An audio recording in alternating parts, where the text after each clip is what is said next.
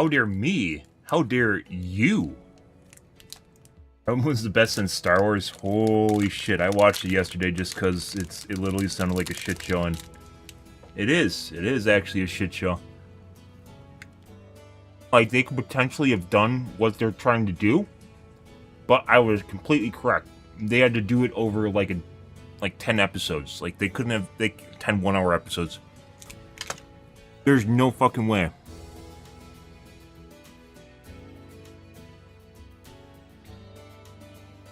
They could accomplish what they tried to in 2 hours. It just, no. No, they literally crammed every fucking trope. Every fucking sci-fi, fantasy, like, there's a fucking guy riding a griffin. What the fuck did that, well, how did that even factor into anything? Like, they just had, like, these weird, it is like a fever dream. Like, they have these weird moments. If that was not written by AI, whoever wrote that was just jacked up on Adderall. Like, it's like these little nuanced moments in which you're like, oh, look, let's go get someone. You know, oh, look, this someone is fighting. They're doing something that identifies who they are as a person and makes you understand who they are as a character. Like, it was like a story in a story in a story where they just go off on these random tangents. Just these random fucking tangents of just shit. Like the fucking griffin riding thing? What the fuck was that? Hey, look, this guy's a griffin tamer. That's what makes him really good. He's going to be part of the resistance. And meanwhile, for some strange reason, everything hinges on these characters who then proceed to do nothing, get caught, and basically get interrogated. And that was it. They didn't do anything. They did nothing. The entire story was nothing. There was nothing there.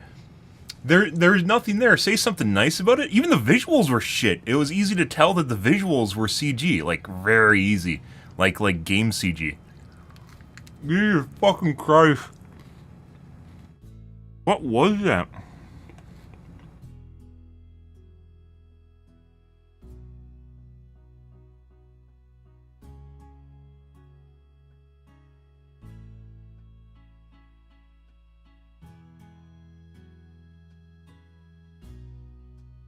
What the fuck was that, guys? It was worse than Rings of Power, and Rings of Power was bad. Like, really bad. Like, really, really bad.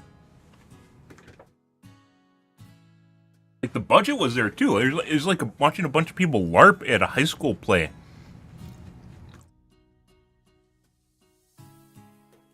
Have you guys, like, Adderall writing, I'm very, very certain, putting aside fucking AI being just almost the same thing. Adderall writing is extremely detrimental to, like, society. Because when people see it, they think that's the way it's supposed to go. Like, I don't know how much you guys remember about being young, but kids have a way of writing stories. We're talking grade school level. So people that are, like, in grade, like, 3 and 4, they have a way of writing stories where they just go, and there's a Mercy, and there's a Mercy, and she flew, and then there was a Genji that just came out of nowhere, and then the sky turned black, and then they both sat down and ate cupcakes, like ADD shit, but it's like Adderall, like the ADD, by the way, and Adderall are like the same sides of the same coin. You can actually end up with something that is very similar to ADD if you use Adderall and you don't need it.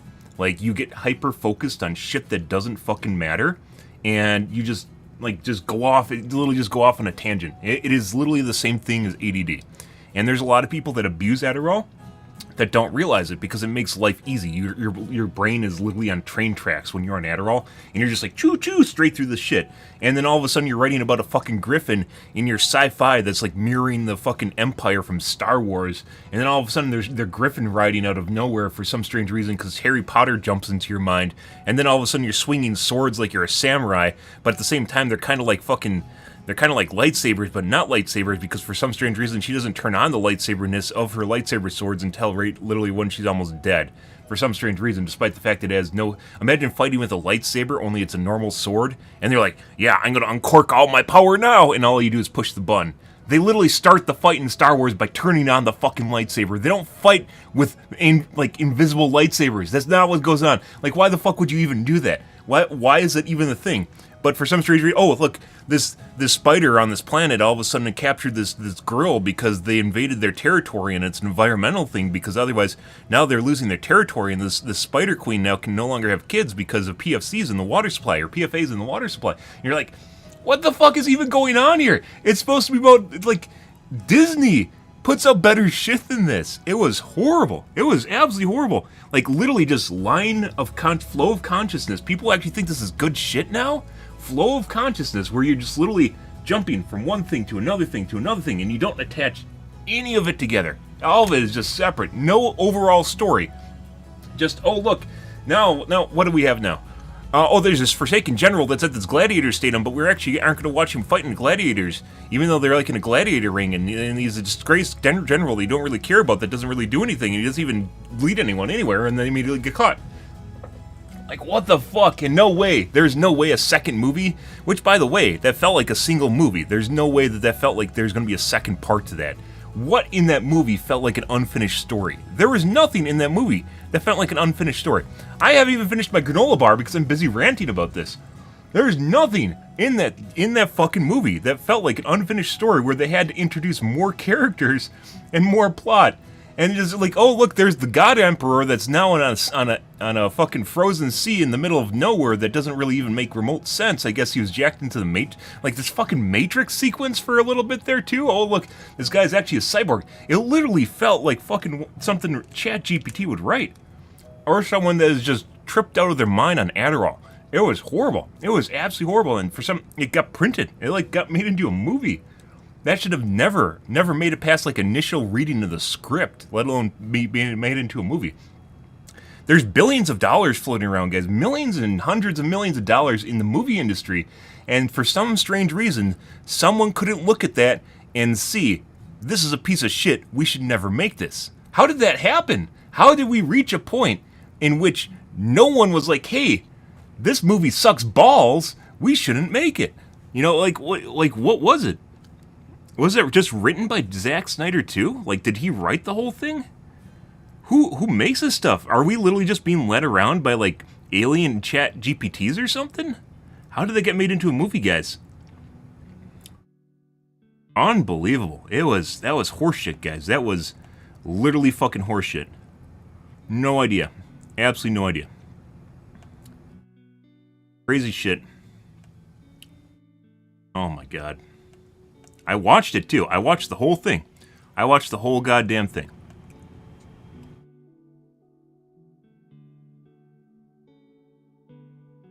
And half of that I was just sitting there like, what the fuck is even going on? And talking on like Tinder and shit.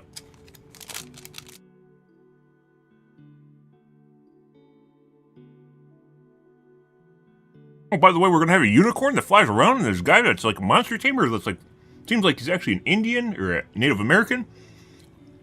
Seems like he's a Native American, but not really at the same time, and has fucking ripped abs, because that makes complete sense. Why wouldn't he have ripped abs, right? Oh, that was so fucking random, guys. Holy shit. Yeah, like the hatred for that movie is true. Like the blowback from that movie is 100% true. They had, I don't know what they were writing, but it was clearly not what they intended on writing. No. Like I'm pretty sure that's Adderall writing. I am very certain that's Adderall writing.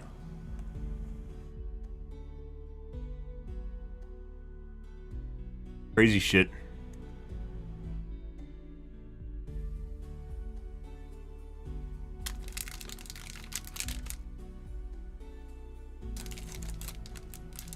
Oh look, they're now at the what is it, the Card Kingdom from not Cinderella,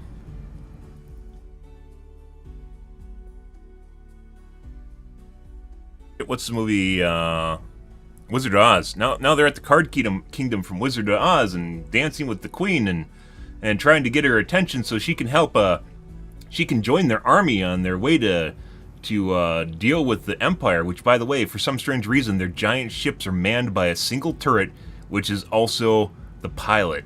apparently, a singular turret for the giant ship is also the pilot.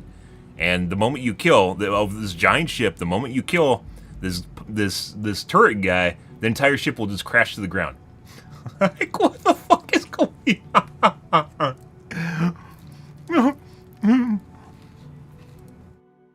What even was that? That might actually be, you know, like, there's an entire...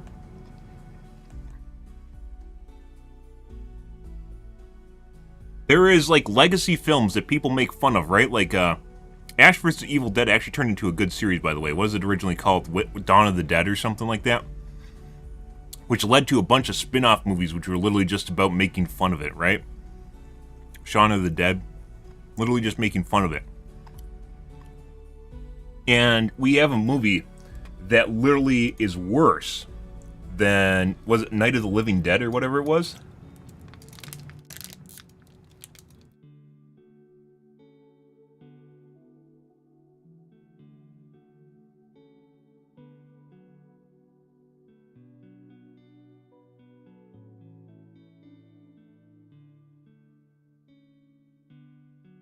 Oh.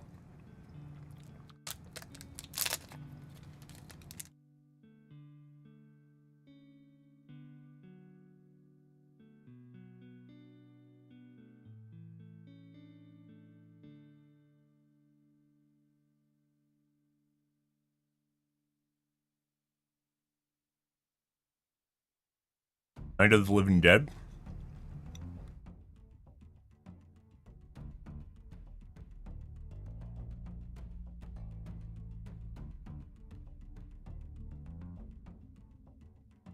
Zombie Strippers is apparently a movie. I don't think that sounds like a zombie movie though.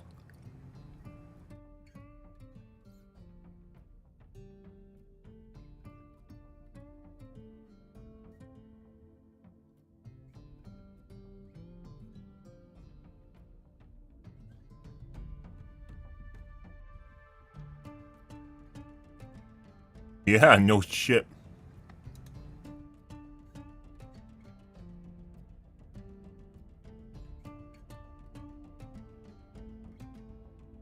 Evil Dead.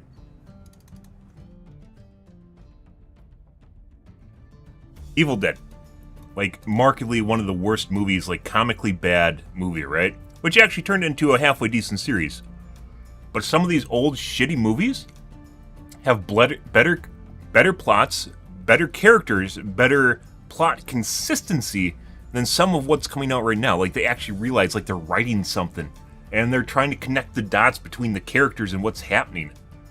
What is this shit? What review is that from, Idwin?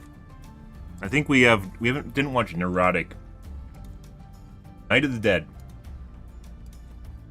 I want to click on that other one, by the way.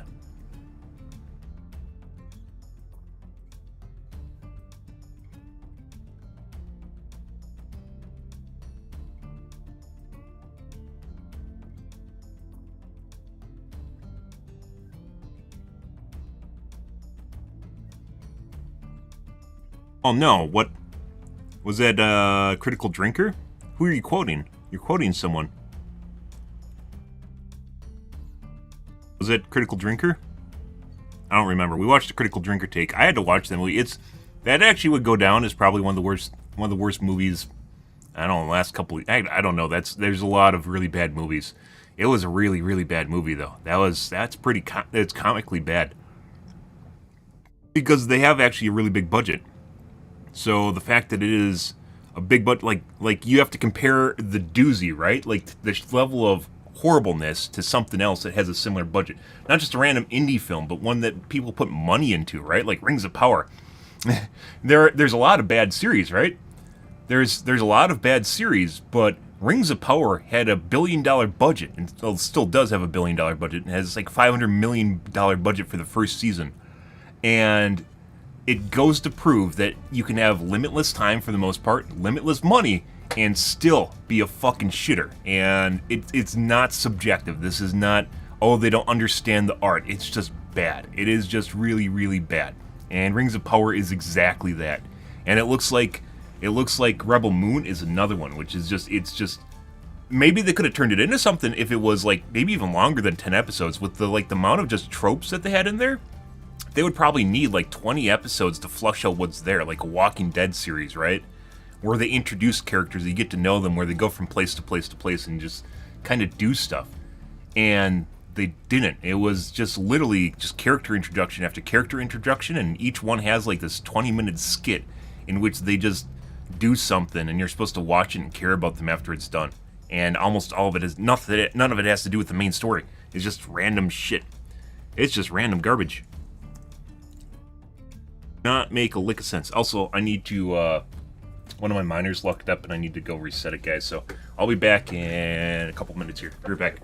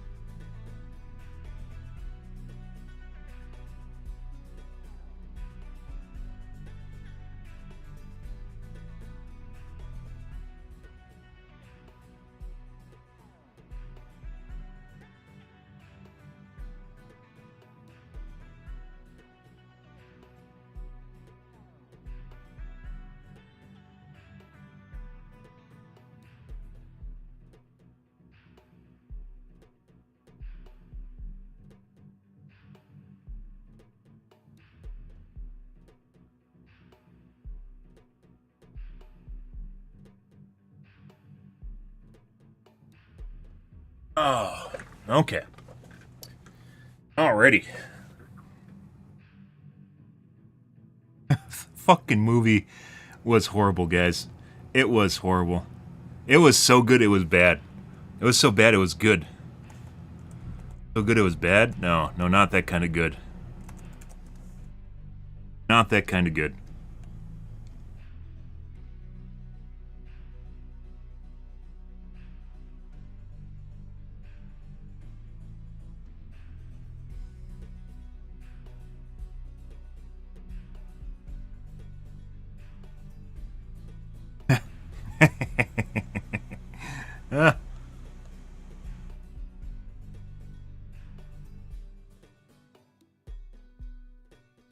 Oh, buddy.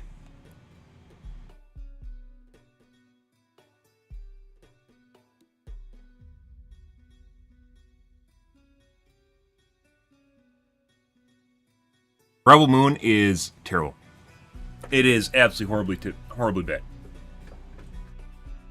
Jack Frags with his daily release of You Should Play This Game that I just talk about being amazing to build hype, and then I go on to something else immediately, which is kind of telling of how amazing it probably isn't. Doesn't consistently play the same thing over and over again.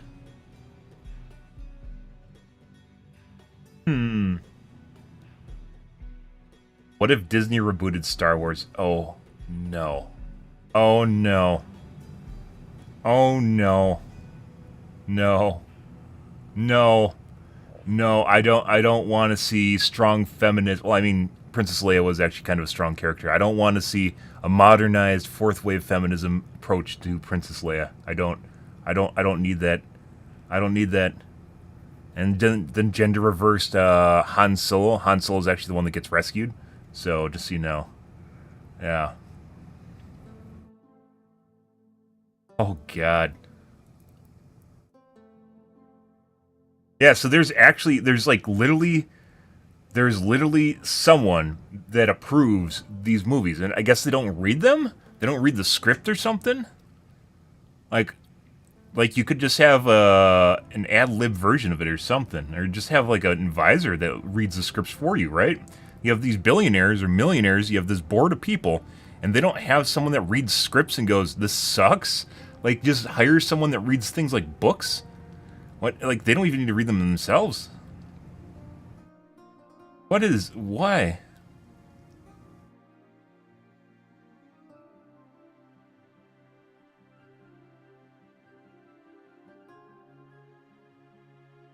RebelMoon Part 1 ending explained. There is anything to explain in RebelMoon? What do you mean?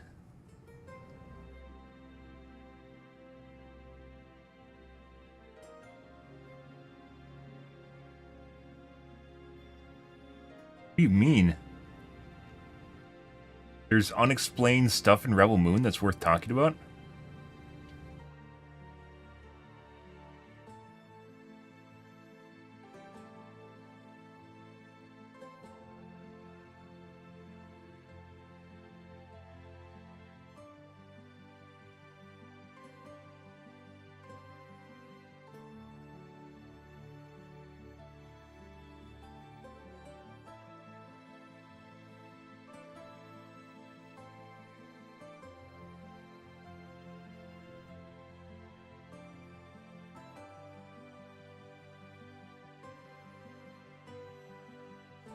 Diana health update. What is that even? Why? Drama? Where is it? I think it was Nerdrotic. Oh, that actually might be good. Vault City? They believe they tore it down, though.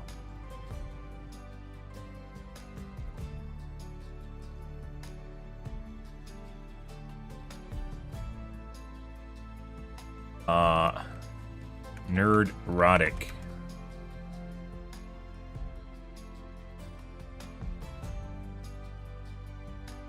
RebelMoon. Well, let's see if we get DMC'd. Oh, I don't have my chat open on my main computer. Do that too. Let's see if we get our audio muted on YouTube. I've only received one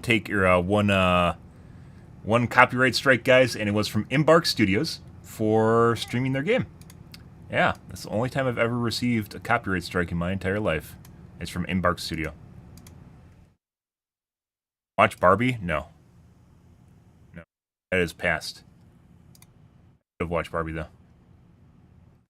Yeah, and then they had, like, these weird fucking, like, assassin chair things that, like, literally, apparently no one can defend themselves against.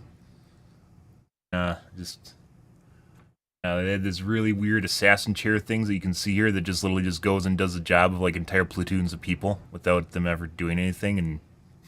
it just... we need to watch more. RebelMoon. Let's see, RebelMoon. What kind of good reviews do we have? I have to watch more because it was that bad.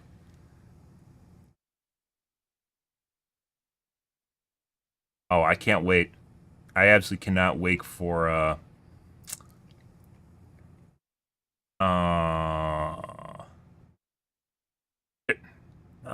Critical Drinker, the other one. Pitch meeting. I can't wait for a pitch meeting at RebelMoon.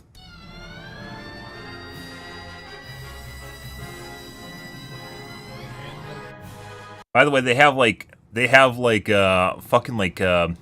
remind me of blasters from Warhammer 40k, like the weapons they carry around remind me of blasters, but they aren't, and their uniforms actually kind of remind me of Warhammer stuff. Oh, and then there's this cool kind of robot guy that just goes and fucks off. Yeah, there's this cool robot guy that introduces you to in the first 30 minutes of the character movie, and it seems like a really cool character, and he just goes and fucks off after like 20-30 minutes of the film. Which makes, yeah, just out of nowhere, like the one character you actually kind of care about just fucks off. Yeah.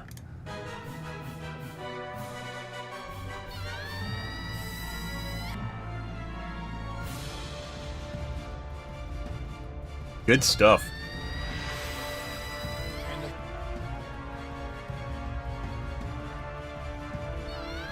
By the way, I don't think I've ever watched Nerdrotic. So, we'll see how this goes. 1,278 notifications on Discord.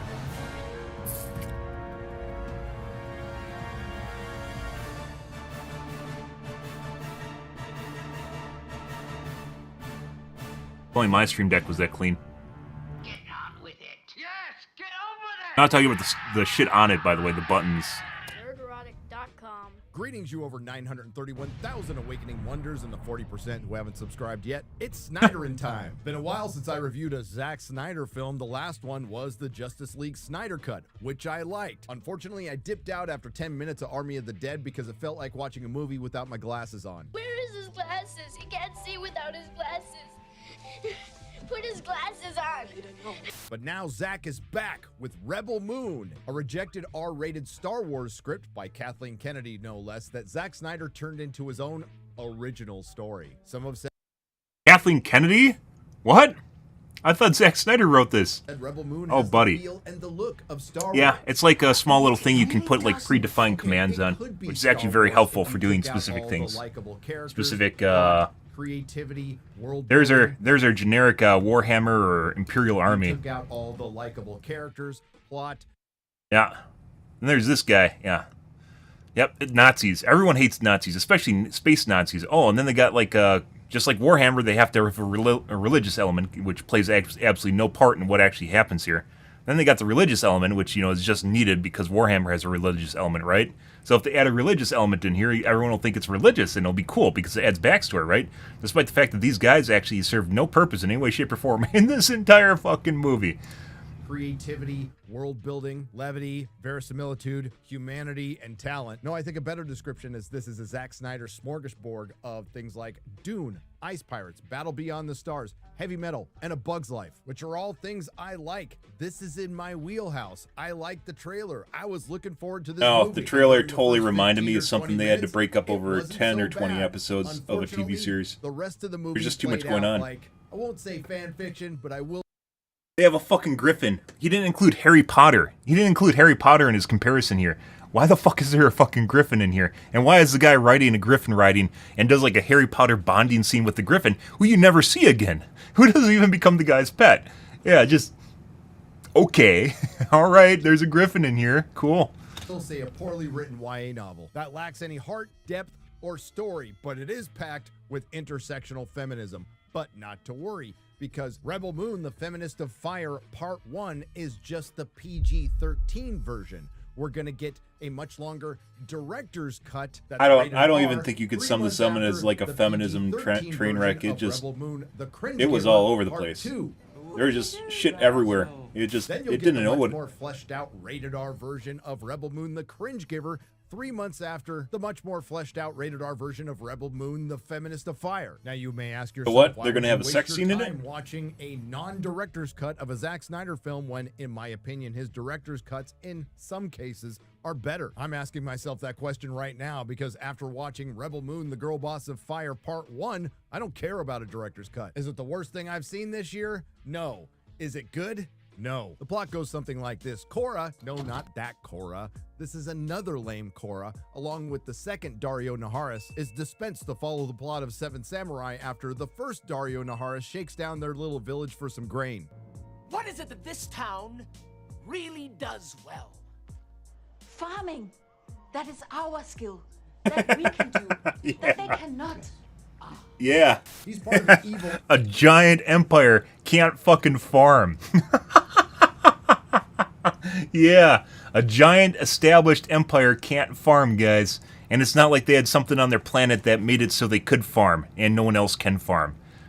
Like supply and demand and a reason that resources exist here. Even Spaceballs had like a reason that they went and invaded planets, right? They ran out of air and they're sipping air from cans, right? They had a resource that was found on another planet that they went to go and consume. Like, how do you, who is writing this? How do you not understand that you have to have a supply shortage of some kind that leads to an invasion where they want to take something over? It's not a feudal kingdom with a king that needs to go out to his peasants in the surrounding area and put them in line because he doesn't have an overarching ecosystem.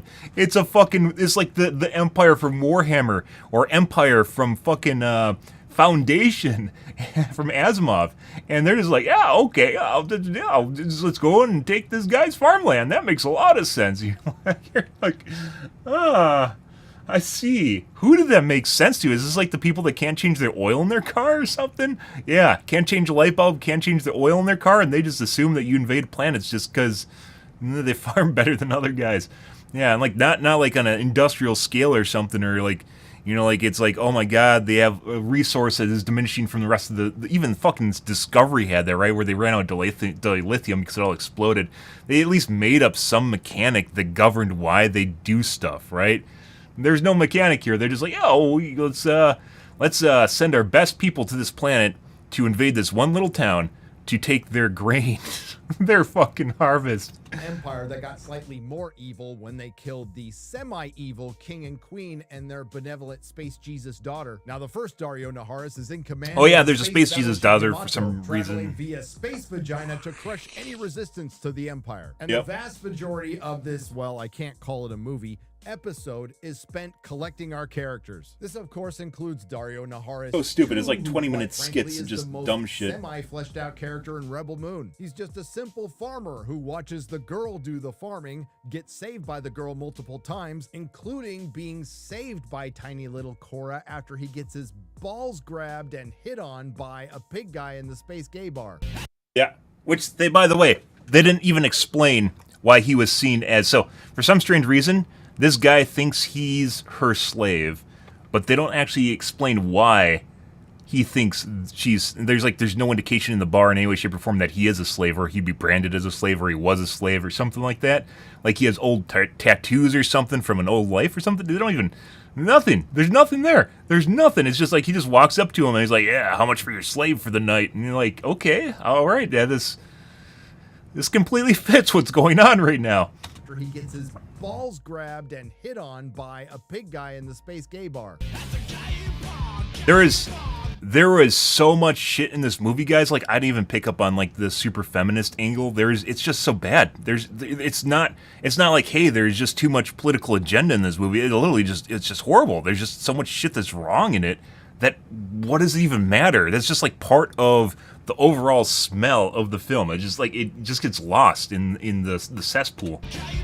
I can see Zack Snyder's pitch to Kathleen Kennedy now. Hey, what if we do a cantina scene, except it's a gay bar? And Kathleen Kennedy responds, oh, we're going to do that already. Yeah, no shit.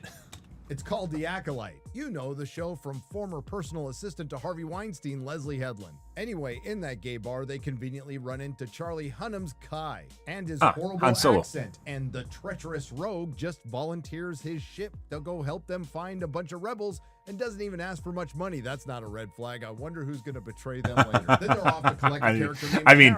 And that would assume that they even care that the fact, like, there is just so much garbage in here that he assumes that there's gonna be betrayal because it sounds like there would be a betrayal. That assumes that people are gonna write in a betrayal in the first place and not just all of a sudden convert this guy to be part of their crew just because he exists. Really not like Turok, the dinosaur hunter. And the scene with Tarek, not Turok, It's Harry Potter. Zack Snyder No, this is totally Harry Potter riding his griffin. Cool looking, watching him fly a griffin, and completely pointless. Harry Potter did it with the hippogriff much better. Then they're off to get not so stereotypical And then they don't even keep the hippogriff. Like they don't even keep him with them. Asian swordswoman, Nemesis. And no, I'm not kidding. She's not a very stereotypical Asian swordswoman because she's not very good at swordplay. How'd you manage that, Zack Snyder? Next thing you're going to tell me, she can't do math. Then our plucky crew of rebels is off to Planet Gladiator to collect a cast member from the movie Gladiator. And their final No destination shit. is to pick up This is members- totally, like, it has all the hallmarks of AI, guys. This movie has all the hallmarks of something that's written by AI, to be perfectly honest. Space Antifa, including Ray Fisher, you know, the man Joss Whedon made cry. It's and just so random. non-binary It's woman who like look just they're like they had a all members mushroom of the trip or Furiosa something, fan just club. And if you wrote think I'm stuff, kidding about Adderall the trip. Space Antifa thing, well, I'm not. This brings us to our 5'5" uber feminist girl boss of fire, Cora. Again, it's not that lame Cora with 2 R's. It's a new lame Which also is a Cora bad with movie 1 by- or R. And we bad learn TV her series. story through various exposition dumps sprinkled throughout the film. Once with her space Amish foster father, and a couple of times with Dario Naharis too. I don't understand. I am a child of war. There's a writer's strike. If you've seen some of the stuff before the writer's strike, it's the same fucking shit. It's all bad. I don't know if I'm capable of either. At the Academy Militarium, they encouraged us to find a lover, someone we would defend with our lives. And the politics of expansion became too abstract. And the why of the conquest was lost in the sheer savagery of combat. What?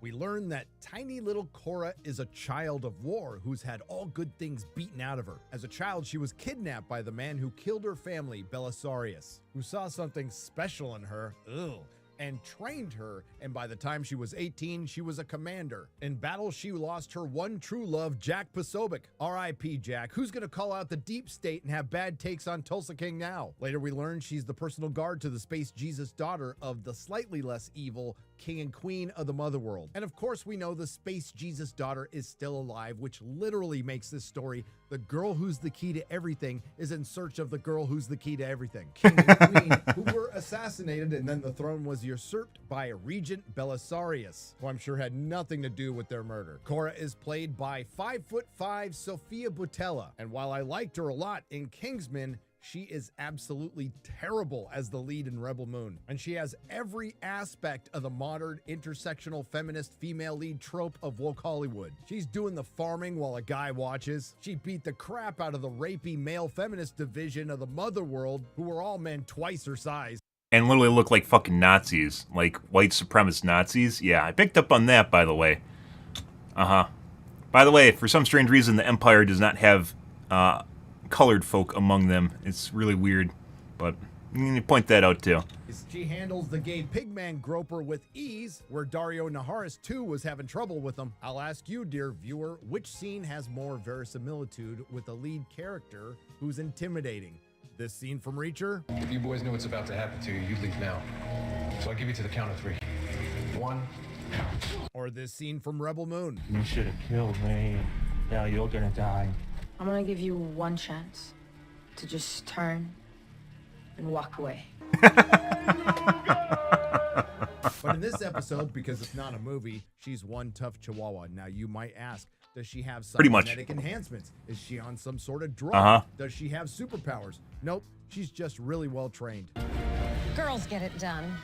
I can't call it really an ending. I would say the plot from this episode runs out at the end where there's a big battle between Space Antifa and the Space Nazis, who strangely look like they're in communist uniforms and extra Communism? Nazis. Nazis. Everyone hates Nazis, not communists, guys. And I mean, they might look a little bit more communist here, guys, but everyone hates Nazis. Nazis are the ultimate villain. You can just literally throw in things and just out of nowhere just be like, hey, look, there's Nazis, guys, you know? No, it's Nazis. It's not communists. It's Nazis. Points for Zack Snyder for being accurate. Ray Fisher, being a man, of course has to die so his girl boss sister can go off to lead Space Antifa. Booyah. And of course, Charlie Hunnam's character betrays everyone, but instead of giving him a redemption arc, they kill him because he's the disposable straight white male, although they did meet him in Space Game. Yeah, so much for Han Solo, by the way, with their, what do they call, captive pistols for cows that they use to, they go through this intricate process to paralyze people. Yeah. Dario Naharis 1 faces off against Dario Naharis 2, and then Korra beats the crap out of Dario Naharis 1, and that's the end of part 1. And after all this, I still have a lot of questions. Why would a technically advanced empire capable of interstellar space travel through space vaginas, who are capable of extracting memories from a dead man's brain, not be able to... He's paralyzed, by the way. He's not actually dead. Which is weird because they should have showed him blinking, but they explained that it's actually they're paralyzing them for transport, which apparently involves severing their brainstem. But for some strange reason, severing their brainstem doesn't kill them, but apparently they describe it as paralysis. Because if you sever your brainstem, your lungs don't get the message from your brain to breathe, and you die. I think your heart is self-contained, but basically bodily functions just stop working. Like, you can't just have your brainstem completely snapped off and be fine. It doesn't work that way. Because there's things that are intertwined with your brain along the way. And if your brain stops sending messages, they stop working, as it turns out. To grow food on a spaceship. What happened to the one good guy from the male feminist rapey division who tried to fight off the rapey Oh, guy? shit. They were obviously... I completely forgot about this guy that also happens to look like a chick, by the way. I completely forgot about him. Yeah, there's also this guy along with the robot guy that actually seemed like they had some sort of purpose or were going to be a major part of the cast because you kind of cared about them early on, right? They kind of changed sides. No, they just disappeared. It has all the telltale signs of AI writing, guys. All the telltale, like, AI doesn't usually remember stuff it's said before if you get too far along in the line, which is also what happens when you just ingest way too much Adderall, by the way. You just stop even remembering the stuff you thought about before, which is why Adderall is really so detrimental to writing itself, because if you get too much of it, you just hyper-focus and you stop, like, writing is a combination of a bunch of different things, all elements pulled together, stitched together into a tapestry, you could say, right? But you have to remember that these other elements exist. And Adderall makes you so focused on shit, like just like a tunnel, that you forget the other elements exist in the first place. Like this guy. Setting him up for something, and then he was completely forgotten. Why introduce, quite frankly, the most interesting character, a robot with Anthony Hopkins' voice, and then have him f*** off until the very ending of the film? And why would you kill off the other two characters that are slightly more interesting than everyone else, including Jenna Malone's Spider-Woman and Charlie Hunnam's Kai? That's right, even with his bad accent, he's more interesting. Why does Hollywood still think the girl is the key to everything is interesting? I guess the two biggest questions are, why He can't be saved, though. Unless she's being saved by another chick. And why in the hell would anybody waste their time during the holidays watching it? This is the story of Zack Snyder. Some really good ideas and concepts poorly executed. It's a series of bland and boring events occasionally interrupted by repetitive exposition dumps. And there was Nemesis. Her whole family slaughtered. The legendary swordswoman known only by the name of Nemesis assassinated 16 high-ranking Imperial officers and their security detail, all in a hunt to avenge her slaughtered children. This is Katana. I would advise not getting killed by her. Her sword traps the souls of its victims. And that's just one small example. But not to worry if you didn't get enough characterization or context for the story. There's a prequel comic coming from worst-selling author of multiple... I don't understand how they have a prequel. A sequel? He said there's a prequel? There's a before story. And there's a sequel, too. There's a second movie. But how does this even have a second movie? Because it feels like everything's finished at the end of the movie. Canceled project Mags Visaggio, who I'm sure wasn't hired for the transurance coverage. It is ma'am.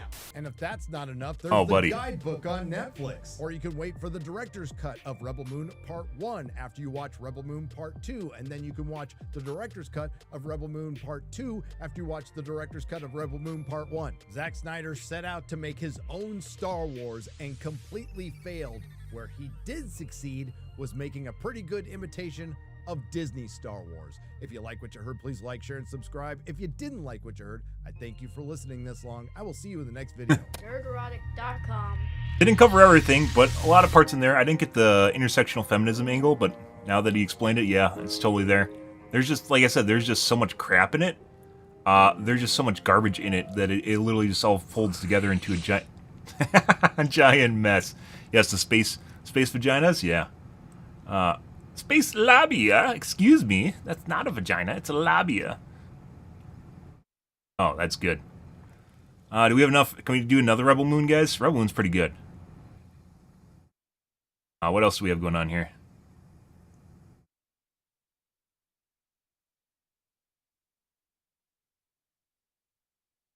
Rebel Moon is a disaster, but can it be fixed? No. Why would you even take that angle? Why would you even say that? Critical Drinker doesn't even show up here. That's kind of weird.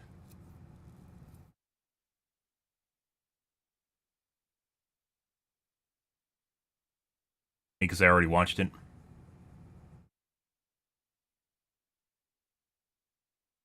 I've already watched.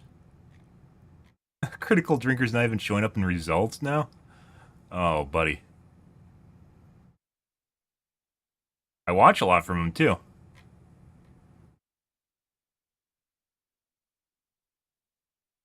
Okay. I don't see anything else here good, and this actually looks like someone that might have thought that the movie's good, which is this guy. A lot of critics, by the way, that try to be way too politically correct when what they need to say isn't going to be politically correct, because, as it turns out, not everyone is politically correct, even while trying to be politically correct. I.e. the people that are making it politically correct in the first place. The failure of Zack Snyder's Rebel Moon explored. Oh, it was good. It was a good movie, guys. It was pretty good. Let's take a look at a Neo. I don't know if this is going to mute my, YouTube. We'll see. Some things do and some things don't. This is actually... Coolon is actually pretty cool. What time is it? Yeah, I'll take a look at this real quick. What you are looking at is considered the most densely populated place that ever existed. On an area of just 6.5 acres, or 4 football fields, dozens of individual buildings have merged into one solid organism that houses shops, restaurants, churches, private homes, and virtually everything that makes a city. While the outside-facing apartments get to enjoy sunlight, a vast majority are located within this block, full of dark pathways. It is a giant urban maze that attracted all kinds of people with reasons to hide. This is Kowloon Walled City. To understand just how incredibly closely packed people lived here, let's compare this city with other places. Take the East Village in New York City, located in Lower Manhattan. There's a small park in the center, but other than that, it is a pretty dense neighborhood with historic row houses and more recent large apartment buildings. Based on the 2010 US Census, just over 44,000 people live here. That results in a population density significantly higher than for all of New York City, and New York is the most densely populated city in the United States. By all I was going to say, what about Tokyo? This is a dense place. But let's compare it to Kowloon Walled City. In 1987, a survey estimated that 33,000 people live here. The density is simply astounding. Yep. And in reality, the number might have been even bigger, with some estimates going up to 50,000 people. Pretty crazy. Perhaps the strangest thing about Kowloon Walled City, however, is just how abruptly it ends. While they realized what it was and they had to get rid of it. This tight block of buildings, behind the sharp walls of the city, there are relatively spaced out buildings, and even a park with sports fields.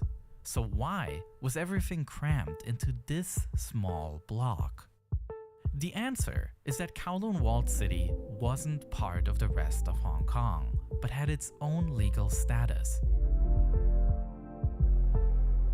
The walled city began as nothing more than a small Chinese military outpost, stationing about 10 guards.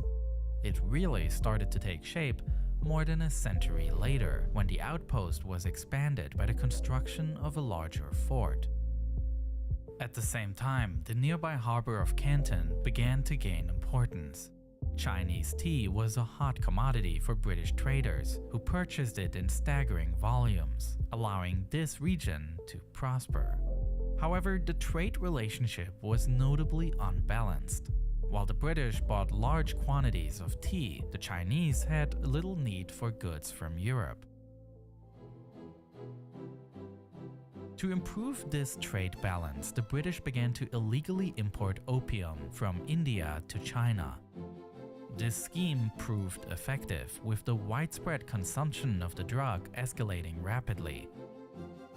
This led to an addiction epidemic, which wreaked havoc on the Chinese economy.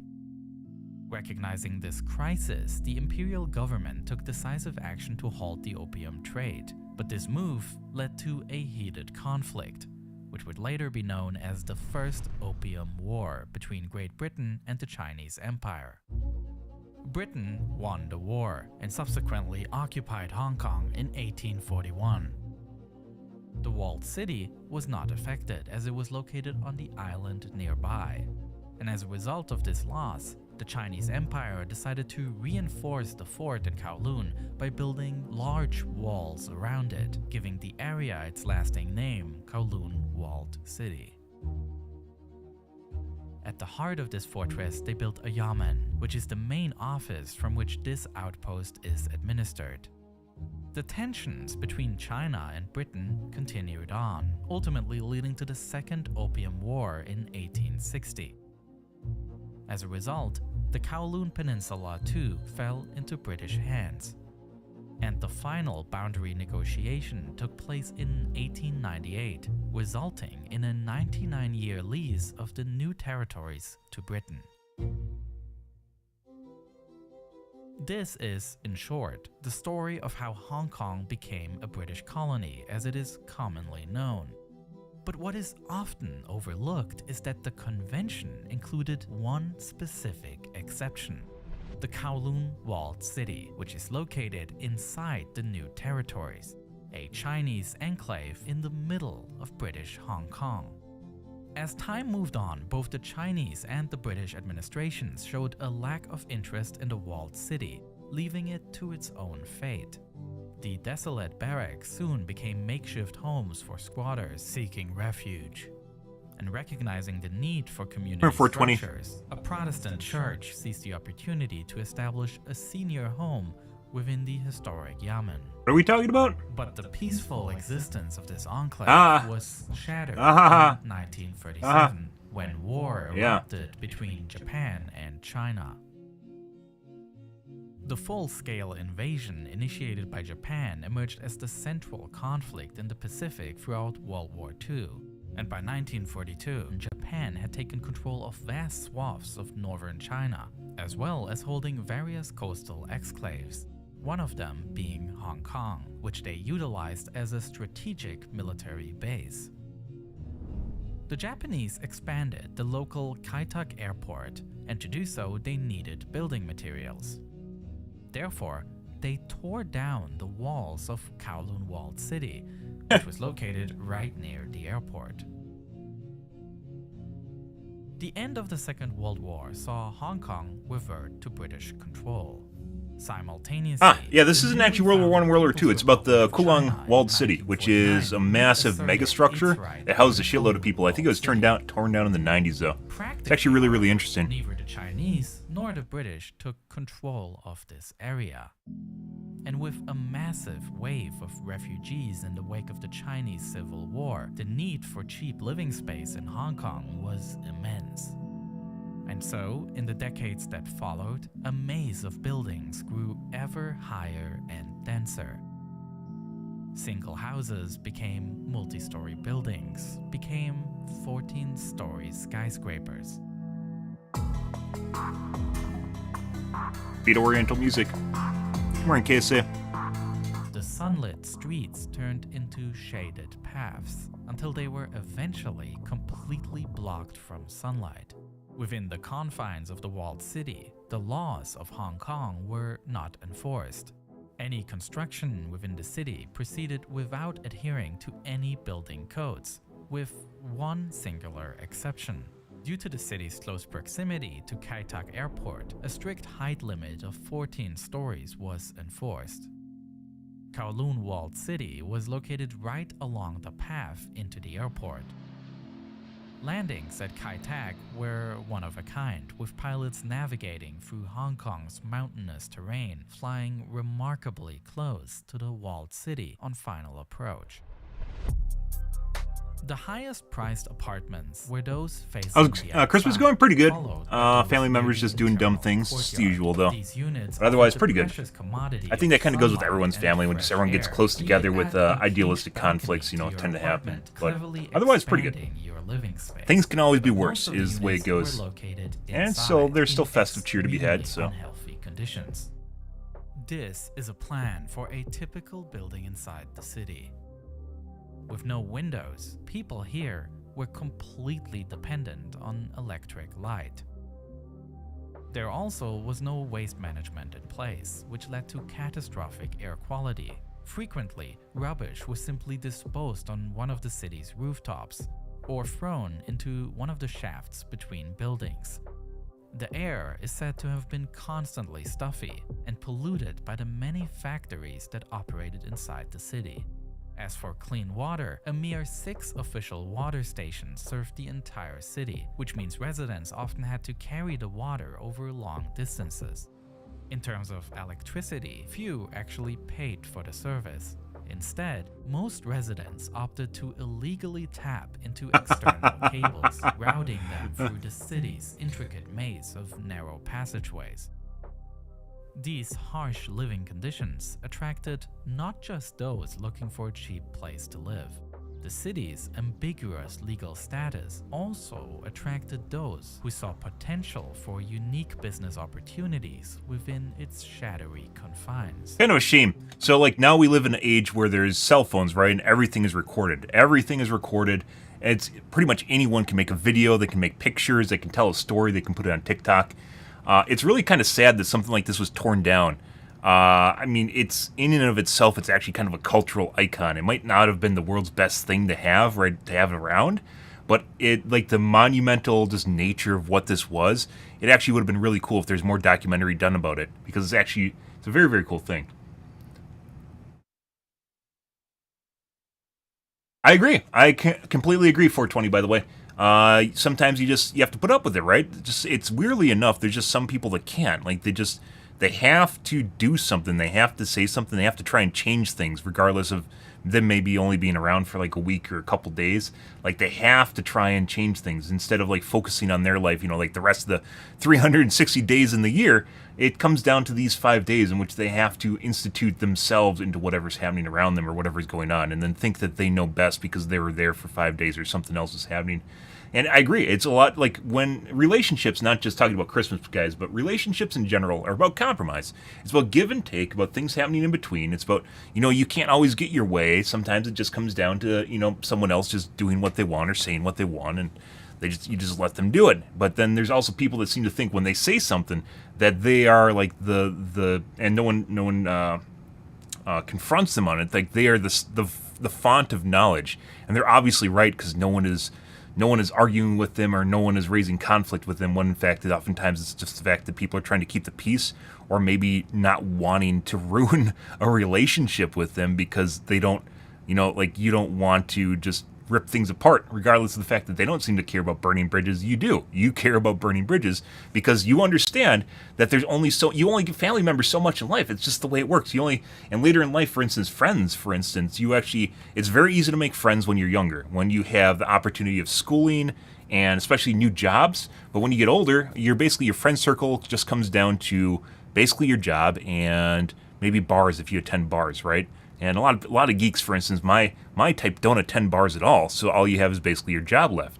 And your friend circle will narrow, especially considering that people will then have a family and then they just go off and do family stuff because they basically have an entire just a shitload of people to talk to once again, because you have your other side of your family there, and then you obviously have your kids and your wife or your husband or whatever, right? So then starting a family immediately means they're almost always removed from your friend circle too.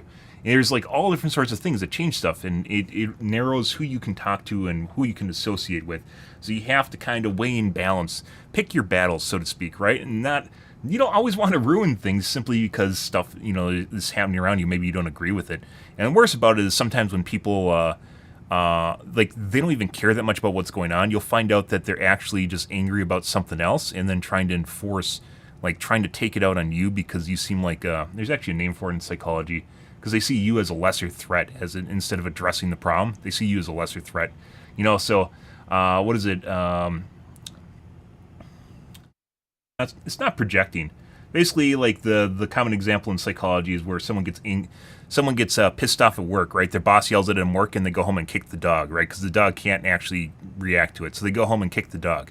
That's the psychology kind of basic example of it. I forgot what it's called though, and like it does happen in real life. It does really do. And I don't try to pick fights in during the holidays because I see people for a couple days of the year, and I'm happy to see them because they're family, and you know, that's all right. They can have their different opinions and views. It's when they start enforcing them on you is when it turns into a problem. And I kind of had one of those this year, and just out of nowhere. The walled city became a popular hub for dentists. Many of those had obtained their qualifications in mainland China, but found their licenses unrecognized in British-governed Hong Kong. This rendered them unable to legally practice elsewhere in the city. The absence of regulatory oversight also allowed various workshops, such as those specializing in metal fabrication, to flourish within the city.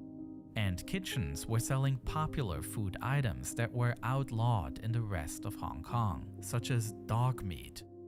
Generally, food production was a common business inside the city, despite the completely unsanitary conditions.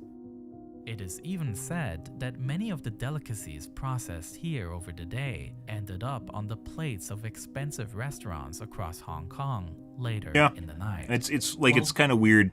As I mentioned before, people are very selfish. It's kind of weird when people don't understand the whole compromise or just being understanding of other people's positions, regardless of them not supporting them, but rather just the fact that someone can believe what they want or do what they want, and maybe it doesn't mean that everything's going to be horrible for them because it's not exactly what you would do or what you want, right?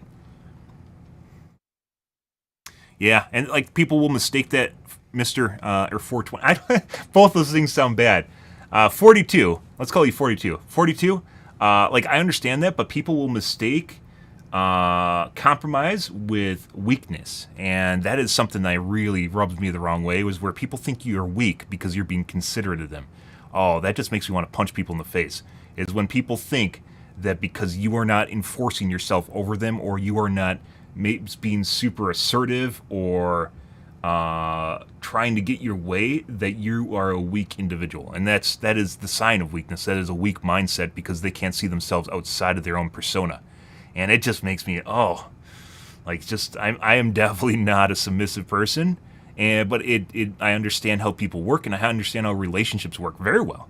And like I want to weigh and balance how I deal with people, right? And I pick my battles, I pick what I fight about, I pick what I talk about, because I only have so many shits in the world to give. You only have so many shits, guys. We talked about this before. You only have so many shits. So be careful where you give them, because life will sap you of your shits. So you need to have shits. You need to have a reserve of shits when you need to give shits when you don't, like something breaks, something at work happens, you have a long day. You need to have that reserve of shits so you can actually do stuff that actually means a lot to you, and weigh in balance where you put your shits in life. You have a shit gauge, guys. You only have so many shits to give, and you have to be careful where you give them. And some people just willy-nilly their shits off based on their emotions no matter what. And sometimes, that's all right. You're just having a weird moment, right? But other times you kind of have to weigh and balance what's going on in your life and where you're using them. The other weird thing is where people don't have a hobby or like a job where they sink themselves into it, and then all of a sudden like they have too many shits, I guess you could say, and they just start giving shits about stuff that actually doesn't really even matter to them because they just don't have anything going on in their life.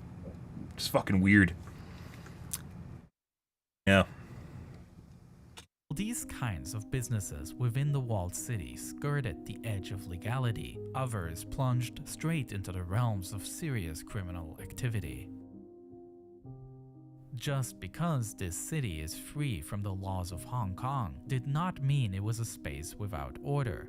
Power structures still exist, with the triads, notorious criminal gangs, controlling the city.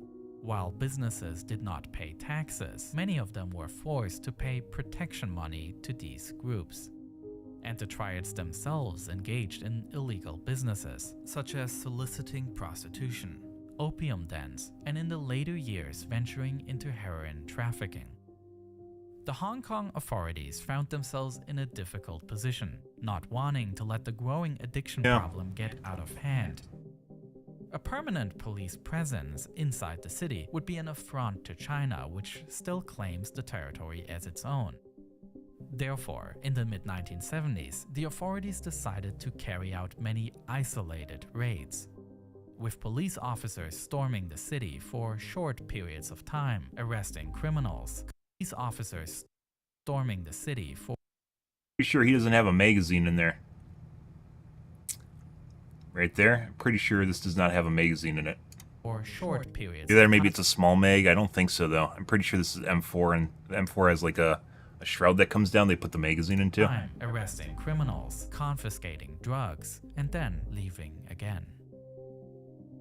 In addition, various private aid organizations established themselves, operating a kindergarten as well as a Christian missionary youth center that offers help with addiction. The historic Yamen in the middle of the city became a popular social spot, hosting public events for the city's residents. Even though the situation in the city improved in parts, it was again geopolitical reasons that ultimately ushered in the final chapter of the city. Its legal status was a result of the 99-year lease of the surrounding new territories, and it is precisely that countdown that was coming to an end. In 1984, after years of negotiations, Great Britain and China agreed on a handover of all of Hong Kong back to China. This handover was scheduled to take place in 1997, but the breakthrough in negotiations also cleared up the dispute regarding Kowloon Walled City. Oh. Despite massive resistance from the city's residents. Yeah, the people that literally lived, and that in of itself has to be like an ecosystem, right? So there's people that probably just grew up and lived there their entire lives. Yeah, basically just having their home, not their house, but their hometown just eradicated. Jointly decided that the social situation, the risk of fire breaking out, yeah, I mean a fire would have completely wrecked that whole building. Any of the buildings collapsing would justify the complete evacuation and demolition of the city. With the start of the demolition in 1993, Kowloon Walled City came to an end. Pretty cool. But as the city fades into memory, two diametrically opposed ideas of its existence emerge. The dystopian image of the city inspired a large number of fictional depictions in film and art, often showcasing Kowloon Walled City as a futuristic hotbed of crime and corruption. As such, the city inspired tons of dystopian fantasies. However, what gets lost here is that this city was also a vibrant, tightly knit community. As chaotic as the city may appear from the outside, there was actually a lot of order. And the notion of complete chaos is simply wrong. I mean, gangs institute order, right? To someone living inside the city, and despite the apparent chaos, it would get delivered just fine. People came here with nothing. They then raised children, established businesses, and then had to self-organize those aspects of city life that the lack of government had left out. To many, Kowloon Walled City is a symbol of Hong Kong, showing that hard-working people were able to create community even despite harsh conditions. Today, on the side of the walled city, there is a park where remains of the historical city can be found in several places, such as the historic Yamen building still standing. as well as a small model, remembering the urban monolith that once stood here. It's easy to vilify, and it's just as easy to romanticize a place like this. Ultimately, the answer might lie somewhere in the middle. I'd agree. It'd be cool if it was around today and actually further explored. The story of Kowloon City is one I've been meaning to tell for a long time, because I read about this on it's Wikipedia. a story that explores the intersections of architecture, history, and culture. Looking at changes of urban places throughout the decades, I think, can be incredibly insightful to understand the world we live in. One of my favorite videos I did that explores exactly these intersections is my video about the construction of the original Twin Towers, in which I explain how these buildings completely changed how skyscrapers are built. This video is part of my ongoing video series Underexposure, which also features videos about the raid on Bin Laden's compound in 2011, as well as a video about the Tenerife disaster, which was the worst aviation accident that ever occurred. These are videos that are not made for the YouTube algorithm. Instead, this series is made for the big screen. A series where I fully, creatively tell stories just how I want to. And the reason all this is possible is because me and a bunch of creators have gotten together to build our very own streaming site, and it's called Nebula. The idea is simple. Since Nebula is not an ad-driven platform like YouTube, but a subscription model, we get to create higher budget productions. Some of my favorite shows across the board are on Nebula. They're entertaining, but since we mostly are educational creators, there's also just so much to learn at the same time. And I am immensely proud of what my original series has become. So go to nebula.tv/neo and make sure you use that link so that you get 40% off on an annual plan. That's fun. All my That's fun. exclusive That's fun. videos are up there. Okay. Pretty cool. Haven't really watched Neo. Neat stuff though.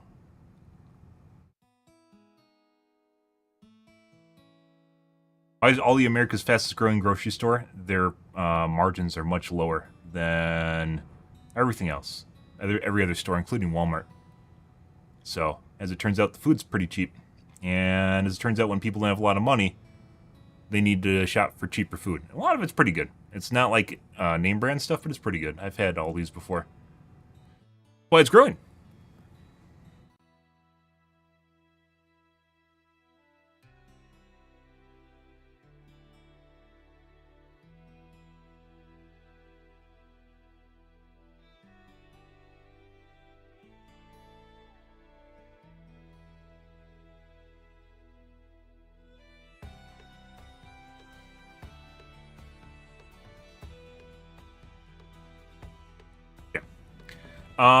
We're going to play some OW. And as it turns out, guys, every time I stream, I swear to God, people don't know I stream, but they're just like, people just have to be social with me. It's 5:50 in the morning, and there's people trying to talk to me. It doesn't even fucking make sense. Yeah, I mean, it makes sense. I assume it's cheap over there, too. It makes a lot of sense because people don't have a lot of money. As it turns out, especially as wealth inequality changes and the separation between classes grows, people are finding out that like middle class even needs little help as far as money goes, and people need to eat. Turns out, yeah, it's a German company, so it makes a lot of sense. They're good.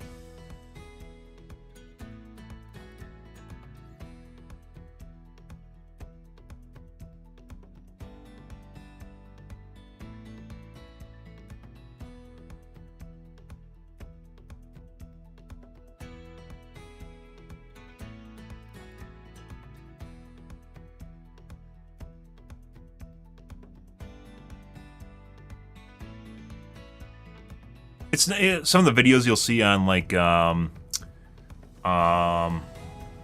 TikTok and such, where you see the grocery store bill and they have like eggs and a piece of meat and stuff. It's usually from Whole Foods. Whole Foods is not an accurate representation of shopping. The price of shopping in the U.S. has went up in the last couple of years, especially since the pandemic, has went up quite a bit. It's almost like doubled in terms of price on your grocery bill you're going to spend since COVID. Yeah. But generally, like the videos, the reactionary videos you see are usually from Whole Foods. Whole Foods is usually coined whole paycheck, because people that shop there generally are disconnected from what it even costs to buy stuff, and they think they're getting a superior experience simply because they're buying something that is Whole Foods, and that's not necessarily. That's definitely not necessarily the case. But yeah, it's not that expensive, but I mean, you can still, when you are, you know, living and you have to pay rent, and rent's gone up obviously, and you have to pay rent, then it comes down to what you're spending money on, and food is a pretty big bottom line for a lot of people. Yeah, and he's like, oh, hey, look, guys, there's an asparagus. There's some asparagus water too. Oh, there's a piece of steak. Oh, look, there's a box of cereal, and then a gallon of milk and some eggs. Oh, look, it's $80 now. And you're like, yeah, not really. That's not it. That's not it.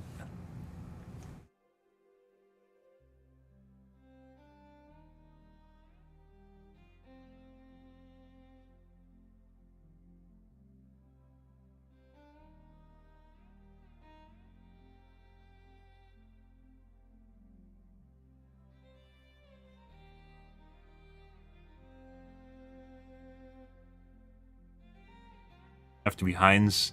I mean, if you're living in the UK, I thought you'd have more of a opinion about your beans. I stopped in the UK. I stopped in the UK when I was in Europe. I don't know if you're here for that, but I talked about that. I covered my European trips when I went over there. Some of the best food I had in the UK. Some of the best food I had in the UK. You know why? Because it sucks, and they actually have a lot of restaurants that have popped up over there, which is cultural. Like, I had some great Jamaican food in the UK. I had a Jamaican restaurant. Yeah. Uh-huh. Jamaican food. Oh, you got an opinion about crisps? About crisps? Okay. Christmas. We're gonna play some Overwatch here tonight, guys, as you would know. I changed some of my settings too to see if that'll make a difference. I updated Windows, and we're gonna see how things go tonight. Apparently 23H2, the newest Windows update, actually has a lot of problems. That's not what I installed, but apparently it does. Good.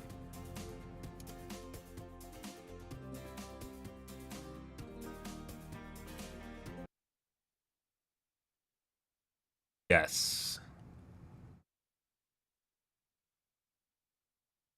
No, I went to Glasgow and what's the other one up there? Edinburgh. Went through Glasgow and Edinburgh for a couple days.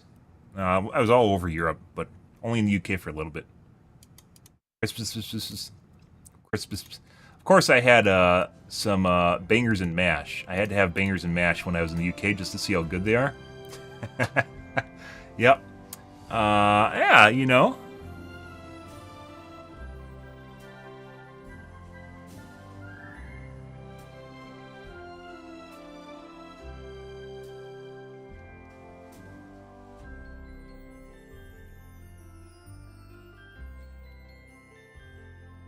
Christmas. Bangers and mash. I'm gonna steal Kick Guy's bonus by changing categories before he gets me. Got him. Bonus for you, Kick Guy.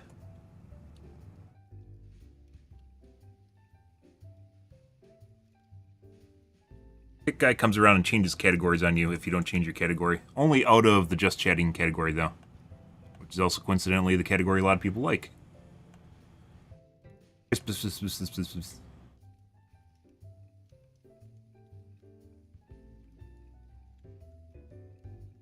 Kids love partying in Scotland, though.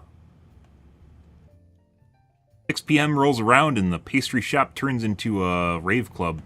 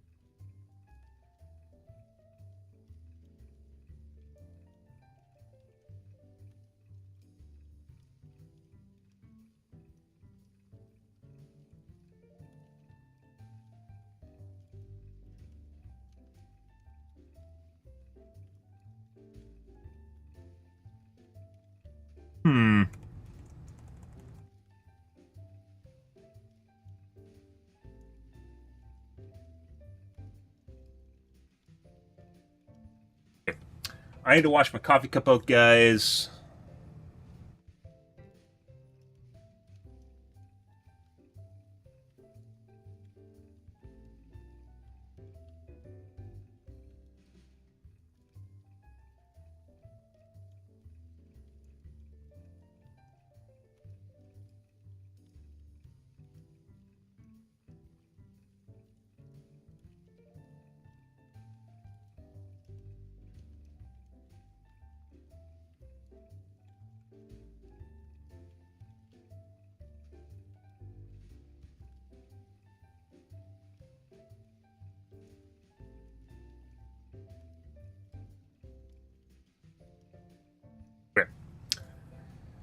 I'll be right back, guys. I gotta wash my coffee cup out and grab a soda. 1 second.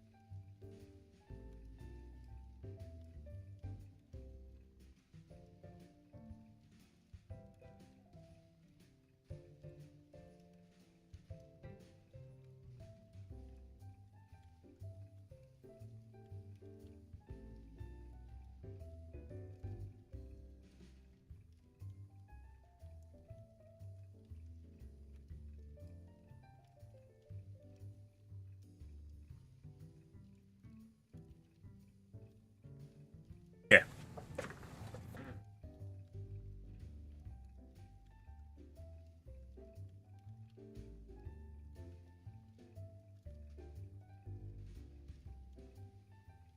Alrighty.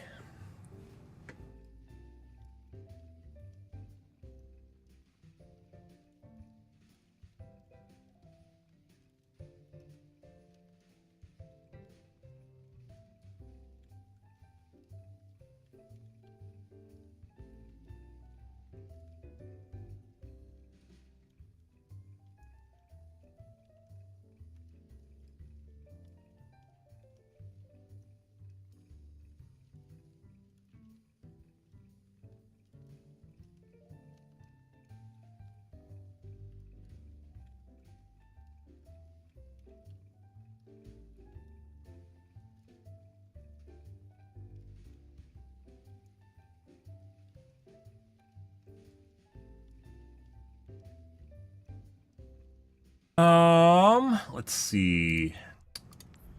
Why are people trying to talk to me, guys? Right when I start streaming. Why is this a thing? Other hours of the day where I'm available, and they want to talk to me at 5 in the morning. Why is that a thing?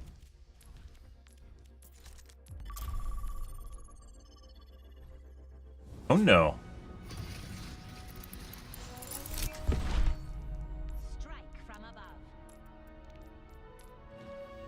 God.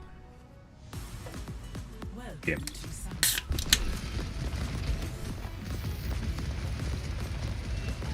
And we're a backfill.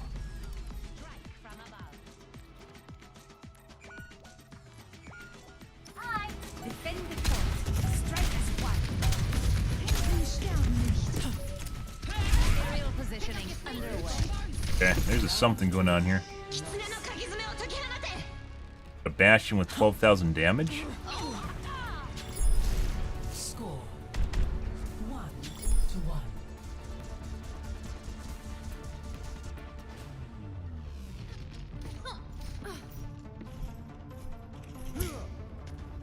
Season's greetings.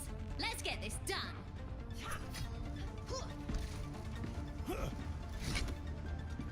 Bracing shield. Forget regulation. After this mission, I'm throwing a party.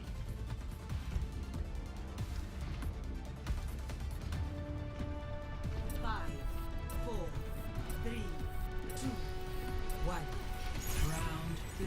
Capture the objective. We can Ah. we fight hard and smart. Establishing aerial position. Want to go around the side because it's neat.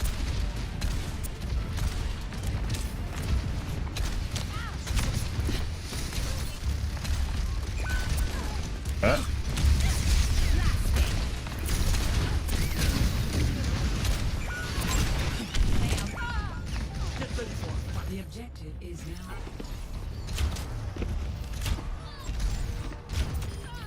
What the fuck was that? Skies await. What was that, guys? What the fuck did he even shoot at just now?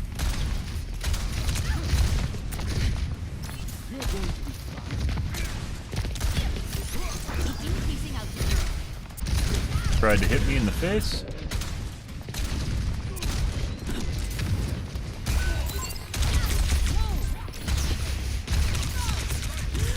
Got stuck.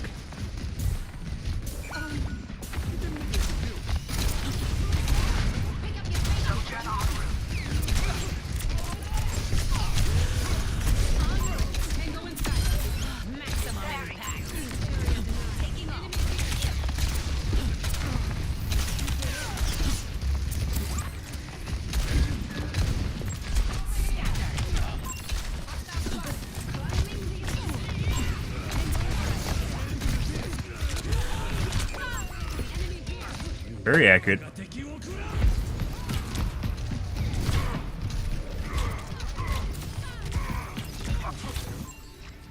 Making another approach.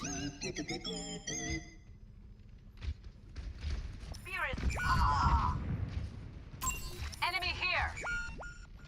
Second, guys.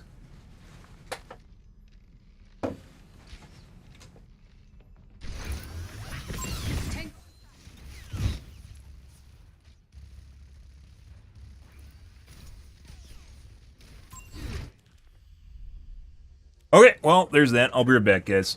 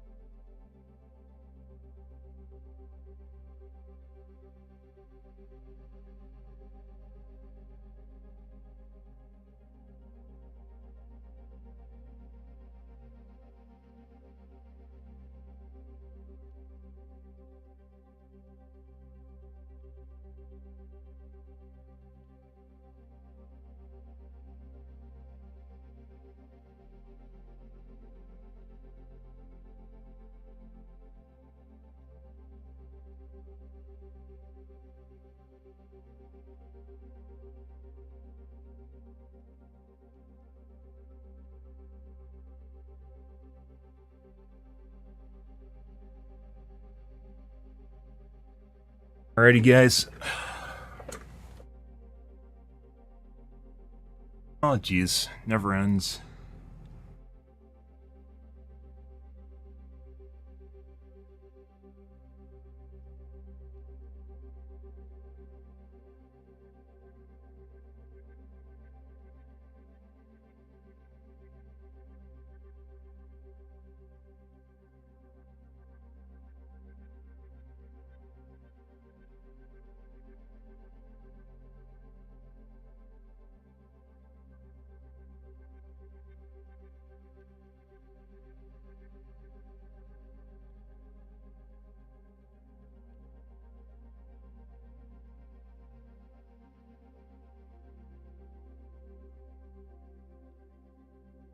Oh, well.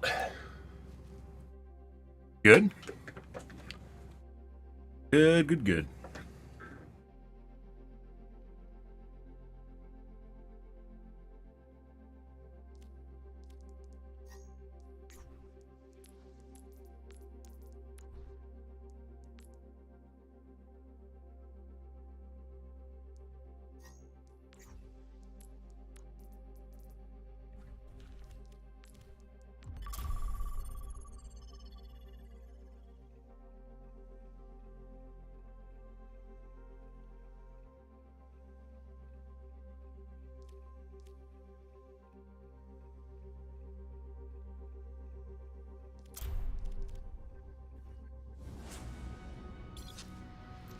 Beaver, what a shame. Yeah, no shit. Yeah. I'm streaming right now, guys, and people want my attention. That's the way it works. You didn't know? It's when I stream.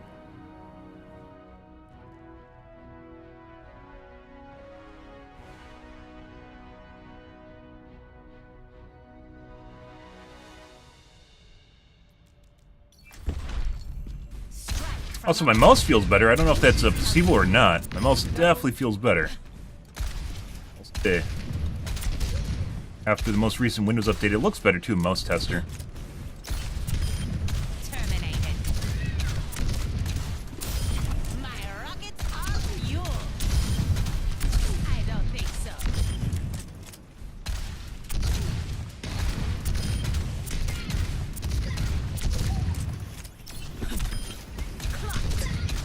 Double aerial position. Repulsion. Where's your jetpack?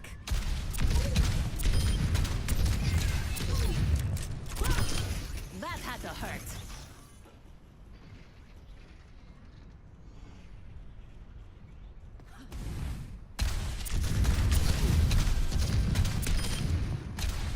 Double kill. Aerial positioning underway.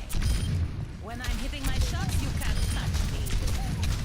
Double kill.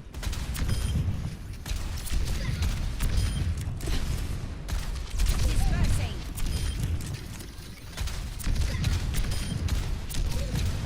Double splash. Damage. Multiple hits confirmed.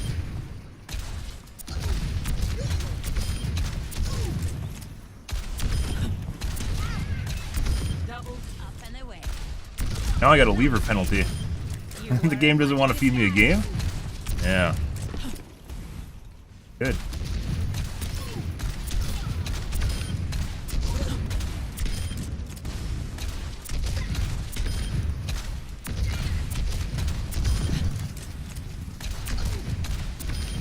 Messy, but we got it done.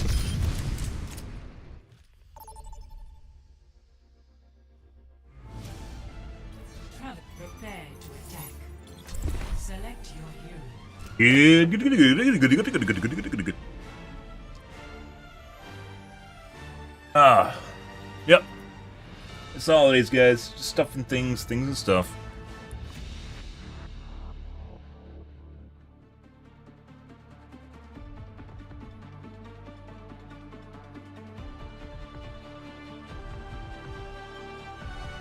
Strike from above.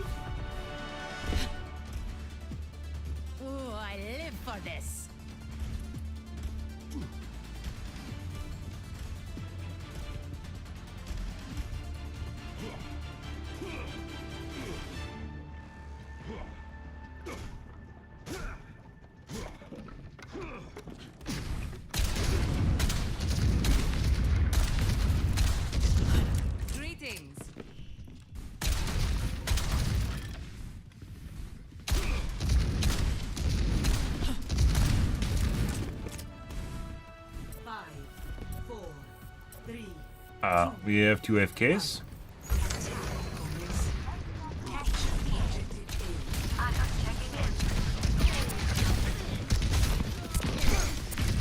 Try and punch me. No.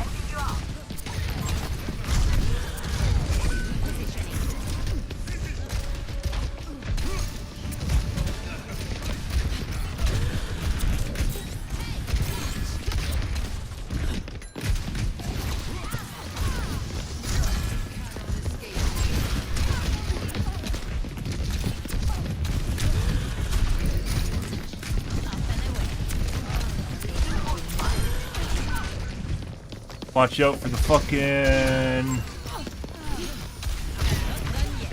Ash while this is going on. No, wrong height.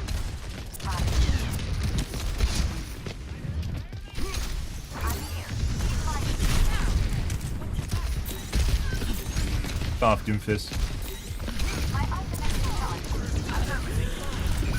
And we have cooldown dump over a wall. Seems to know, weirdly enough, exactly where I am behind the cover. Just to go right over the top of that, guys. Fucking weird. Now we have to worry about Ash, too.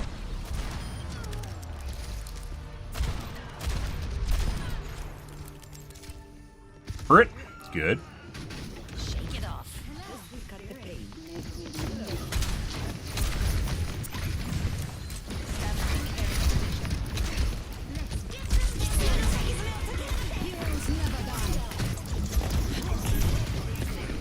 Huh.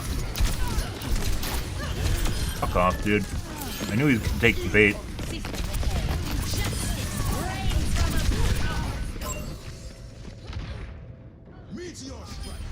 Yep.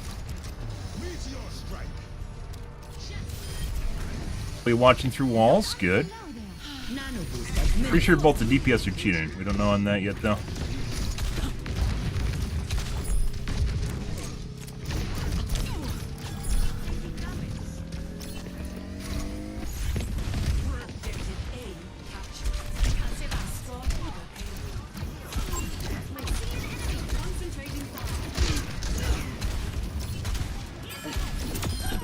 Fucking fly right.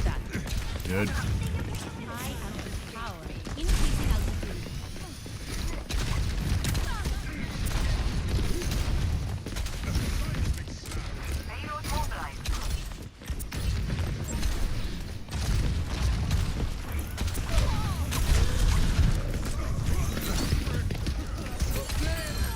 That.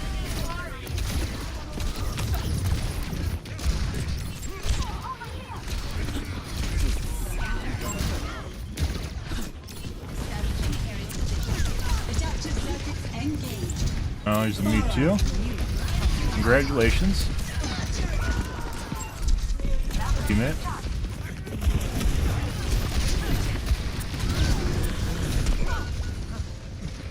Good. Yeah, doesn't know how to fly or use abilities properly either, but knows how to exactly aim properly. It's usually a sign someone's cheating. Normally, when you understand how to use projectiles that comes with the character, you kind of understand by that point how to actually use the abilities, not just aim them. So, he just tried to fucking cooldown dump on me as it's coming over the edge, around the edge.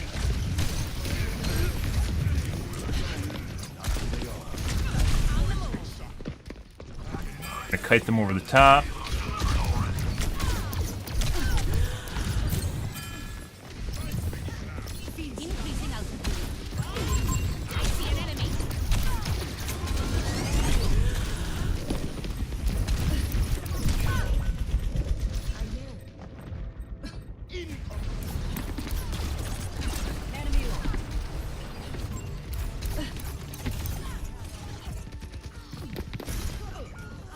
Which is why I always point it out, if you ever see it happening, is when people don't understand the kit. Don't understand the kit or the basic understanding of the character. It's usually a good sign they're cheating. Their ability to do that is usually hinged on the fact they push the key on their keyboard. It's not based on knowledge. understanding of the character.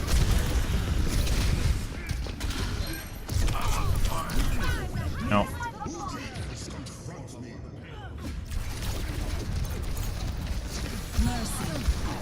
Yeah.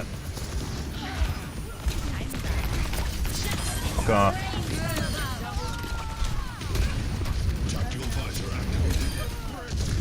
Fuck out of here. And then there's still her.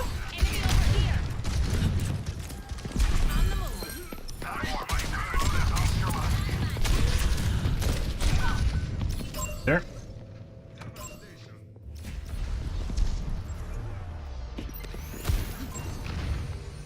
Ah, just a quaint headshot around the corner. Good.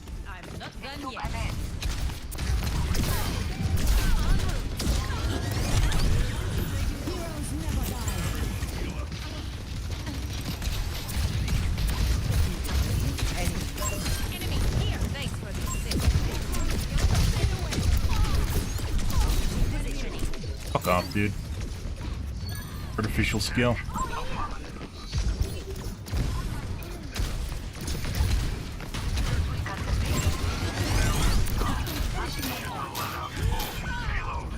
Best thing you can do, guys, is get on the ground. Because they still have humanization they have to deal with, i.e. it's not hard locked to you.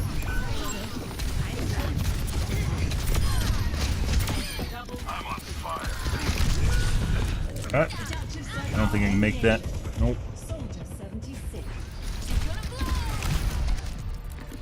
The snap between the Doomfist and me. Shake it off.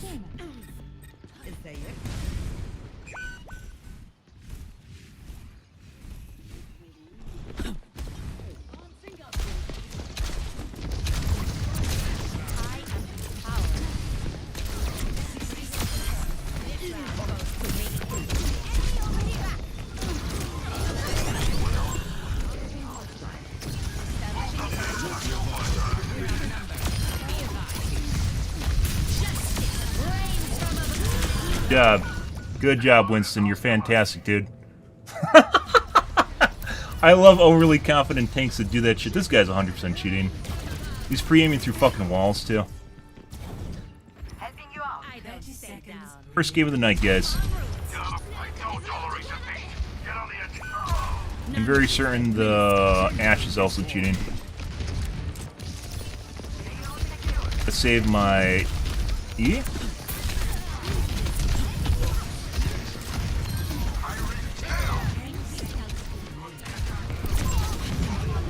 Okay.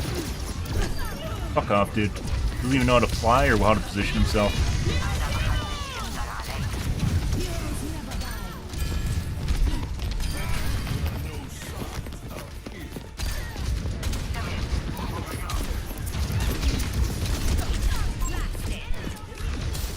Don't worry.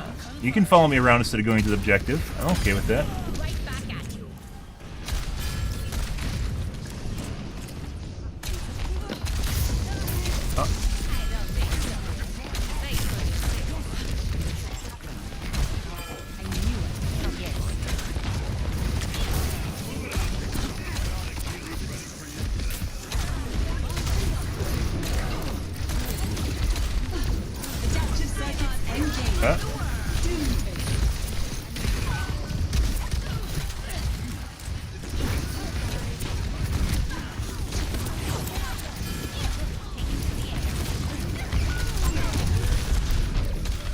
Check for a pre-made too. Let's do that right now. Okay. Made.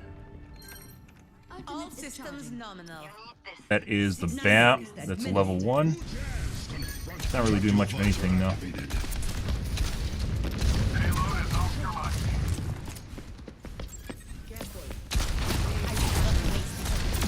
Yes.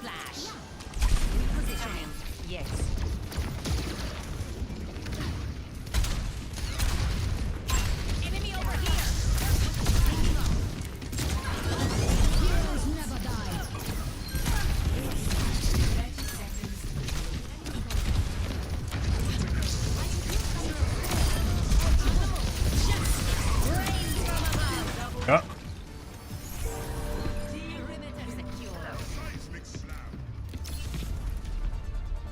Fuck off. Very brave Mora. No one is contesting her. She was doing dumb stuff, but no one is actually going after her. Good heals.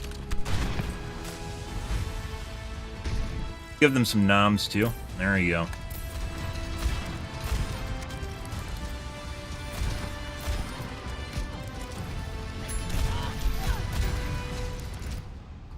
Bunch. How the fuck did they get Pachi, guys? Alright, so we're gonna report, I don't know about the Ash. We're gonna report the Echo right away.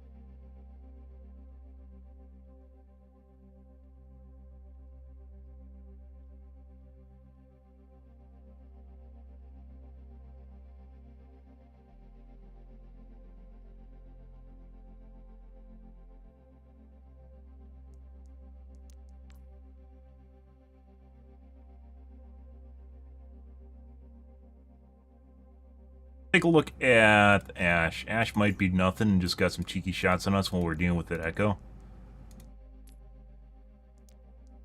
Pretty good. My most definitely feels different. After update, I don't know if that's a good or bad thing. We'll see.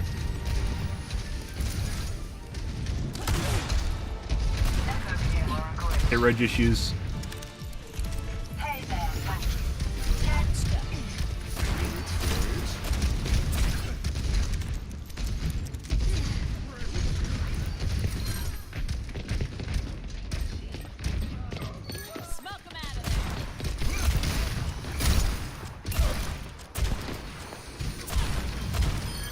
Definitely hit reg issues.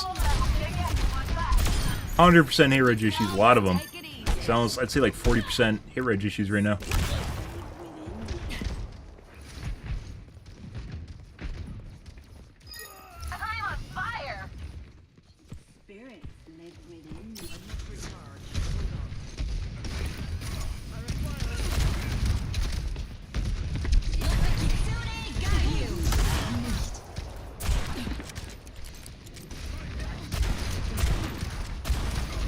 Definitely shooting people when they aren't registering. Hit reg issues are kind of weird in this game. Oftentimes they're it seems to be correlative with low FPS and or cheating, which also cheats can cause FPS drops as well. Stutters, FPS drops, depending on the cheat.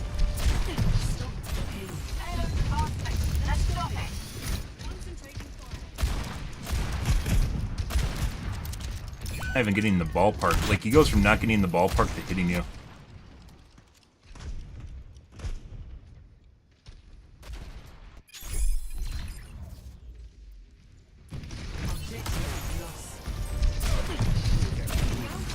He hits shots like those and then misses really easy shots. Or he's not even moving.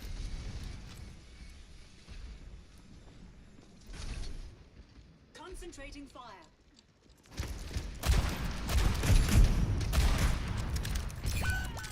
Do you get a Pocket Mercy a lot of time? I do get Pocket Mercies a lot. Depends on how good you do. Mercies fucking hate. Like, how can you fucking track like that and barely hit people that are moving? I don't. This is like the weird thing. Is why we're watching them right now.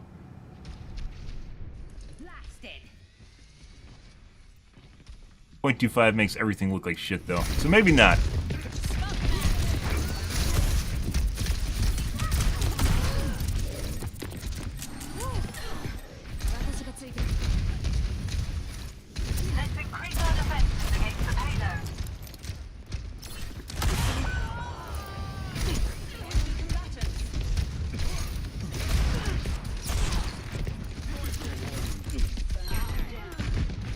He's watching me through the wall.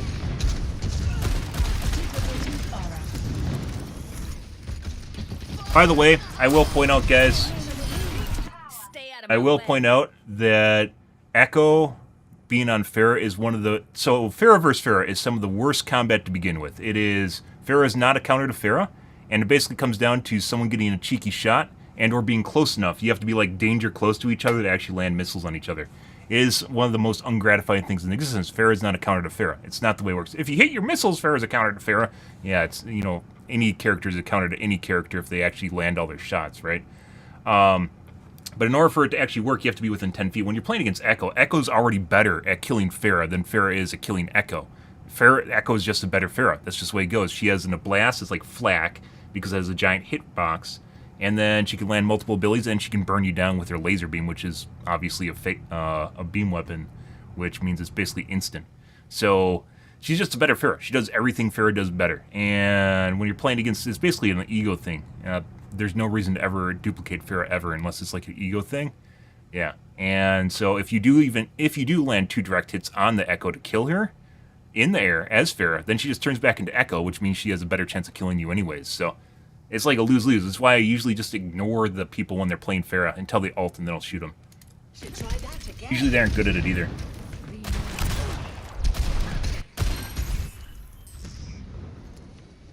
there a reaction prior to me coming around the corner? This I don't know what that Junkrat was doing. Oh.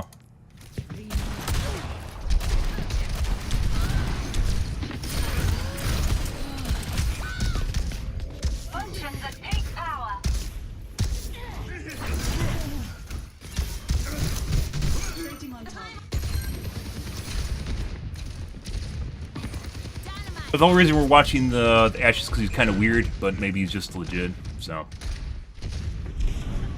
Echo is clearly cheating. Sometimes there's wall aim and other times there's not. People do hide wall hacks when... feed you misinformation, because obviously they don't want you to know they have wall hacks.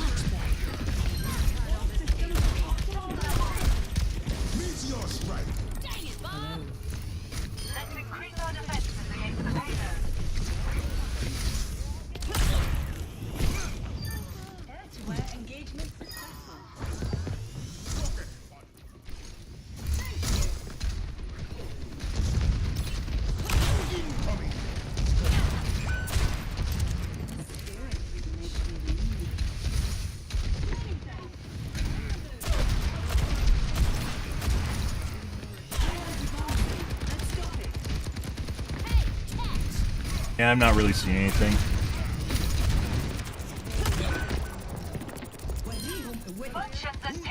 I think it's a combination of fucking dealing with that that Echo that was constantly on my dick while this guy's taking off shots at me. He definitely has hit reg issues.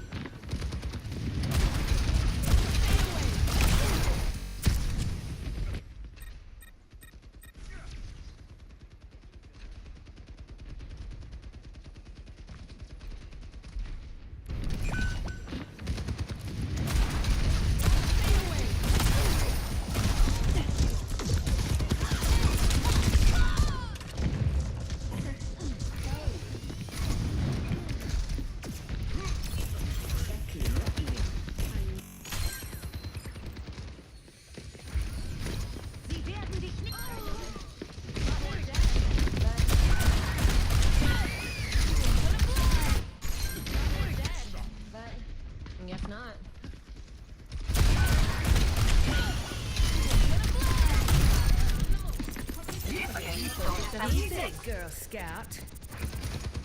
We need to contest the payload.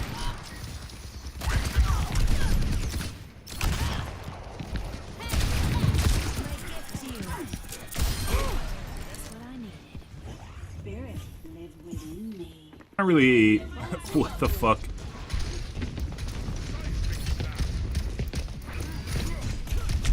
Did Ashe even do anything as far as damage goes last match? I don't even know.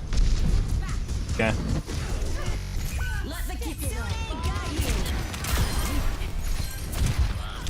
Sometimes you'll go like an entire match, guys. You won't see anything like right up till the end. Usually when the shit hits the fan, is when people start making mistakes.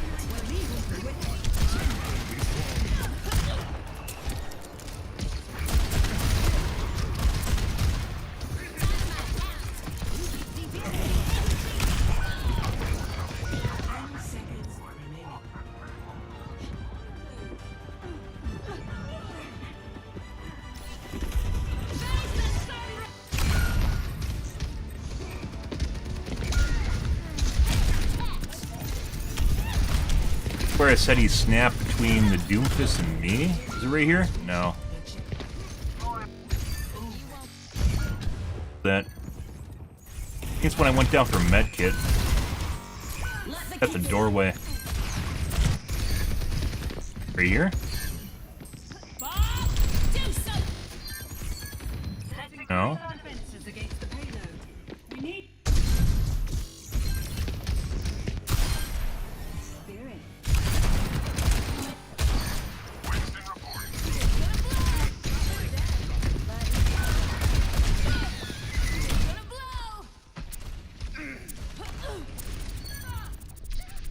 Oh.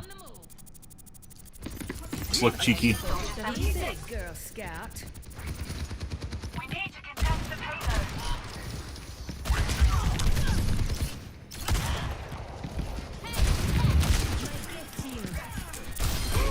That's what I needed.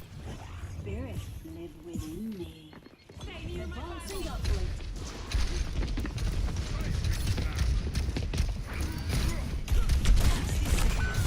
Meteor strike.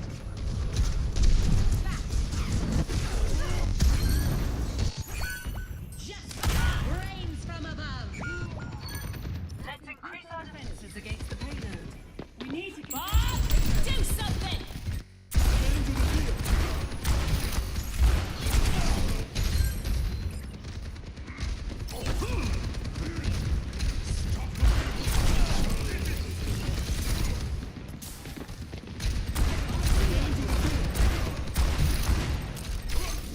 Duplicating distance. Chew on that. Wait, what?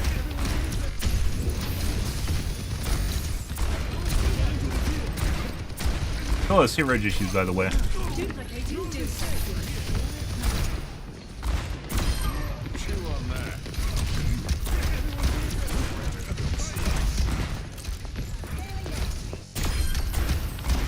I didn't upset anyone.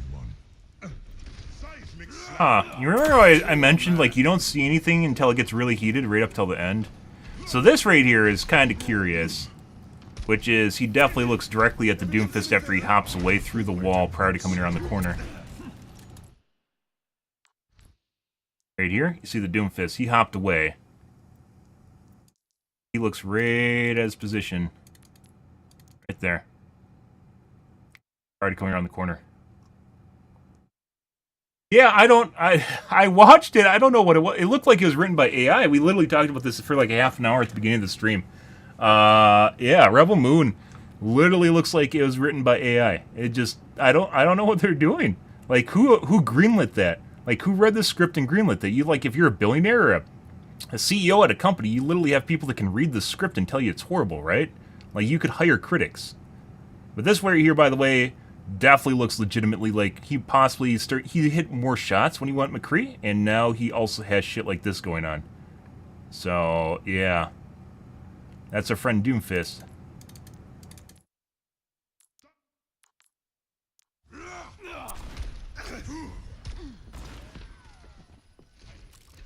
Personality duplication comes. I require assistance. Rocket punch.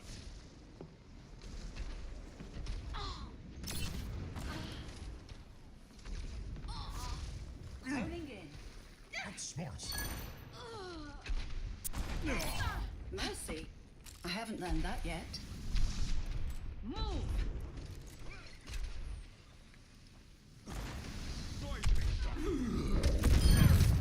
Been a one-off though. It was the doorway.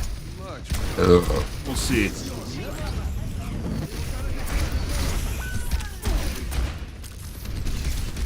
I suspect a lot of people are cheating. I report a shitload of people. So if you're new to my channel, we already reported someone in this game. If you're new to my channel, this is nothing outside the ordinary. And it's looked normal up until he started playing McCree here. Relatively normal. Talked about this other day when we saw someone rage cheating, and I will stipulate once again, 99.9% of cheaters are not rage cheaters. They do not hard lock to people. They don't instant snap. There's humanization and smoothing that are built into pretty much every cheat in existence. The idea is to look as normal as humanly possible so they can gloat and stroke their e-peen and tell you how horrible you are while BMing all over your body. That's the idea. It's ego and hubris. Cheaters do not want you to know they cheat. It clearly looks like he's looking at stuff here, though. Does he have his ult up? No, he doesn't even have his ult up. The wall, by the way. The cart's right here. Looks an awful lot like he's waiting to try and come around the backline to kill the Mercy. We have things I call, not pre-aim, pre-targeting, which you'll see people that are cheating looking at the target they're about to attack prior to coming around the wall.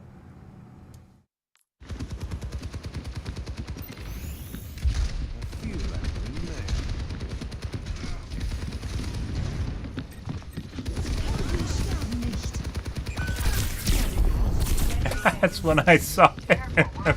He literally got hit by literally everything at the same time. That's hilarious. So he only got weird on McCree here, and besides that Doomfist through the door, we haven't really seen anything. It was basically when he was playing. Let's go back all the way to the beginning. Maybe we'll see something at the beginning too. Ready. Like home, mate. Put the head to like a third. Sure. 5, 4, 3, 2, Dynamite out. Attackers incoming. Defend objective A. You will be renewed. Catch them.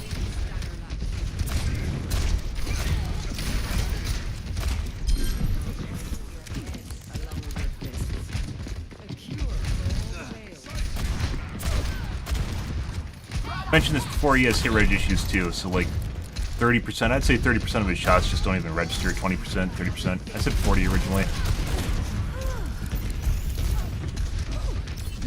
Mercy, the walls. Not a rain cloud in. Fucking Mercy. Bye, Mercy. Thank you.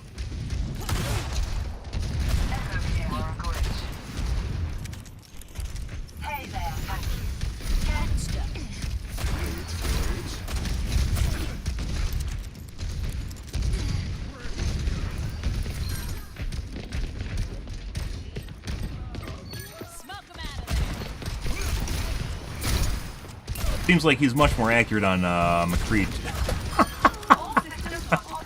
Much more accurate. She just came back. She came back to res me after dying, after she res me, and then res me again and died again. I didn't even notice that happened. Like, she just came back to res me and instantly died. We did already give Mercy an accommodation, so. Or Mercy, not poor Farah. I'm the Farah.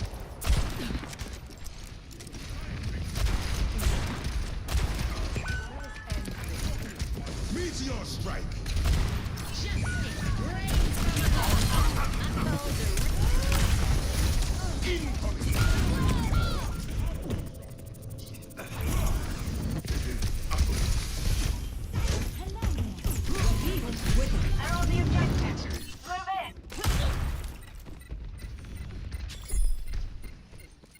Cure for all the Dales.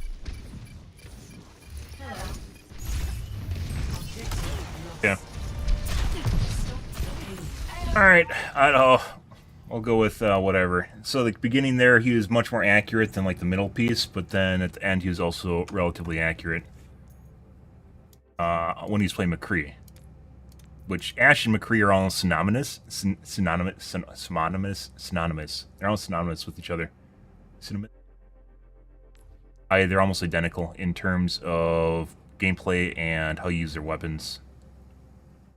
Like, where the fuck... So this guy... This is the weird shit, right? Like, we watched his gameplay and he missed a shitload of shots. Where the fuck did he come up with 7,500 damage from and 17 limbs?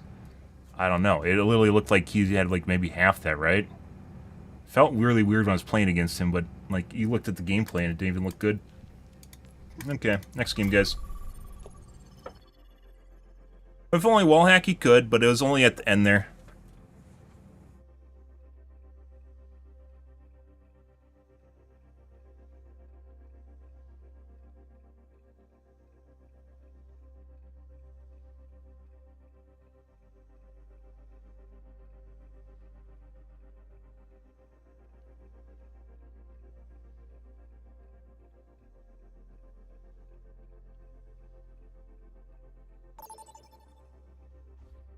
Next game. Prepare for battle. Select your hero. Just that one really weird thing with the Doomfist coming around the corner. That was it. And we have seen people that only have a wall hack before. That's actually... I don't think it's necessarily something where like they only choose to use a wall hack. I think they just turn off their aimbot and like alternate matches or don't always toggle it. But they leave their wall hack on because they think it doesn't matter because it doesn't affect their accuracy. But it does. I'd say it's easier to find people that are using wall hacks than using aimbots. Now it's time for the good bit.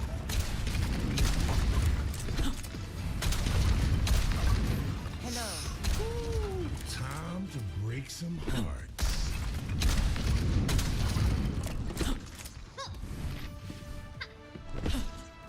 5, 4, 3, 2, 1. Market.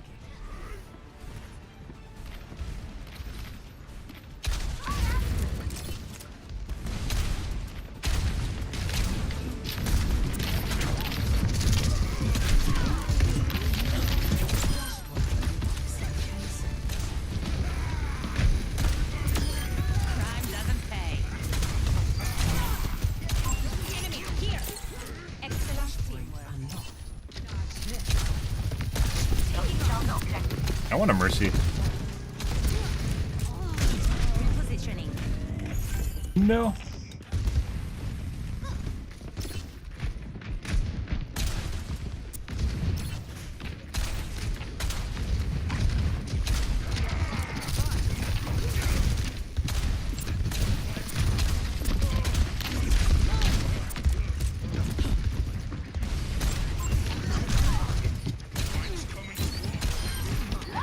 Okay.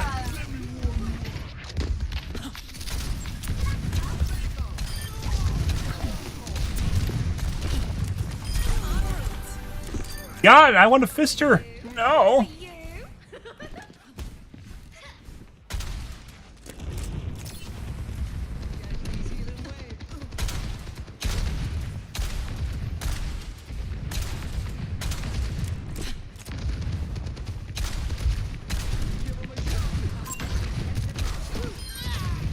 That would have connected with her.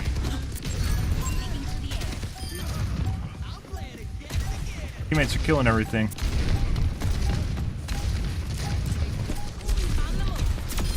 I've got you covered. Secure. Enemy over here.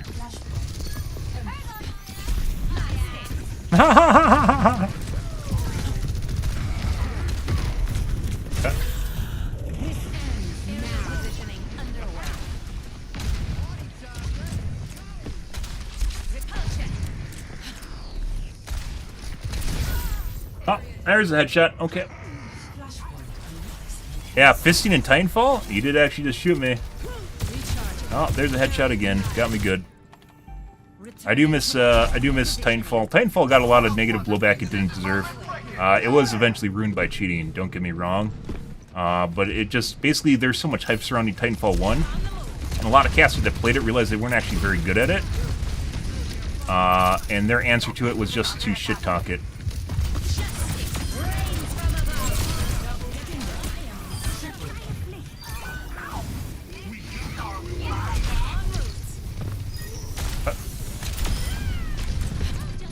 Their answer to it was just to shit talk it and pretend it didn't matter.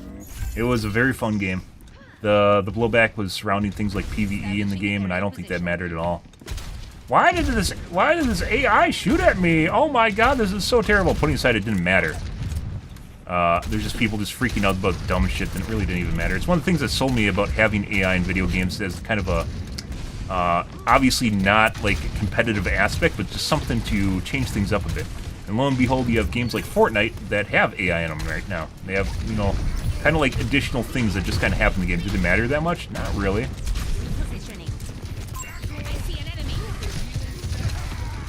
But it kind of spruces things up. It makes the game feel more full. But nothing was like that at the time being.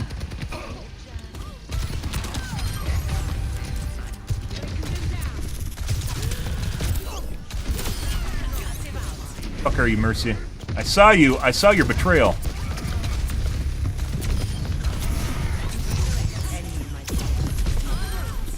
Took my fist again. Sir.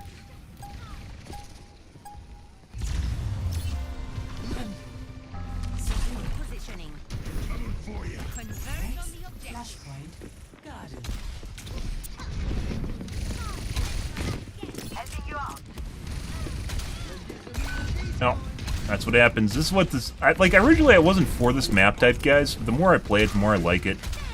It forces people to actually think about what they do and where they go instead of being like a brainless train. And sometimes you can do some really cool stuff, and other times you can be like our Anna that just got trapped alone in the middle of nowhere. Away from the team. Because she decided she was going to go over there.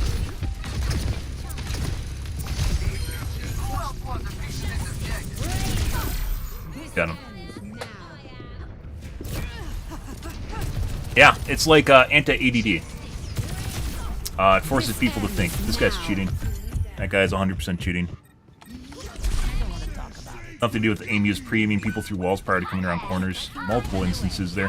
One of which someone didn't even appear in front of him. Which I believe was the...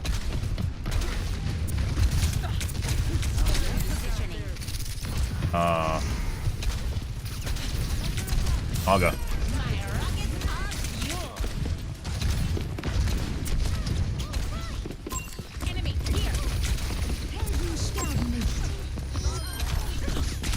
Buddy.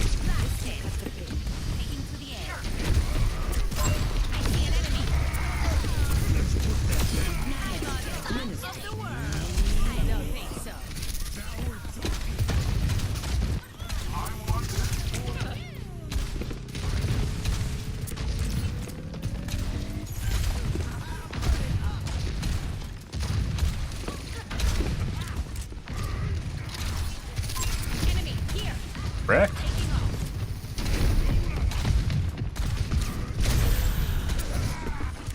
You saw a guy with the other night, first time I seen it, he had an auto rail. The rail charges with each shot, and he had a hack that basically every time you reach the point at which you'll get one shot by the rail, it'd fire. So no matter the charge, it'll fire on you when you reach a certain point. Which obviously, from a programming standpoint, very cool. Very, very cool.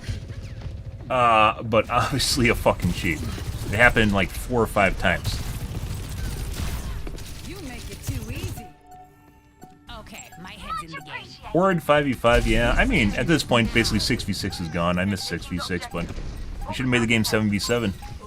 I would have approved that, or appreciated that much more than 5v5. Yeah, Mercy.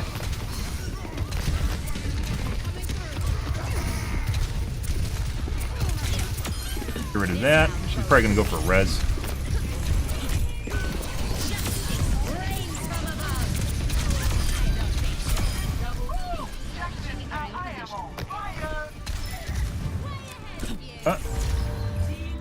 Done. Done and done. Definitely feels better. Apparently our tracer was doing things. Hot. Look, guys, it's me. Come here, Smokey. I knew the Mercy was going to go for a res. I was waiting for it. There she went. Their star of their team was that Sojourn, which also was very certainly cheating.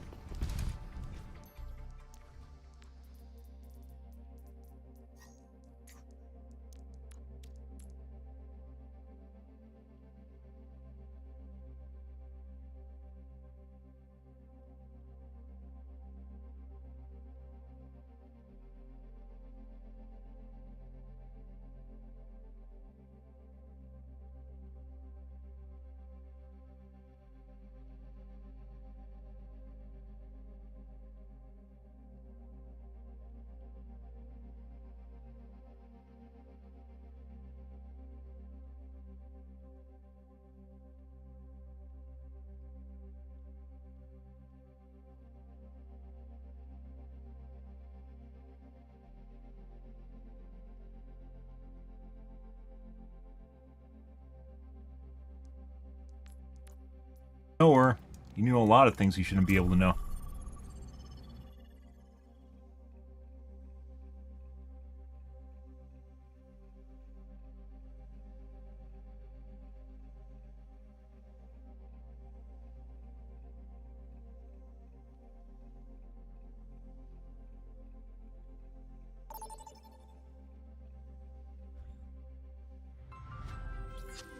Prepare your defenses.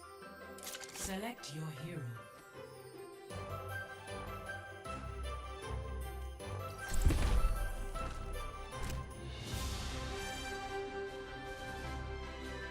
Also, accuracy does not feel the same as it was yesterday. I think part of this is it feels better, but it feels worse. Like, my accuracy is worse, but it feels better. I don't know exactly what that means. I did update Windows, and it seems to fix some of the issue with aiming. Scanning. Yeah, I'm just not paying attention enough.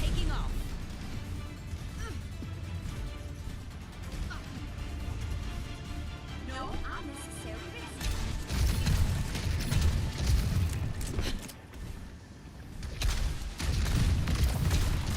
I will not waste Just like this we practiced, opportunity. Amari. I pulled them together, you blow them up. I'm not waiting. I'm going to blow them up right away. Yes, but when I pull them together, then you blow them up especially. 5, 4, Yes. 3, 2, Thank you. 1. Positioning underway. Defend objective A.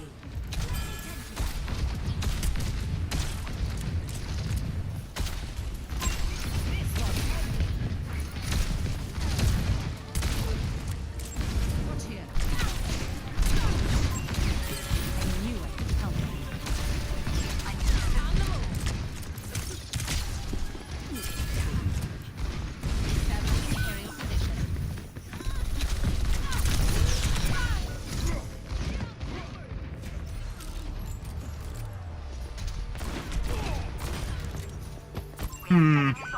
Okay, my head's in the game. Like 40 seconds? 30 seconds. Repositioning.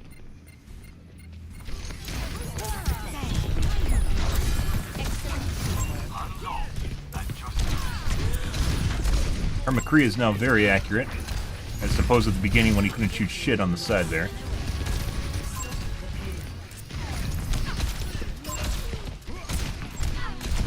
Very accurate.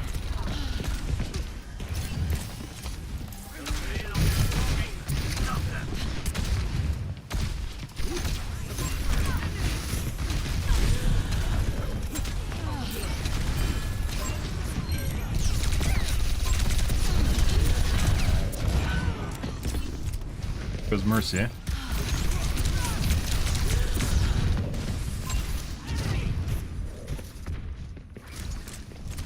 Repositioning.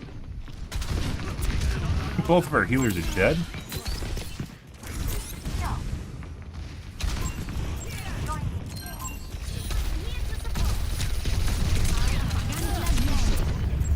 I'm on my way.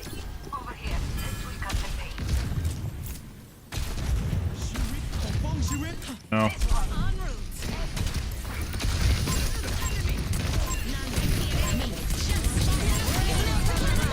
I'll do that too.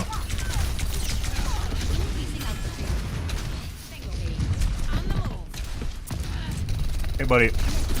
Bye. So that Talon never taught you discipline.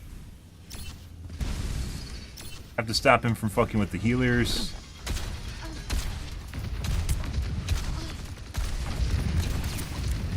Thanks for the assist.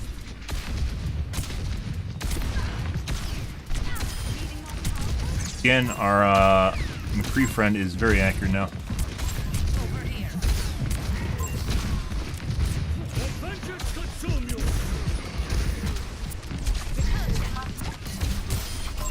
Check confirmed. Excellent teamwork. No combat. Secure the air. I am empowered.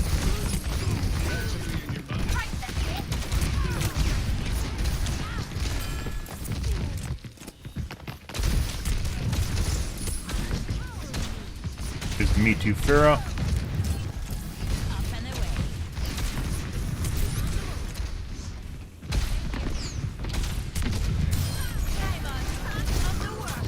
Oh. I think we got hit in the head by the Kiriko.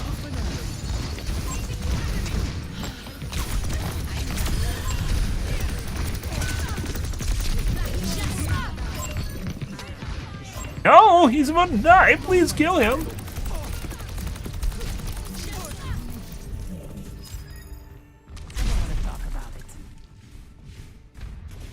Taking off.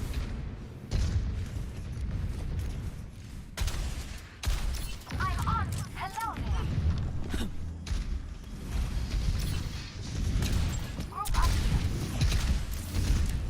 Thanks for the assist. We still need to worry about this McCree and the Piggy. But while we're dealing with both the Piggy and the McCree, we have to deal. The Pharaoh is going to be trying to take pot shots at me, which is going to be very annoying. Thanks. I'm not done yet.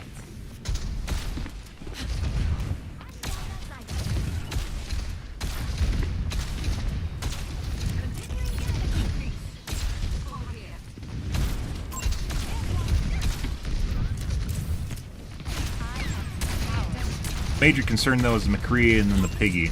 So.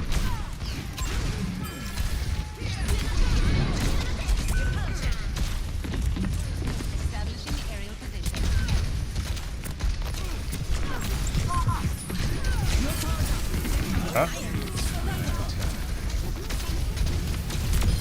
Only room for one raptor in these skies.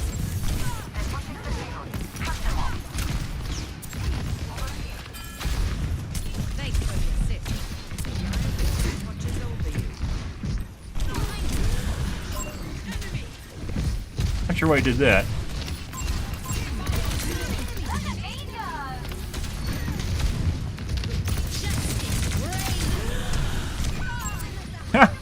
Fucking Mercy free-res me. Ah, good stuff. Here's the Pharaoh. I will not waste this opportunity.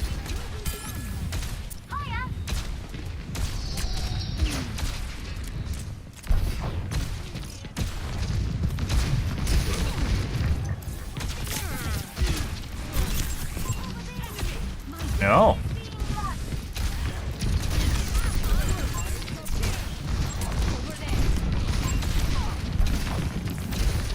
Apparently he got tired of me being up there and he wasn't. That's actually a really good bubble.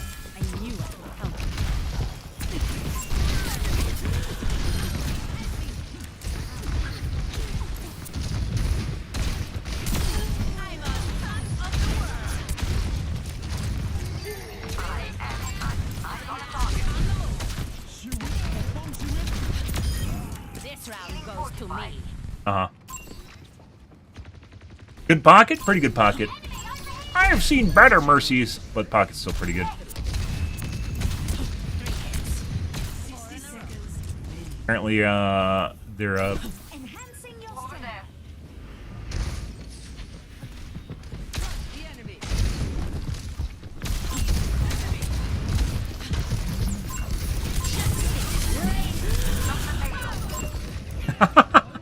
Echo, on the other hand, is a counter to Pharaoh.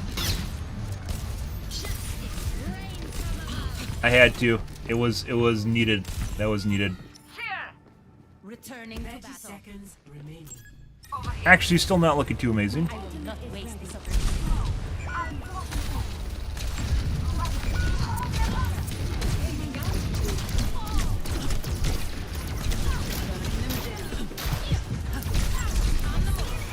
No, I hear it.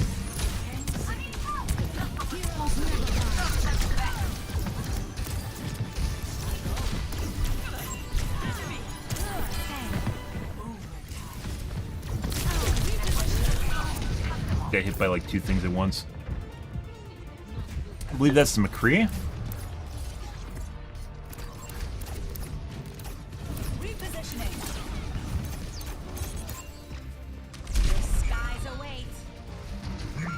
Something. The payload has reached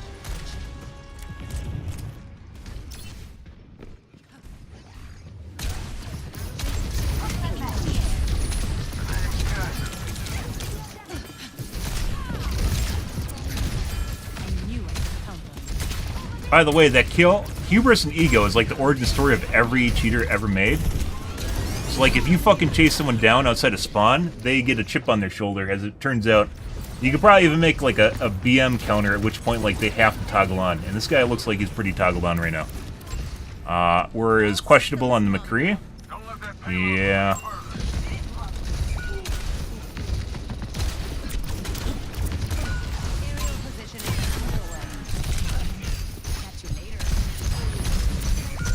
Not sure I didn't kill him just now. Oh.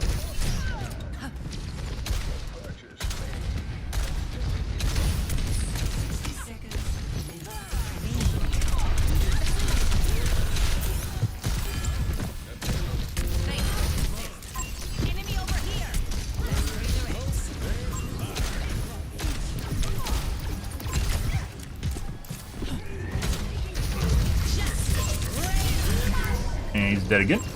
Even I'm dead. Fine. Very certain this guy's cheating.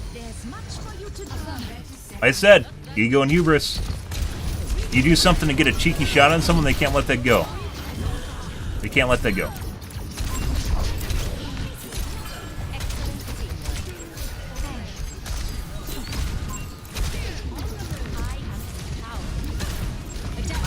There's just a me too. Okay. Oh, they lost their tank.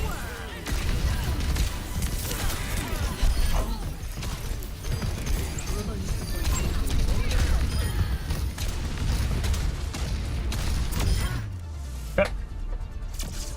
Lovely heals, mercy. Yeah, personal BM threshold hype.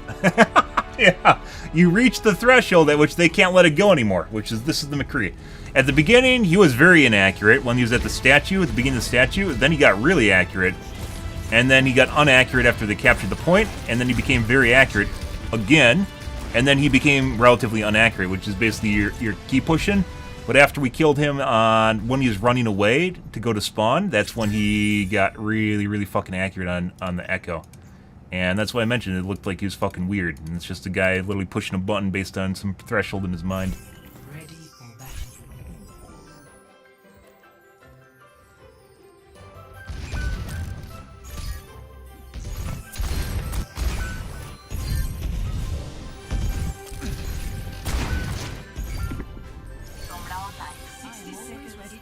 When I killed him.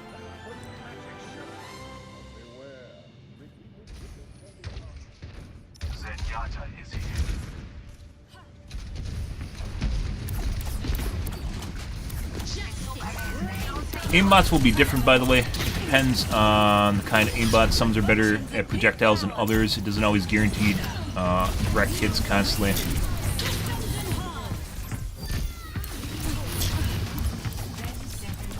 Projectile aimbots are more difficult to program than hit scan for sure.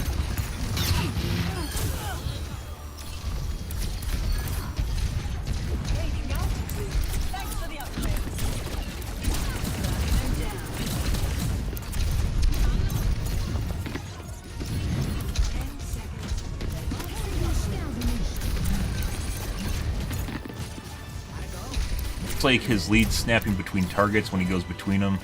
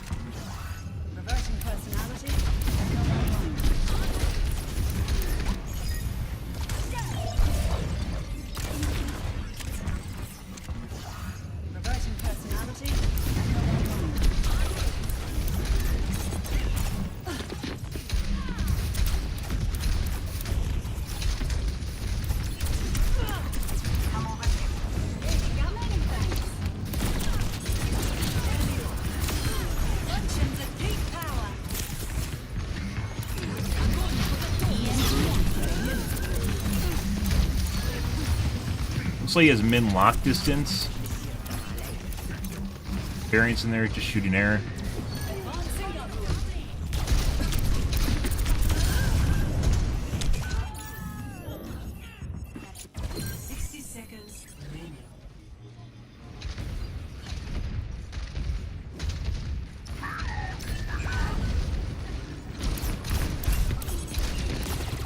Very chaotic game.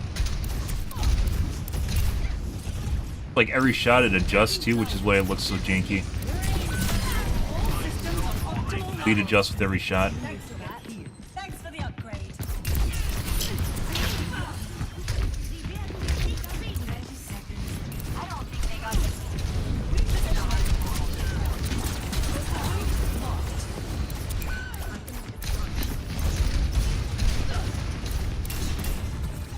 Like it only works up till like maybe 20 feet away.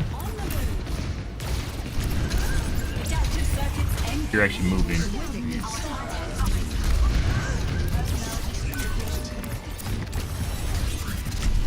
Even if the Zen went in, he couldn't have actually saved the piggy.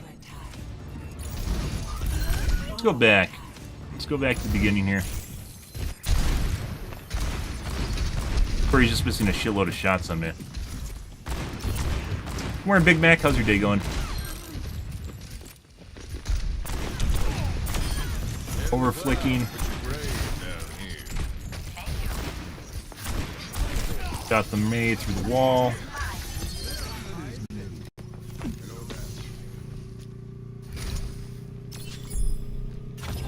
Safety in numbers.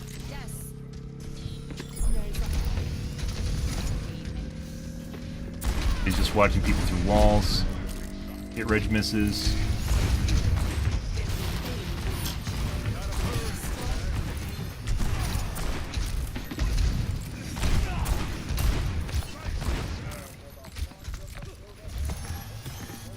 I got the payload. Let's roll.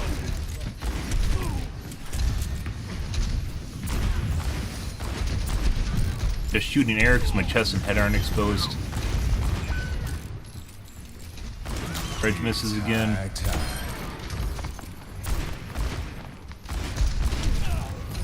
Tracking people through walls. What's up? Come here. I can heal you. That was this guy.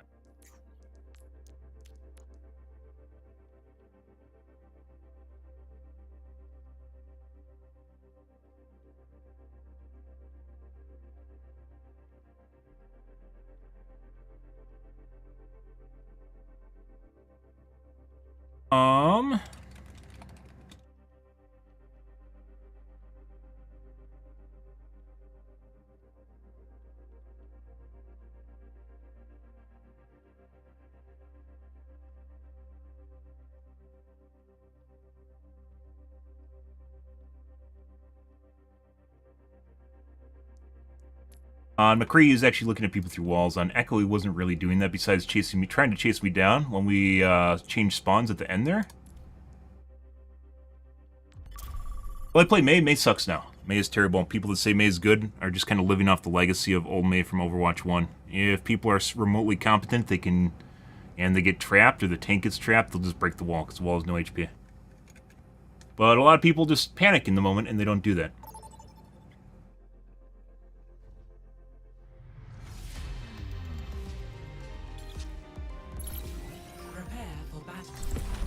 Select your hero.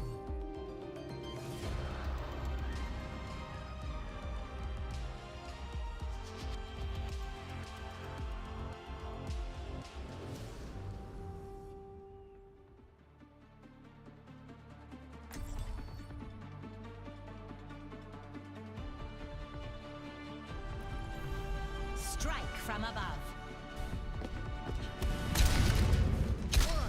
I did. I really enjoyed playing Mei in Overwatch 1. It's fun. Mei now, she lost her CC ability, which is to freeze people and then spear them in the brain. And she's basically... Affirmative. Yes.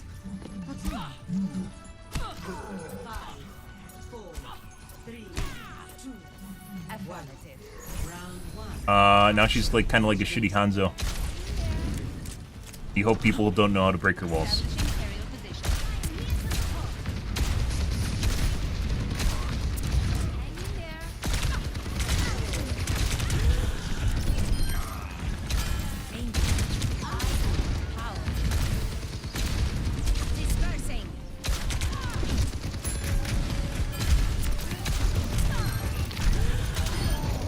tried to insta-kill me, guys.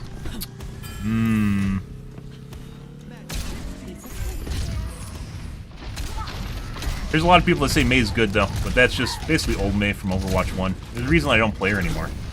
I played a shitload of May. She's like, I played almost as much Pharah as May.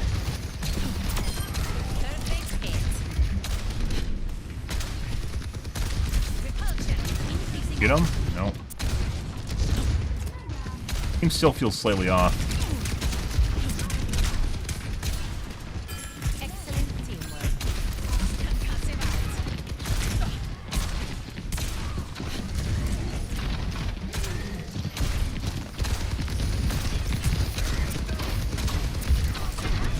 Is it? I do like when the berry goes down.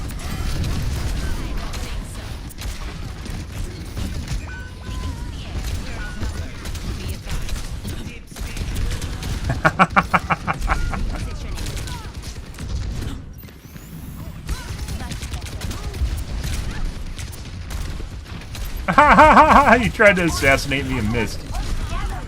Oh, and then you started BMing me. Oh. There's that.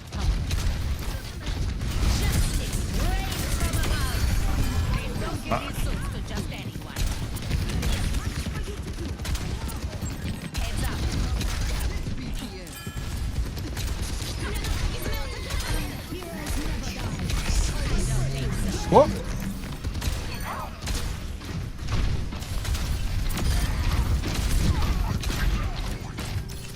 I don't know where the junk. I think Junkrat's down.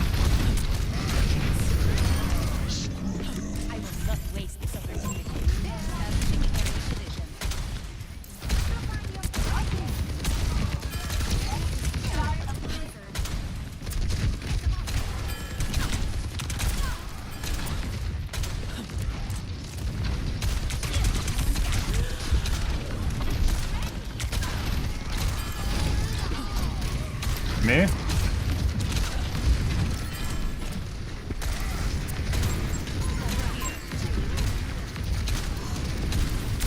Christ.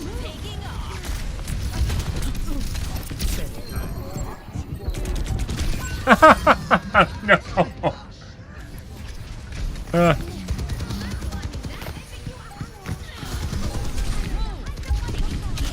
Best round. Yes. Would you like the stock or the spread? Appreciate it. Score 1-0.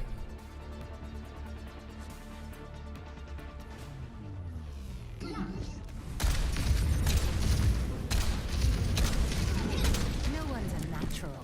We all have to put in the work.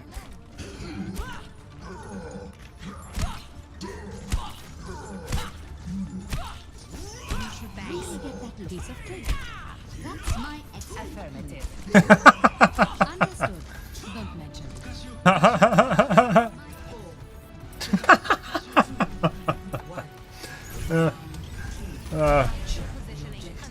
That's my piece of cake? Yeah.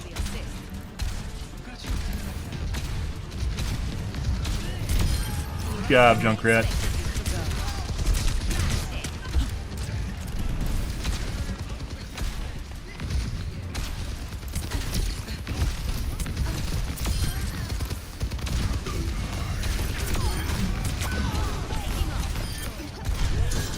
And there's the Widow.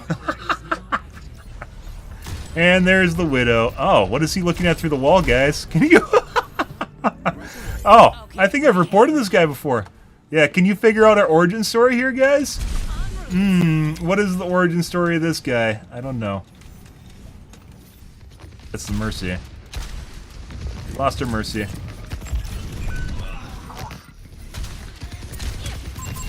Fuck is a Kiriko?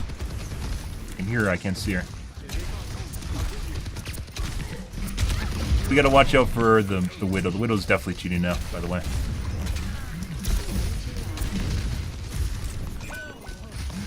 What's going on here?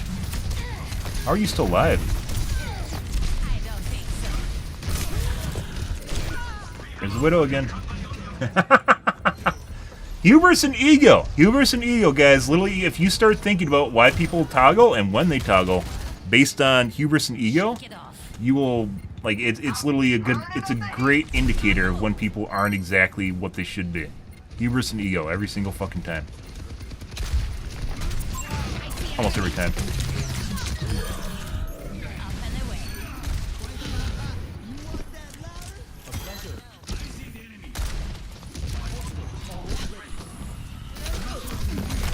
Fucking Widow again.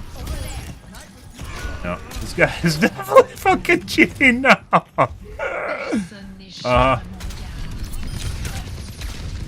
The soldier already was very, very accurate.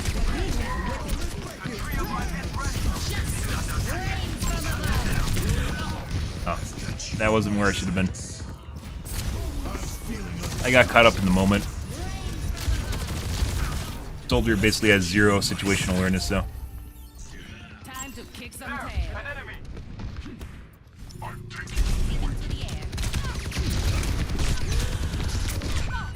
Cats, guys. Oh no.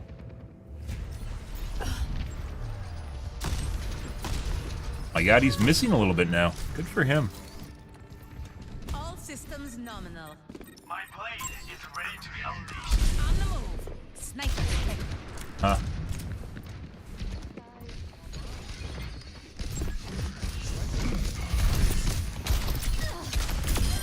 You don't have to thank me.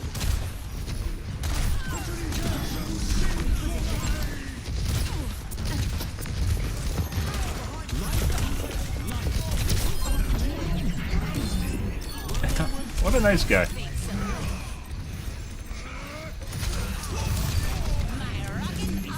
Yes.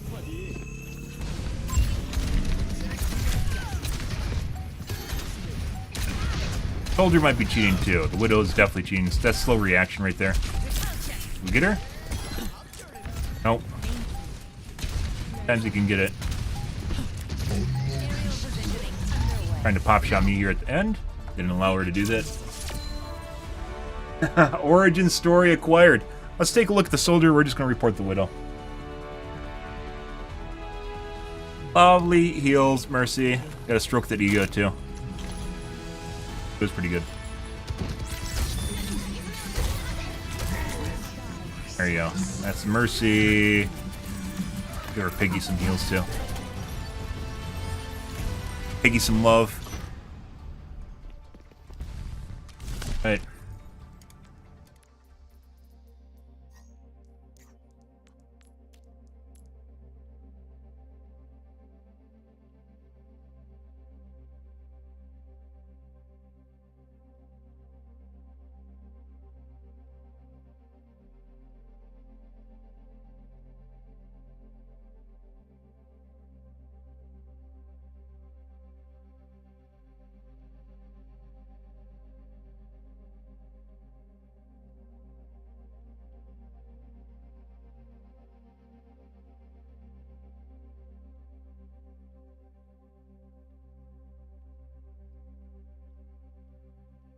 That was good for him. Paragraph there, so. Alright, let's take a look at our soldier friend. Ready for battle.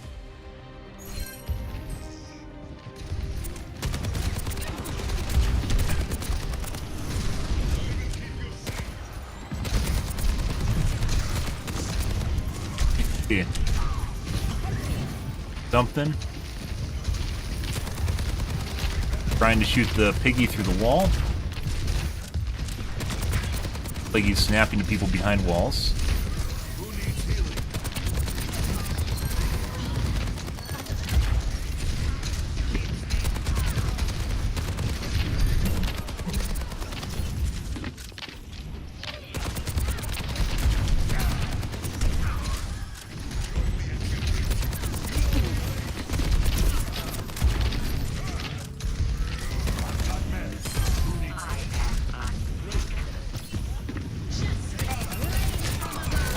Pretty sure this guy's cheating. It looks like he snaps directly to players through walls, too. Not all the time, but a lot of times. Might be a bone mesh. Looks like there's a minimum lock distance on it, too.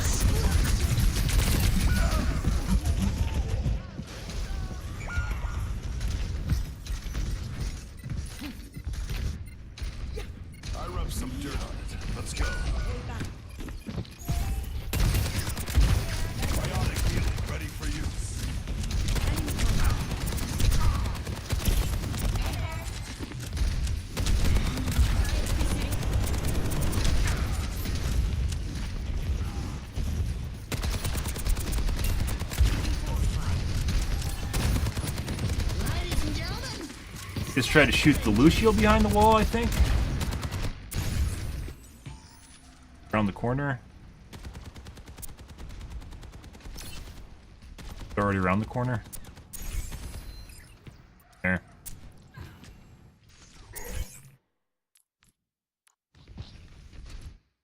Ladies and gentlemen, start cheering. There. One thing if you're tracking into the corner, right? It's one thing if you're tracking into the corner, it's another if you like literally snap to the player and you put a bullet in them when they're behind the wall. And it's not just this, he's been doing this multiple times. It looks like he's normally he doesn't shoot at them, but he snaps to people behind walls. Which once again, most wall hacks or most aimbots, most cheats will allow you the ability to turn this off, and most people won't have it on because shooting at people behind walls is a big no-no. Snapping to players behind walls is a big no-no. But some people think that they have it in them to deal with this, and they have self-control to avoid doing stuff like this, right? Yeah.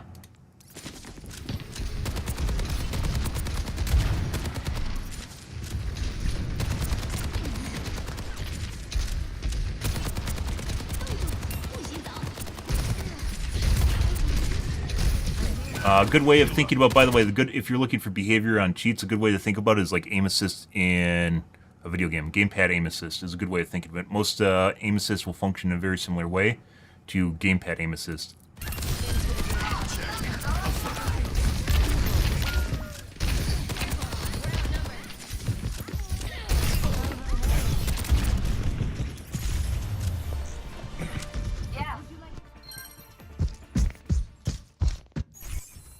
Ready for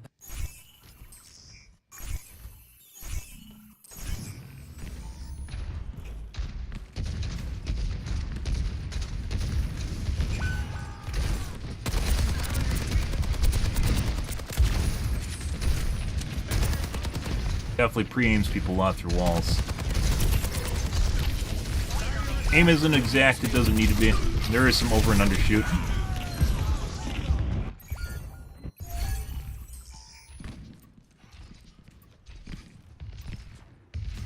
There they are. Get ready.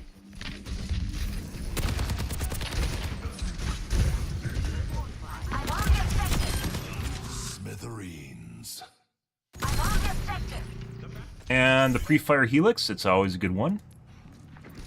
Appreciates a good pre-fire helix.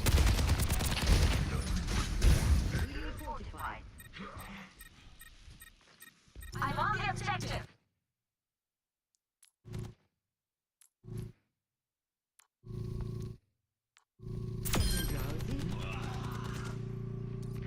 Might have been from me. I don't think so, though.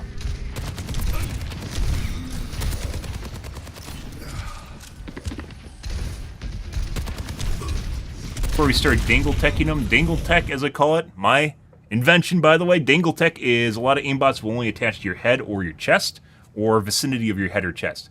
So if the only thing that's exposed is your lower torso, this isn't something you can do with most characters, but if the only thing that's exposed is your lower torso, they generally will not lock on.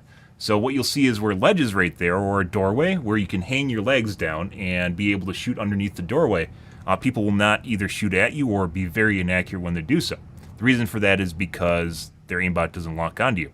So sometimes they won't even take shots. You'll see widows that like insta-gib you from across the map, and they won't even try shooting at your legs. Because they can't actually shoot them, because they aren't good. A normal player is fully capable of shooting your lower torso, as it turns out. Any part of your body, someone that's a person can actually shoot any part of your body. That's just the way it works. Yeah. Not always, by the way. And I'm pretty sure you just saw him look at the fucking Mercy through the wall. Mercy? Life Lever?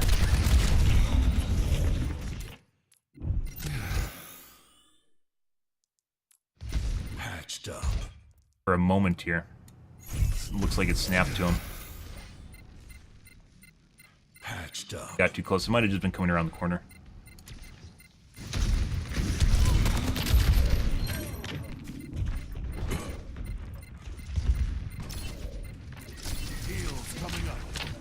And by the way, there is totally ways you can program an aimbot so there's multiple hit points. Sometimes they'll shoot your dick. Or bone meshes will just attach to the model. Has nothing to do with your head or chest. Most aimbots are head or chest, though. For attach points. Game also jitters a lot.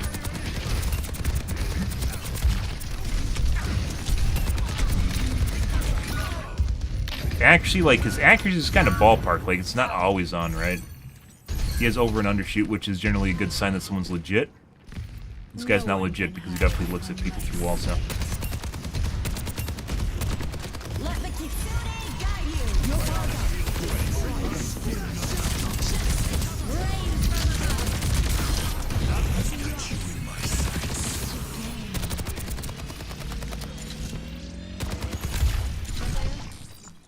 Information.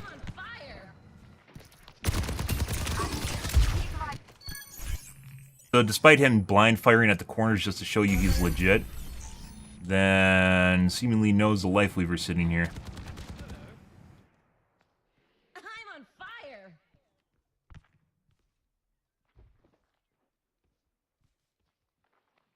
Still can't see the Lucio, by the way. Can't see health bars because the guy's not exposed. Maybe.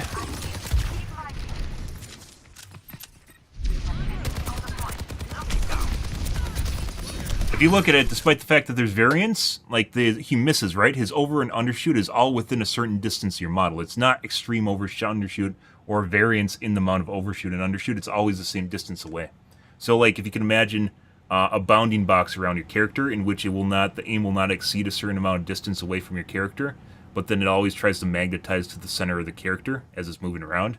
That's basically what his aim's doing.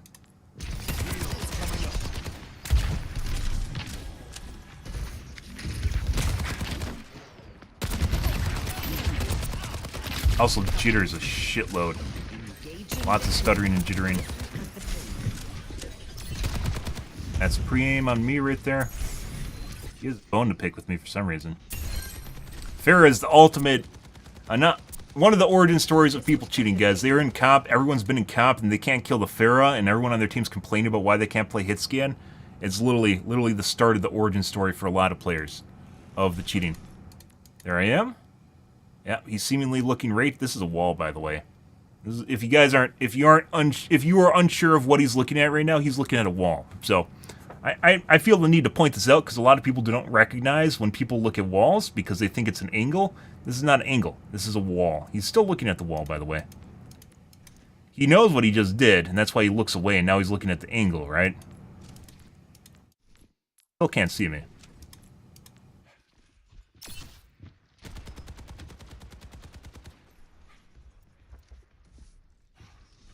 Yeah, I don't know. Some people need to hear that, though. Just misinformation again.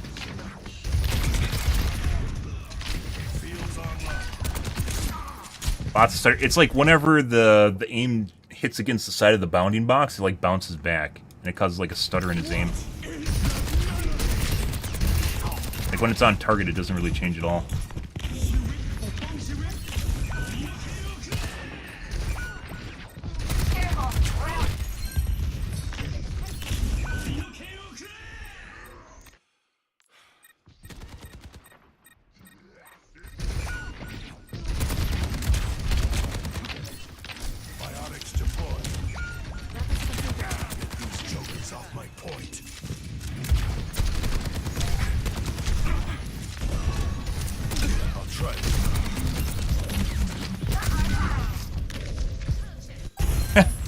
Fucking Rodog.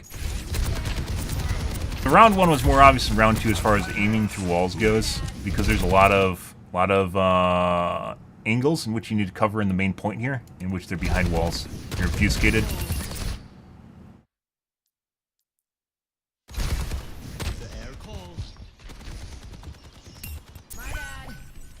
Maybe he's watching my stream and he actually knew I was talking about him too. So he starts if people know that you are talking about them or talking about them cheating, they will try and hide it. So that's why I wish this game had a streamer mode. It does not. Ah, yes. Neither of those guys he can see right now, by the way. He's definitely trying to shoot them. He can't see their health bars either because he hasn't hurt them yet. Okay. Enough of that.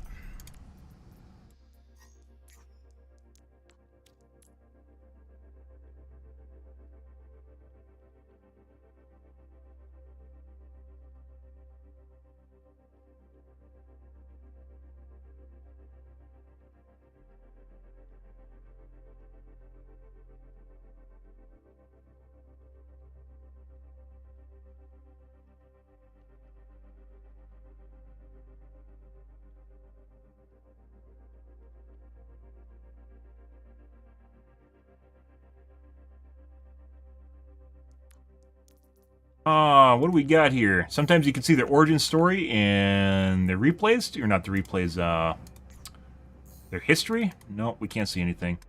See when they started cheating? See when they bought their, when they bought their gaming chair. They don't cheat, they buy gaming chairs. So you can see when they went from gold to top 500, or GM. That happens, you know. Alright guys, I gotta take a piss. I will be right back. 1 second.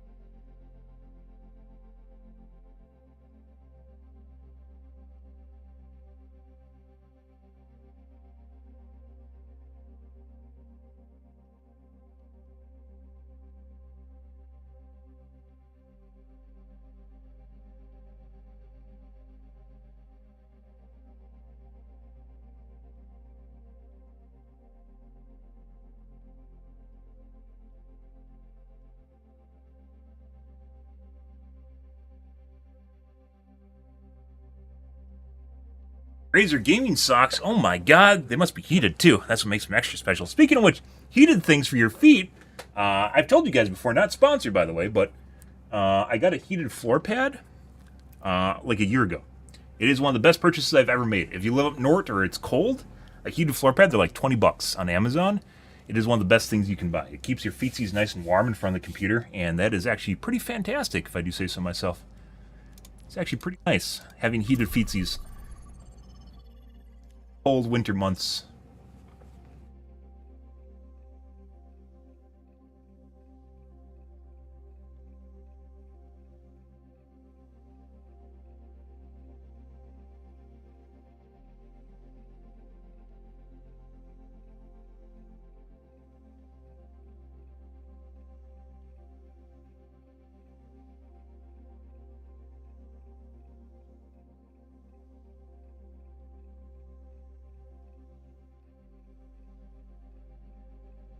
Good, good, good. Also, my aim still does not feel completely on.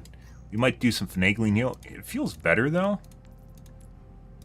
Off. I mean, that's still pretty good. And we had people cheating, too. Not paying attention. 9,700 damage.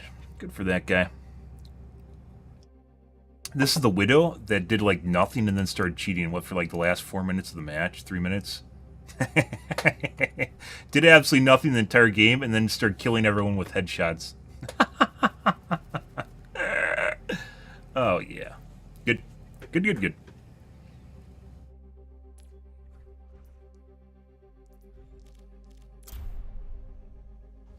Wonder why.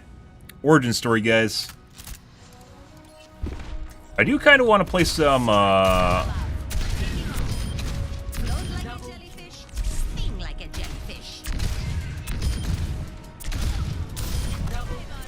I want to play some finals, guys, and quick play finals, and play sword. It's really fun. So we might do that in a bit here, like maybe an hour or two, to finish up the stream. Finals is a fun game. Ranked solo is not fun in finals. You can't do things like play sword in ranked anyways, because it's bad. It's not super amazing.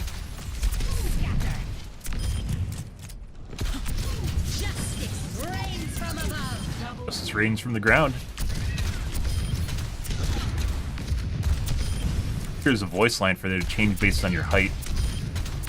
A lot of cool things you could do with voice lines that they don't. Like, depending on how close you're to the enemy, the justice rains in your face.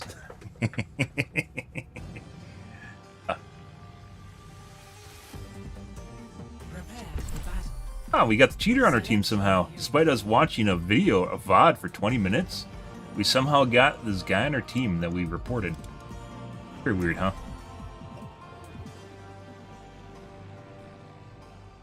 Makes you wonder sometimes.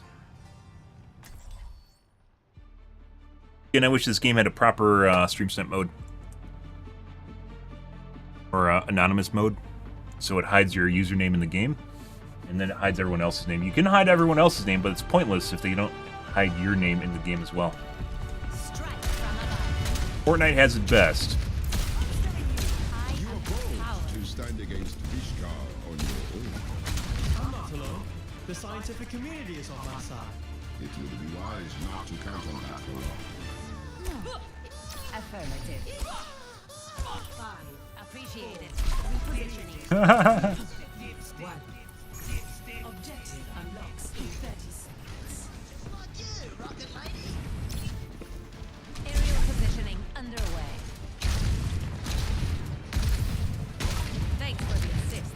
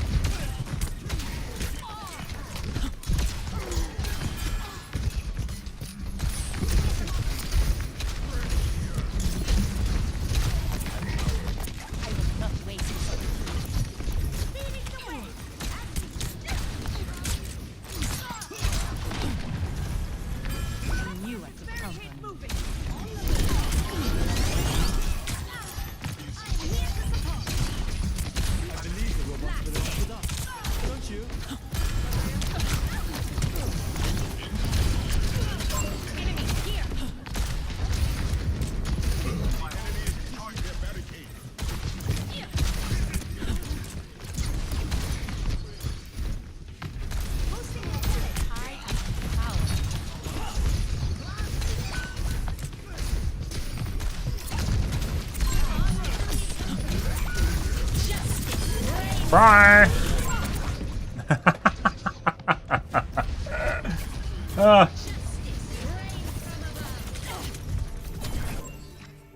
All systems nominal.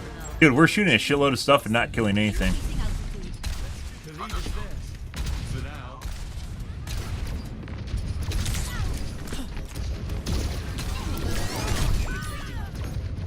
All those fucking hit? What the fuck did we just get hit by?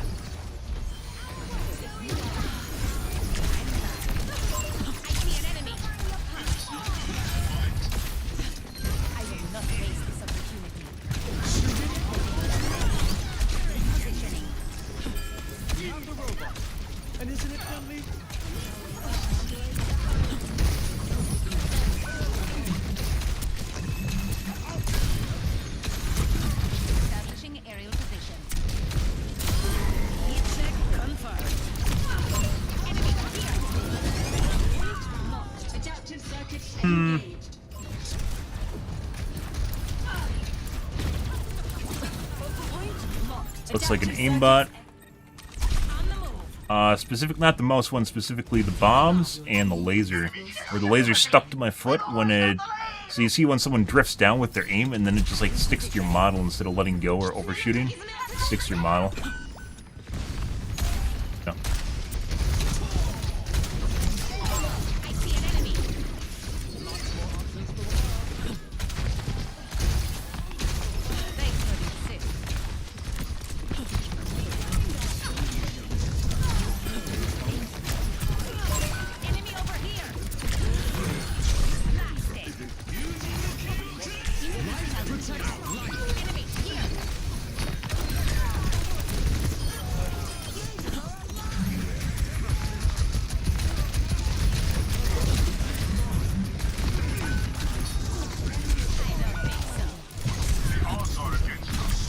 could ult, I'm not going to.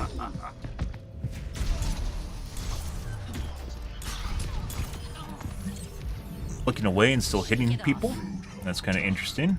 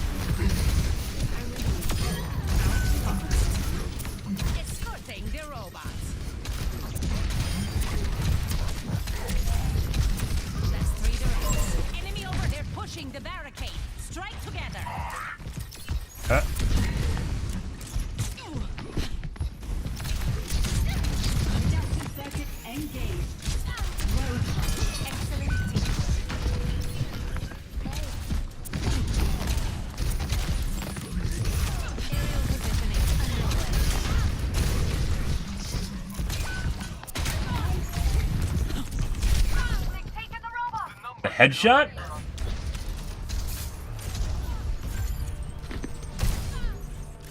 Body shot. Okay. Ladies and gentlemen,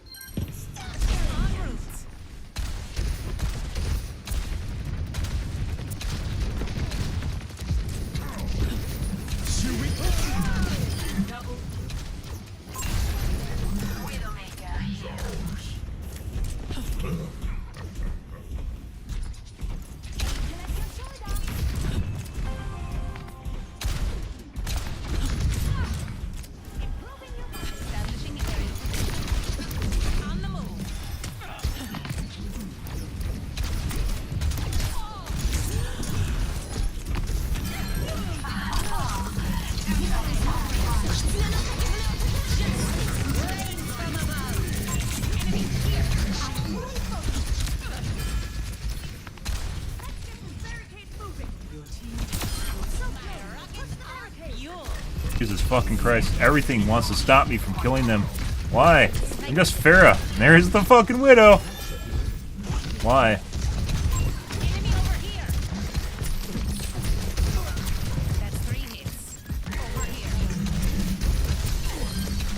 Why? Why would you stop me from trying to kill you? Why would you do that? Hey look guys, they stopped paying attention to me. That's kind of nice.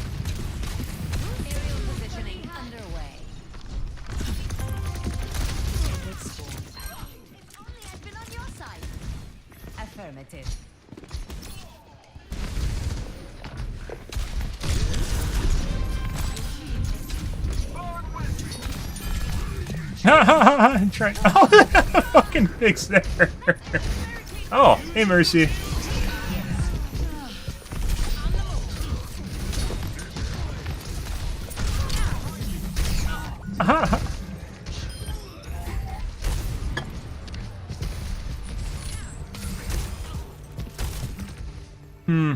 Okay. I'm gonna shove them in a locker. Increasing altitude. With BioLite.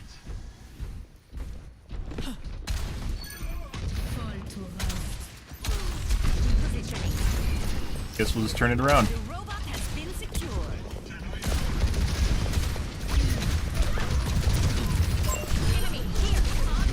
Very accurate Ash, which was the Genji. Huh?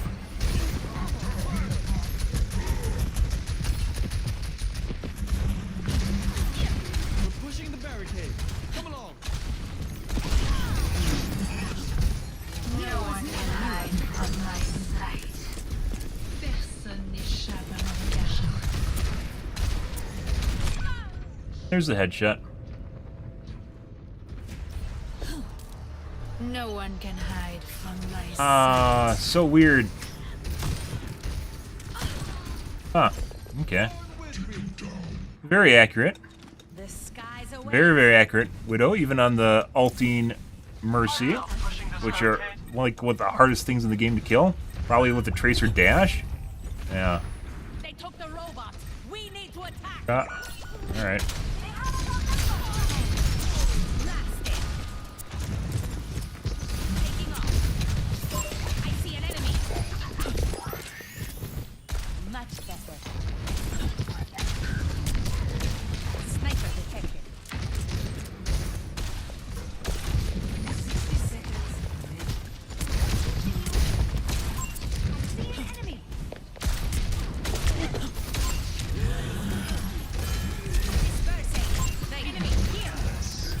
Uh-huh.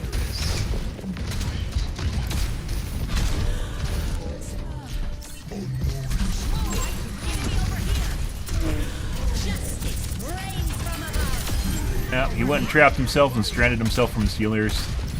Just to kill her Mercy.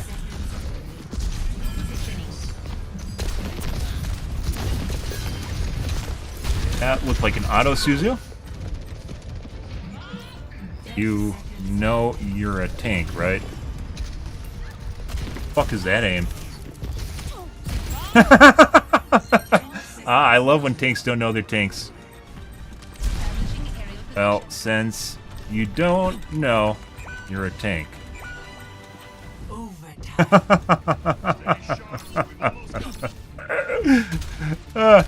Like the largest strategic asset on the team is the tank. Literally. This fucking Ash, by the way, also does not miss. I don't know who this is. I'm gonna try for a hook now. Cheeky hook.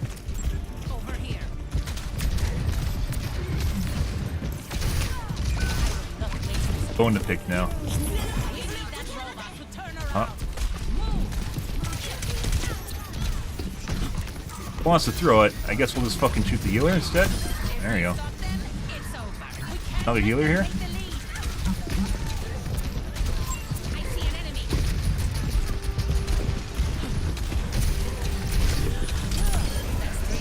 Broke his hook. And C9.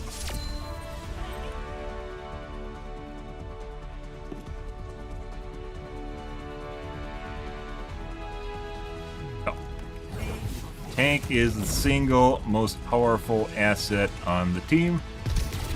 They basically count for 2 players. So obviously you want to kill them.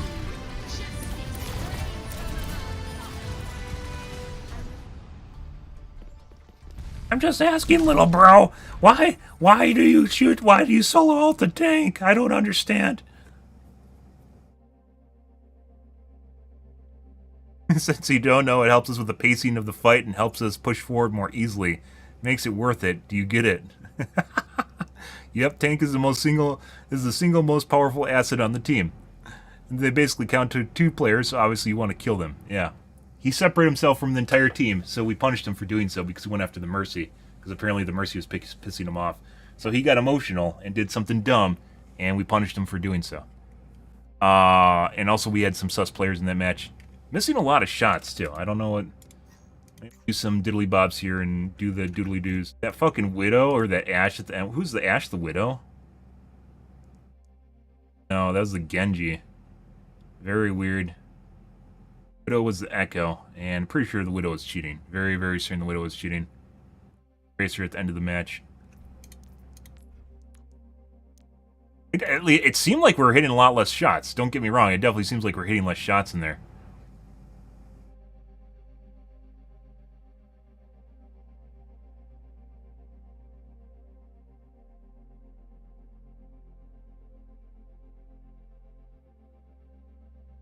Actually, and direct hit, it's actually not that bad. That's pretty good. Actually, not pretty good. It's good. Did have a heal bot in there, too. Also, our healers are pretty good. There and there.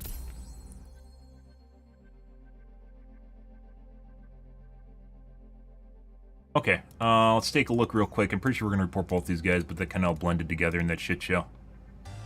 That Ashe at the end there, that's not normal aim in any way, shape, or form. You know, where you're constantly just scoping and hitting shots? Yeah. That's not really the way Ashe plays, but, you know.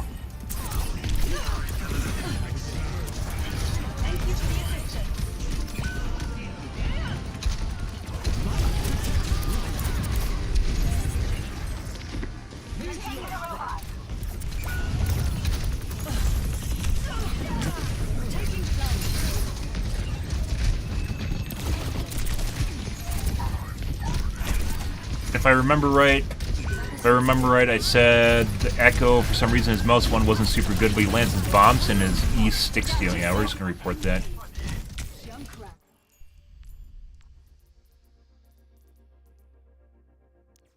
Right person.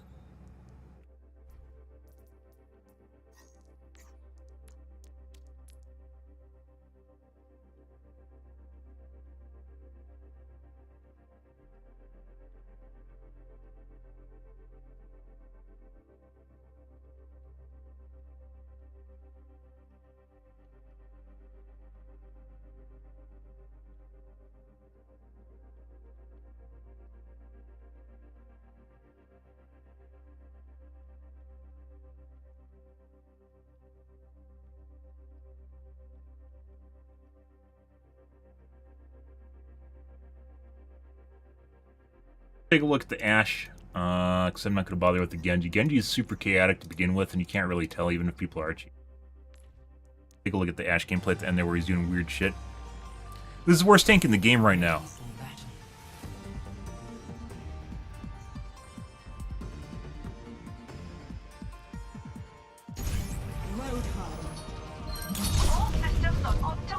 Maybe Winston?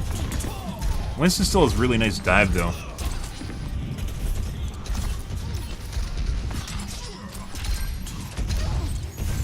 See.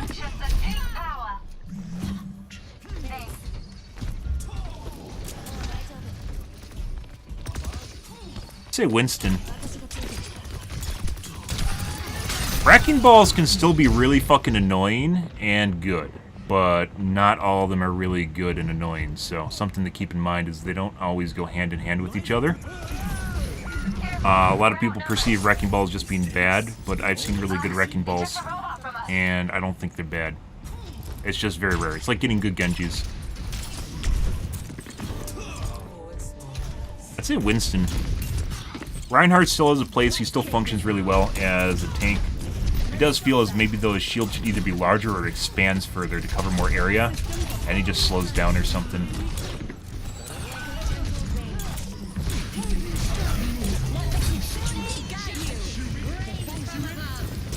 This isn't what we're really interested in. We want to take a look at... Yep. We want to take a look at his Ashe.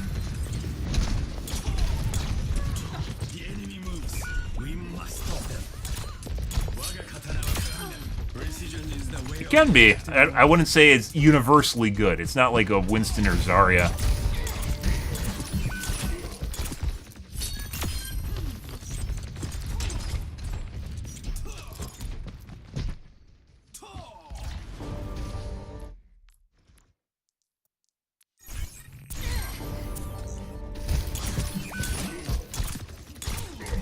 Ah, my feetsy warmer turned off. Turn it back on.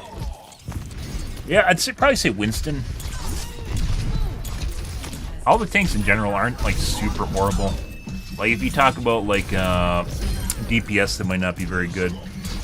Mei, I would still say is not very good. People are like, oh, no, Mei's very good. That's just literally living off Overwatch 1. I played a shitload of Mei.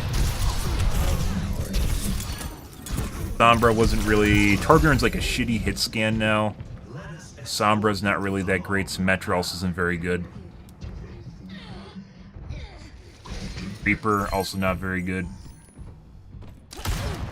Yeah.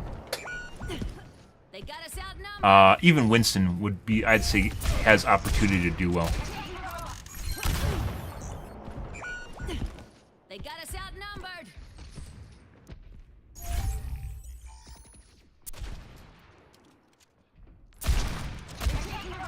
Very shaky aim and stuttery.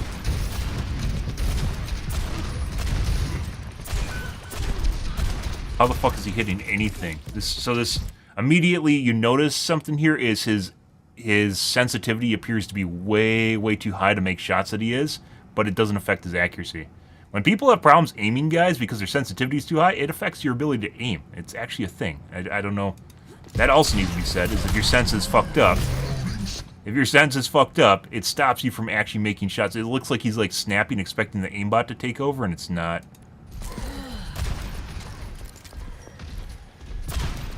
Following people behind walls. Following people pre-aim through walls. This guy's definitely cheating. Aim is fucking all over the place too. Either the aimbot that's causing the jitter or his sensitivity is too high. I think he's min-lock distance too, which is why he's just shooting air. Let the Kitsune guide you.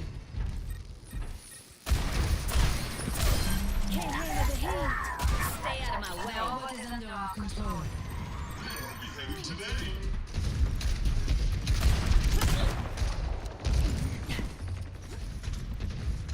Doing? I don't even think he knows. Like, the weird thing is, like, when you see some players, guys, it literally looks like they're confused as to what they're actually doing in the game. For some strange reason, very accurate. This guy's not super accurate, at least so far. 60 seconds remaining. Aim is so jittery.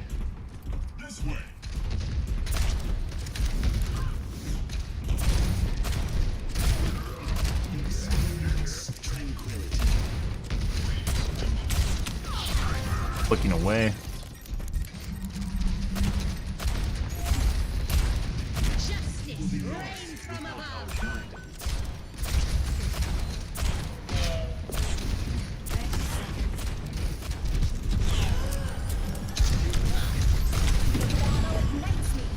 This is what I saw on the kill cam, and I was like, what the fuck is going on here? Like, he barely understands what's happening around him. And doesn't know when to fucking zoom. Probably has some... And then he just hit a headshot on me, apparently. Barely... Yeah, okay.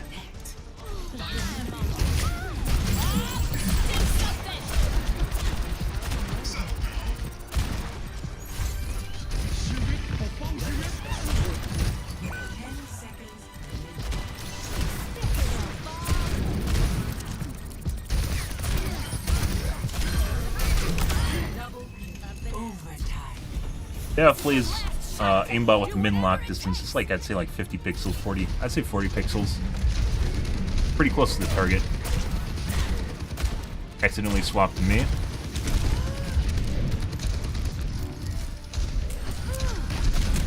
Definitely pre-aiming people.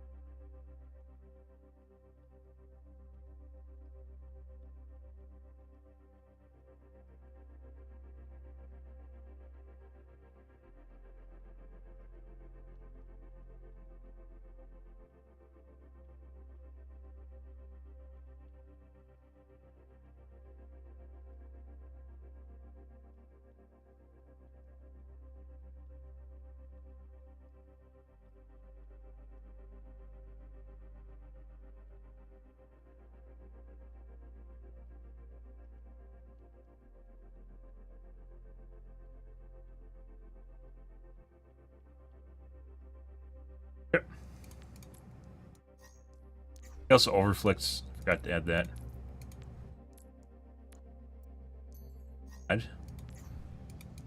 Feels a lot worse in game than it actually looks.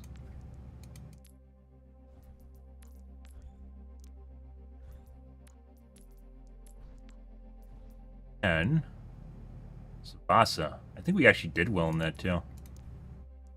Good. Lots of spam. Well, you can't always depend on accuracy. Yeah, to just tell you what's going on.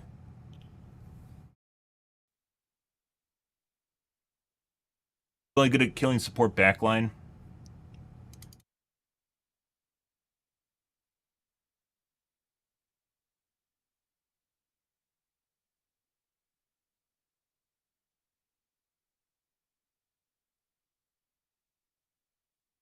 Which does kind of have a place, but at the same time, he also gets kind of shredded nowadays. I mean, he doesn't really get any more shredded anymore than he used to. So, like I said, it's not. I don't really think he's like tanks aren't really bad in the same way that other classes can have bad characters. Like, yes, your support Lucio, I don't think is in a very good spot right now. A lot of people that watch like Frogger and they think they're doing well, and they'll literally not do anything in the match. They just run around with Speed War on and think they're helping.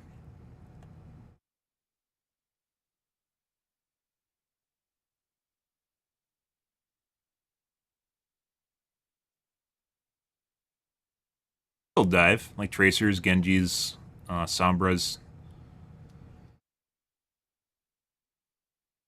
Dive was ever actually really a thing. Like, that just means you go in on the enemy team, but you can really do that with any team as you just overpressure. You don't need to have a Lucio speed boost to do it.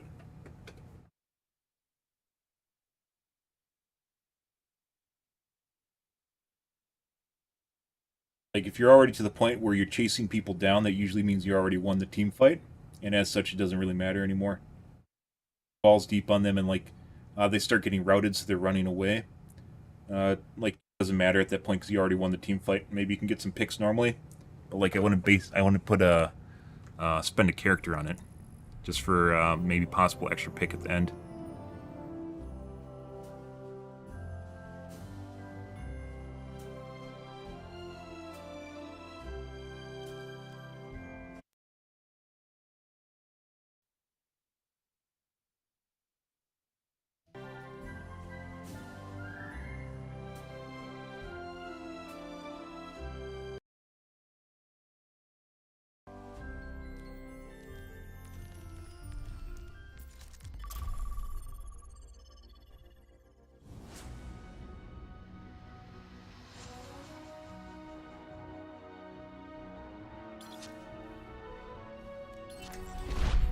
Sure what that is. Still don't know what that is.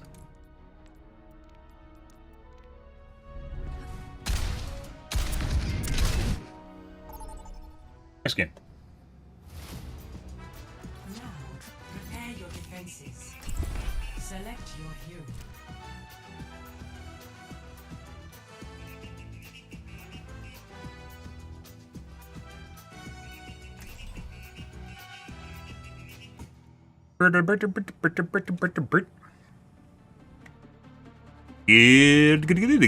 Happy Thursday, guys. Hope you guys are a wonderful morning. Strike from above. Knock, knock. Who's there? Ash. Your mom. Sounds like you have a cold. Oh. Let me heal you up.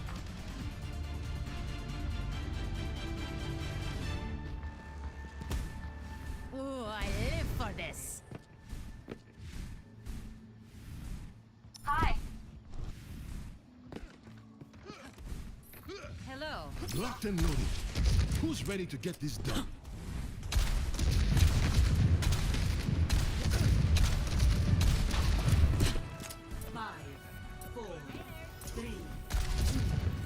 Attackers underway. Defend objective A. Get ready.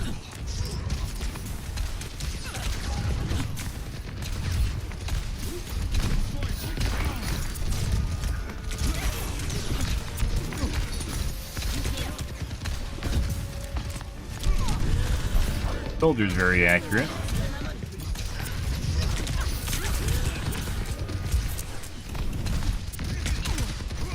Extremely accurate. Pretty sure he's cheating.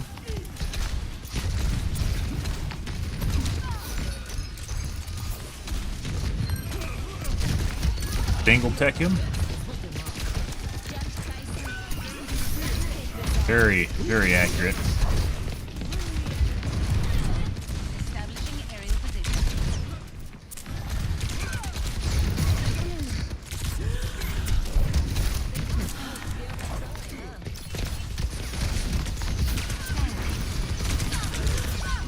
Went too high. Pretty sure the soldier's cheating. Also, he can't shoot my fucking legs. Oh, he's extremely accurate when I go up in the air, though. Yeah, so that guy's very certainly cheating. Good morning, Zeno. Happy Wednesday to you, too. Happy Thursday. Wait, what? You Wednesdayed me. You can't Wednesday me.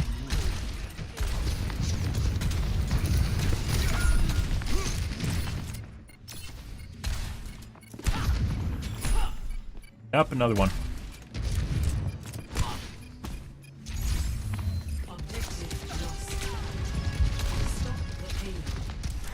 Up and away.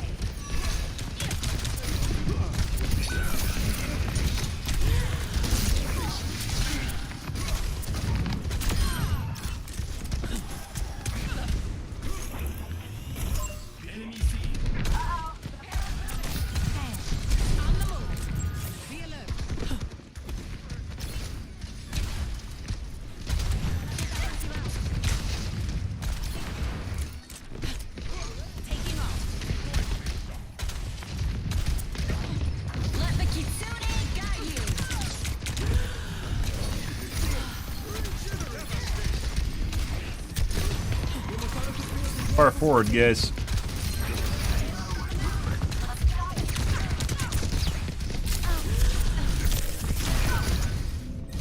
Hmm.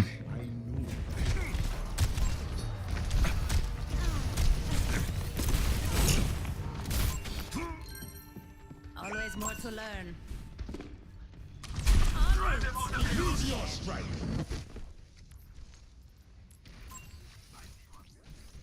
My snake oil, guys. I have to do my snake oil.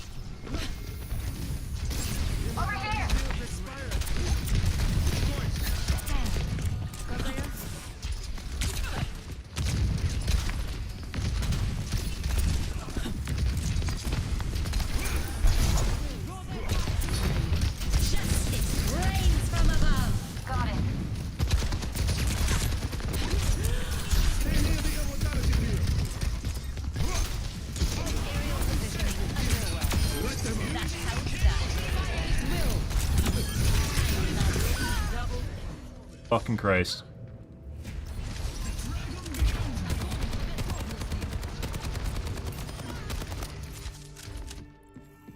Ooh, I'm gonna shove them in a locker.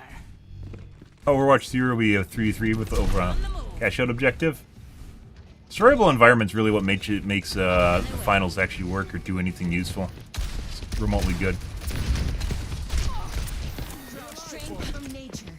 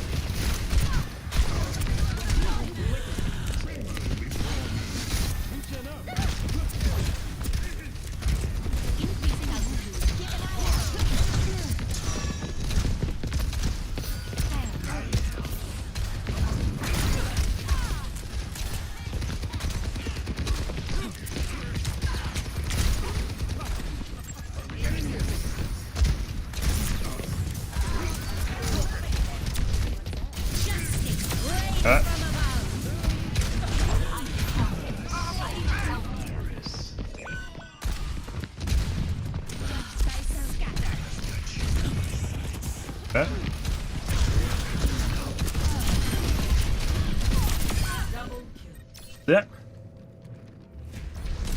soldier ulting is almost always assuredly means you're gonna die as a Pharah. So I'd rather go in and maybe kill something than die to a soldier without doing anything. So 4 teams are a nice thing. I agree. More games, 3 teams, 4 teams. It adds more chaos. A lot of games don't like that because it makes things more difficult. But I disagree. First game I played with that was Tribes that had 3 teams in it. Yeah. Oh, there's the Me Too Pharah. That is not the soldiers, so.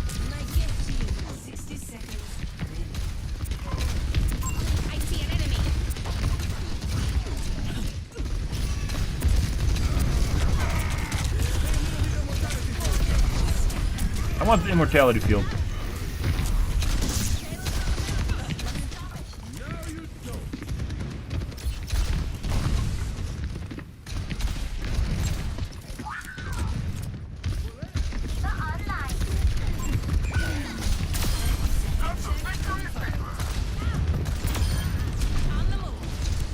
Right now.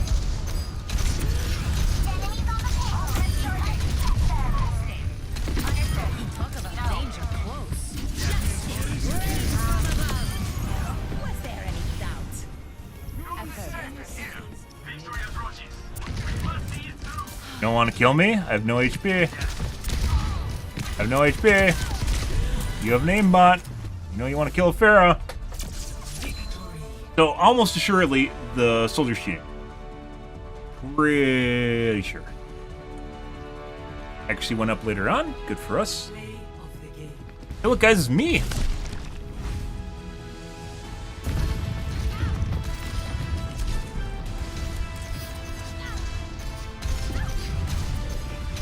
Swear to God, I couldn't see the top of my screen. Change my angle, my monitor, and then I'll help. No. Fucking weird. Like, my new monitor, guys, sometimes feels good, and then sometimes it feels like I'm tunnel visioned.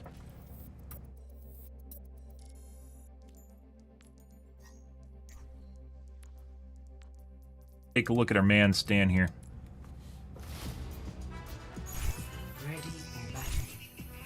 So, when we almost assuredly he's cheating, because we dangle teched him and he couldn't shoot shit. Like, he doesn't even try to shoot my legs anymore. Which is why, the whole reason, guys, I'm using this as line of sight is because he can only see my legs. And as you found out, he doesn't really do much of anything when all that's happening is my legs are exposed.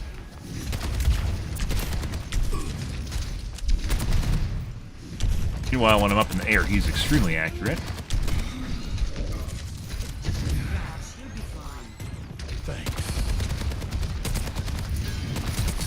That, as opposed to him not even trying to shoot me and or not being able to shoot me at all.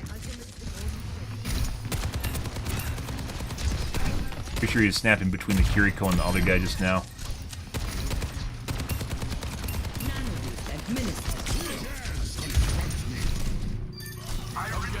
Might be magnetic.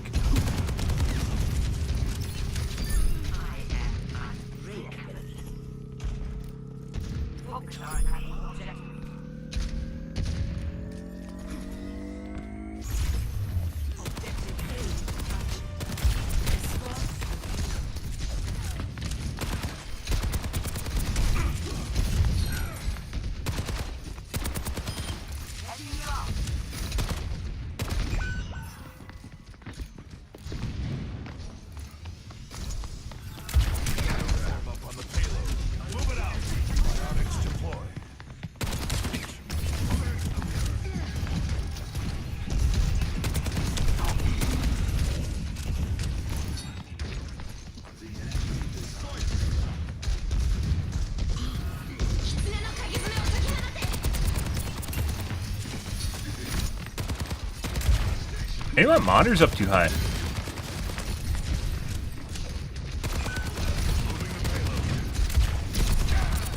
Too much.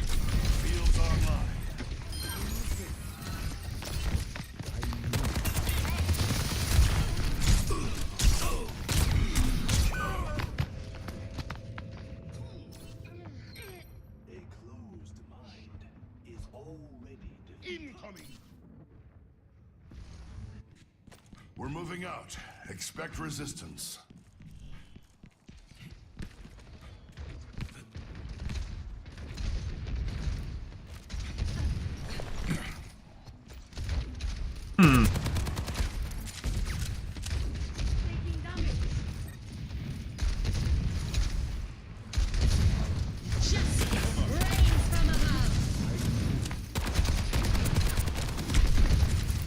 For that.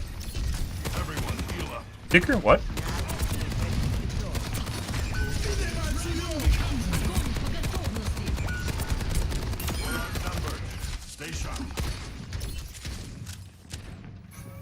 It's like it gets dialed in, like your location, but then it just stops. Better be a good excuse for this holdup.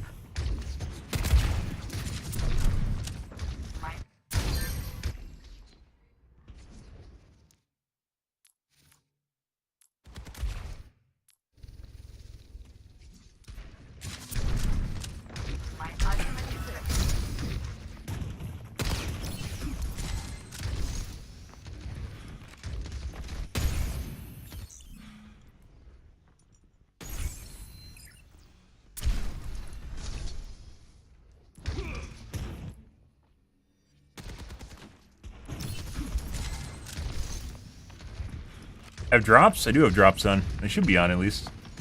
I don't have it in my title, but if you're on Twitch, there should be drops.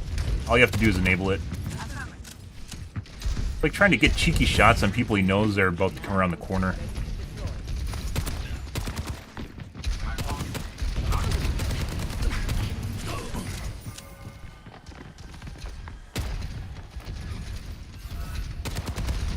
Like, he just fucking pre-fired at me when I'm about to double back. Without seeing me. Tremble before me.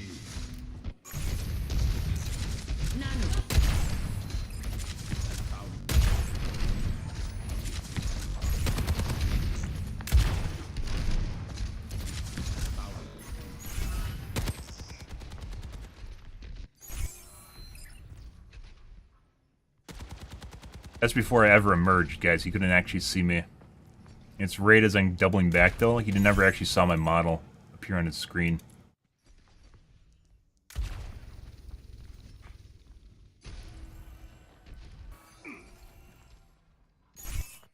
I'm there.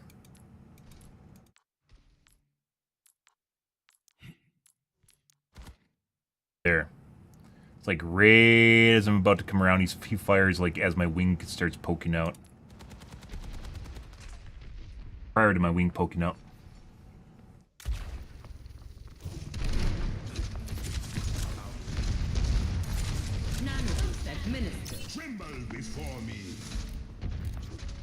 You can hear the Genji, so that's not outside the norm.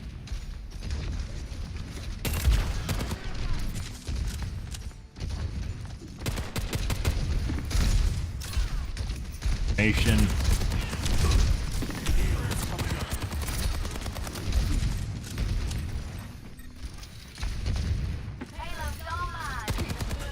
Pre-firing on the bat prior to seeing him, or pre-aiming at the bat prior to seeing him.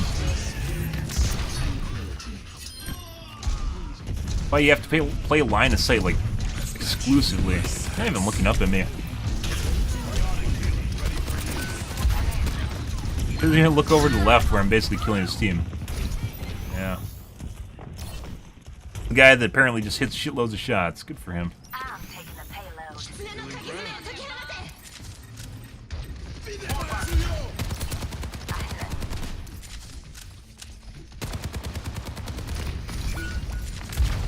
Might not even be toggled on anymore, he just has a wall hack. He basically gave up on winning, so he's not even using a wall hack. I'll try to rebuild this here.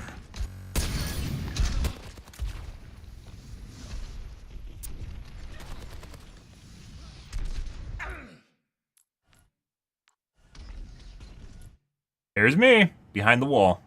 Not where I was, that's me behind the wall right now.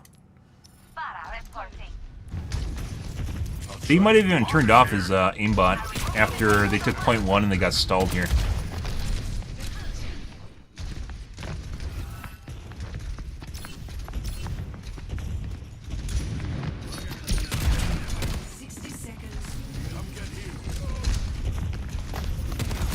Maybe they got stalled here because he turned off his aimbot.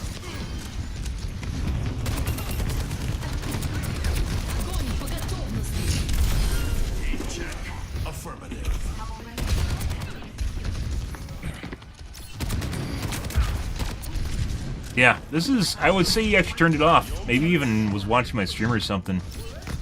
Right after, right after I was talking about him,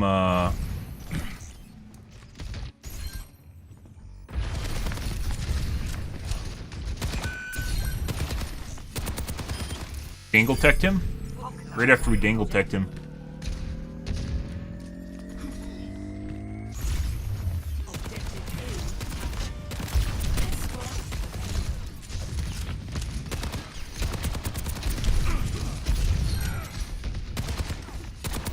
Even a little bit afterwards. Yeah. We're still going to report him, because Dangletech worked on him.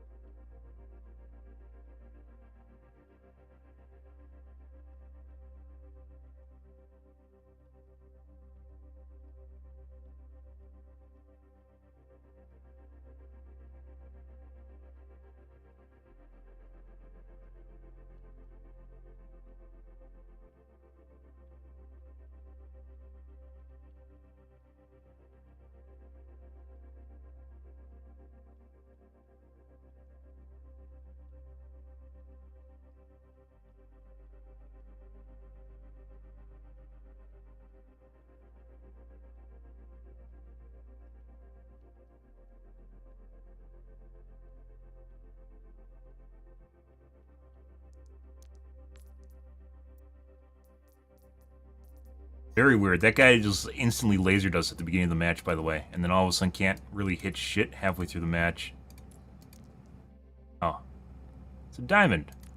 It's a diamond, guys. Good for him. $3,500 account. Yep. Diamond. Beginning of the match, very different accuracy, where he laser rifled me constantly every time he saw me. Yeah. Yeah. Good, good, good. Only in unity will we find strength.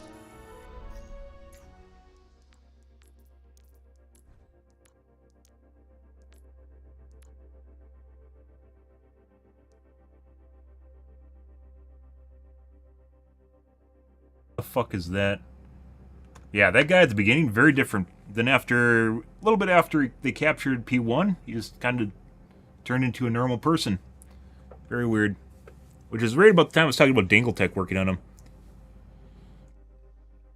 Oh, we still got the beginning of the match for him. And then it seems like he was just utilizing a wall hack. His aim wasn't very good.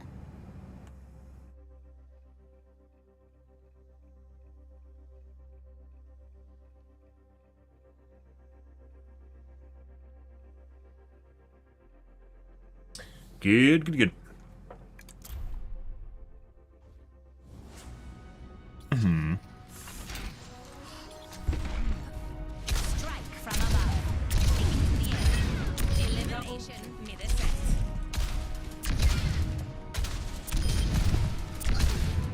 Double. Taking off.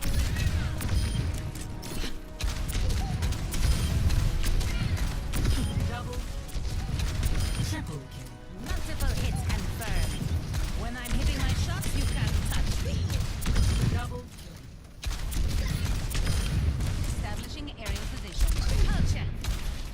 Eh. Where's your jetpack? Guys.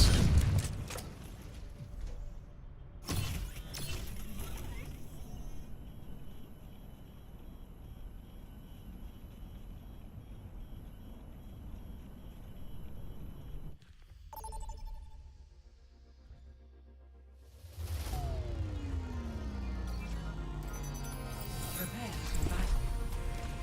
Select your hero.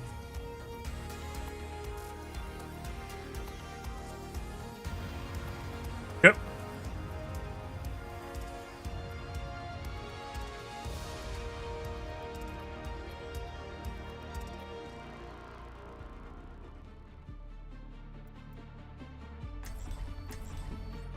Mm-hmm. Good, good, good.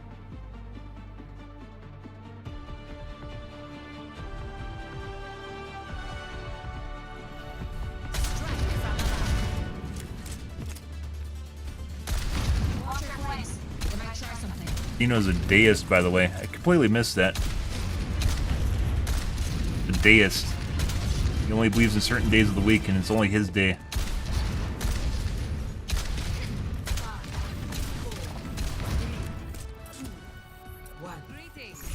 Objective unlocks in Positioning. seconds. Sojourn en route.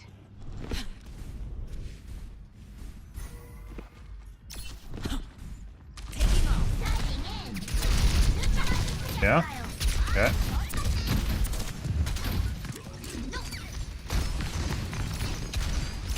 Enemy here. Enemy here. Objective unlocked.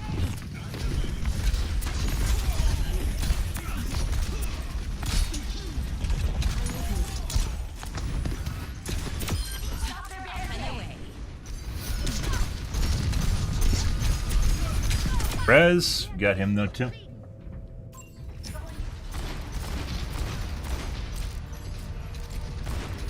Even Zen that killed me. All systems nominal. Enemy here.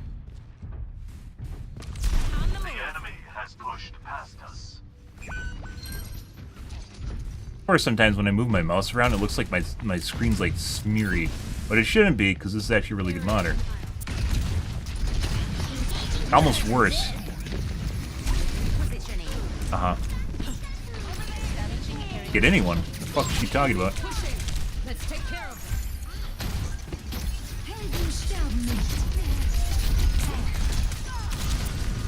Yeah.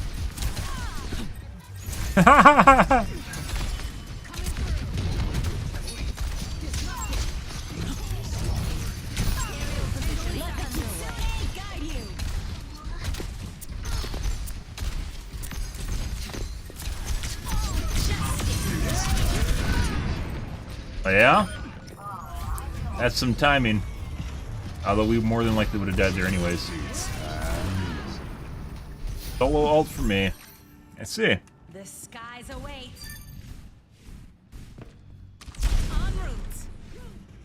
No, that just wasn't for the Zen. It's almost like my monitor gets smeary. I don't know what the fuck it is.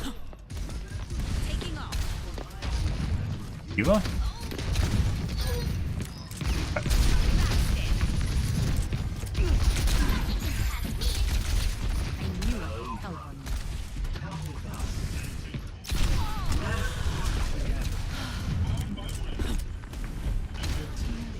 Steady.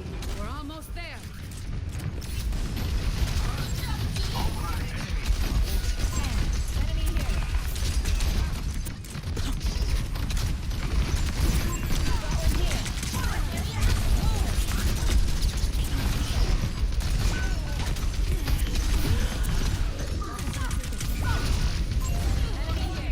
Okay.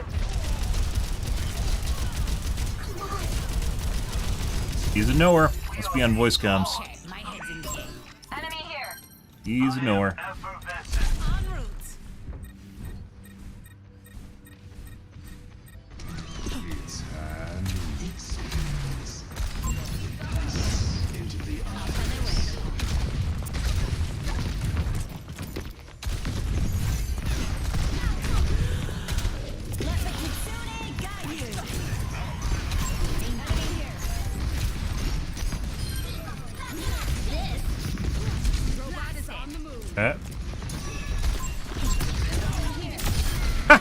Okay.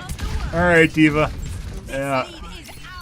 Not it. It looked like she wanted to go behind the bus, and then she just didn't.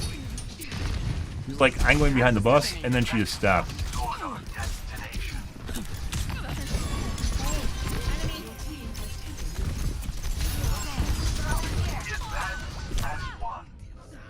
Again.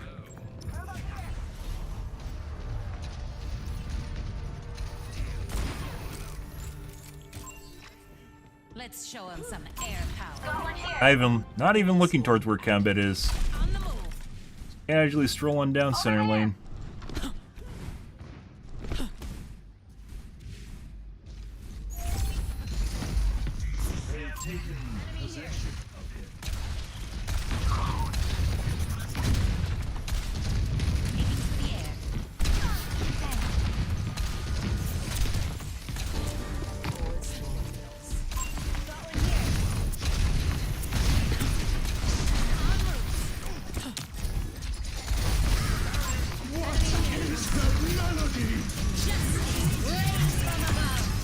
Oh, she ran away.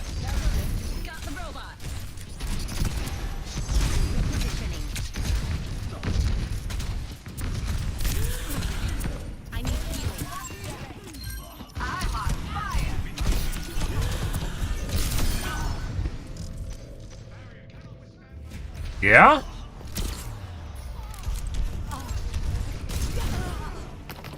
For a linear velocity? And acceleration. On the move. We're outnumbered. Be advised. For her.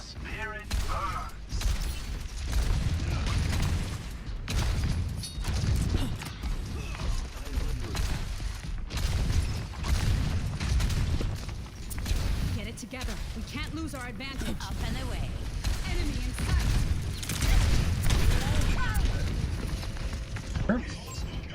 Into tap. Two tap. Escorting the robot. Let's it off. Let the Kitsune guide you. En route. Burning brighter than a supernova!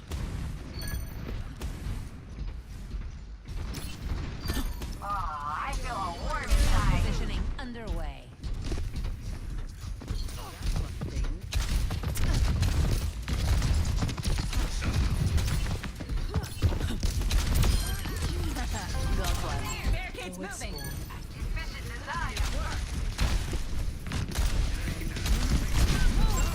Yeah, that was coming.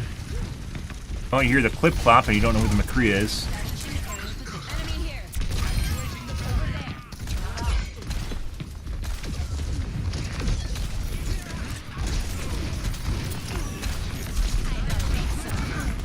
Not sure how that missed.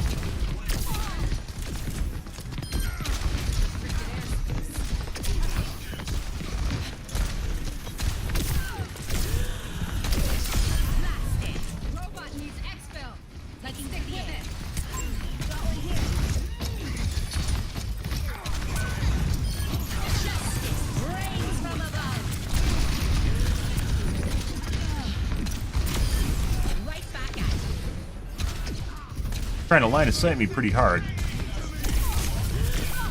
Okay.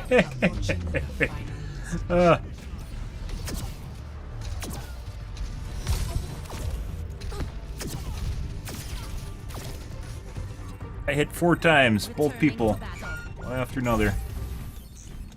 They took the robot. We need to attack. 2-minute warning.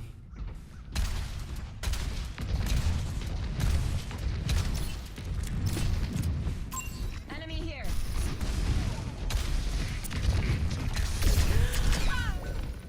Two tap.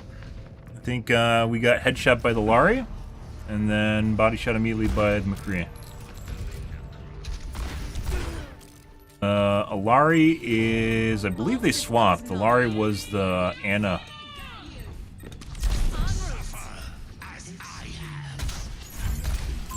Enemy here. It's go time. My spirit burns. Up and away. Off.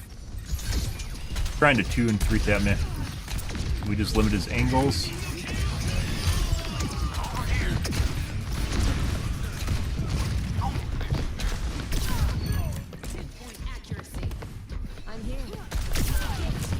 Now she's trying to duel me to kill me for BM, and all we did was line of sight her. And our teammates killed her. Disengagement, guys, fantastic thing to learn from MOBAs is when to disengage, or use disengagement as a way of killing people.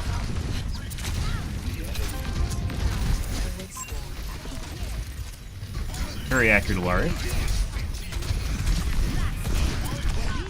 Guy just 2-tapped me. Pretty sure the McCree's cheating, I think the Lari's also cheating.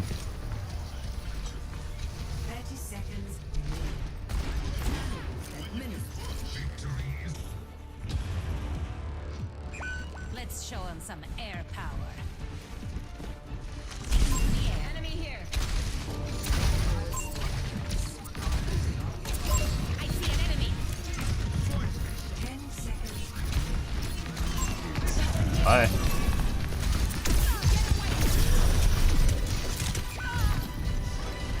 Instant headshot again.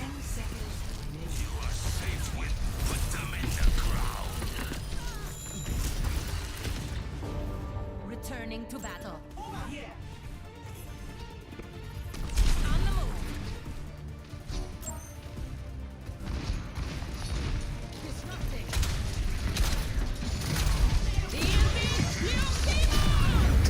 Huh? Oh.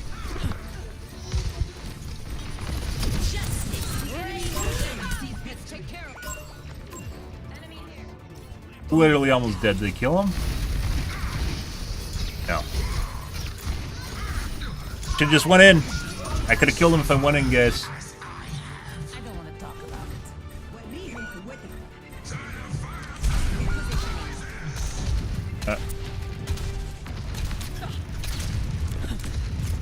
You have to come all the way back up, so we can just wait. Final push. Let's stop them.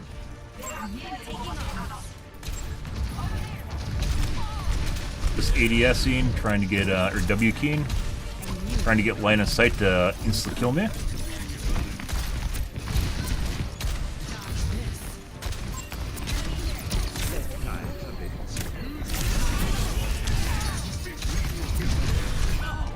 Good tap. Very certain the McCree's cheating. He's trying to be careful to not look like look through walls at all, but I've very soon noticed also says walls, which is why he's just like looking down. He was looking down main before.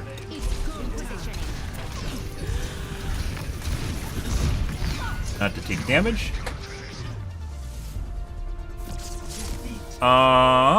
So we're gonna report the McCree immediately. We're gonna take a look at the Lari. Very certain Lari is also cheating, which is, I believe she was a Anna for a little bit.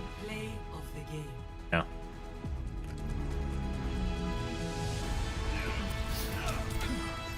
Is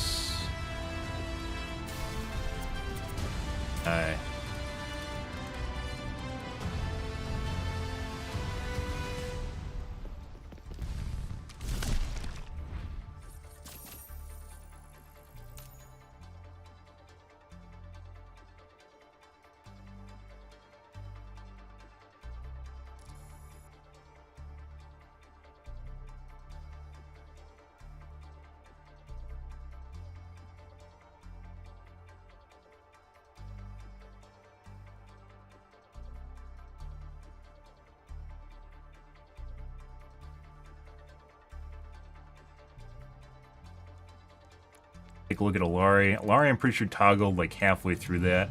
Maybe third the way through it. Alright, let's see it. Kree was very clearly, like he was... So one of the things that cheaters will do, guys, when they know you're good at line of sight, is they will overextend out their wazoo just to insta-kill you. And that's what he's trying to do at the end there, just by walking through middle, which is why I was just ignoring him, because if we tried to do that, he'd just 2 or 3 tab me. It was very, very clear that that guy was cheating at the end of the match, so I wasn't even trying to bother with him, because there's almost no way we would be able to basically out DPS a McCree that can 2 and 3 tap you. He'll just instantly die. Like, I have to hit 2 direct missiles or I'm dead. 1 direct missile and then, like, maybe a very close missile. Yeah, it was after he went Anna, after we killed him on Mercy. Mercy's really, really fucking hate dying. Really, really hate dying.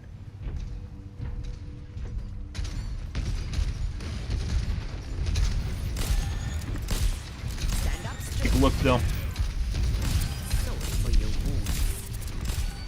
Flicks are inorganic, make UNC shapes. He's doing like one of these things. That's not how people flick. Flicks are very, very linear.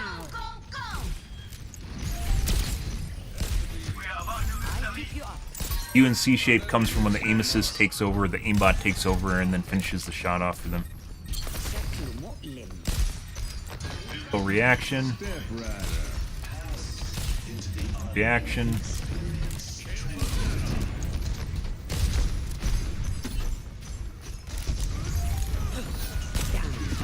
It was about a third through the map. It's basically when they went Anna.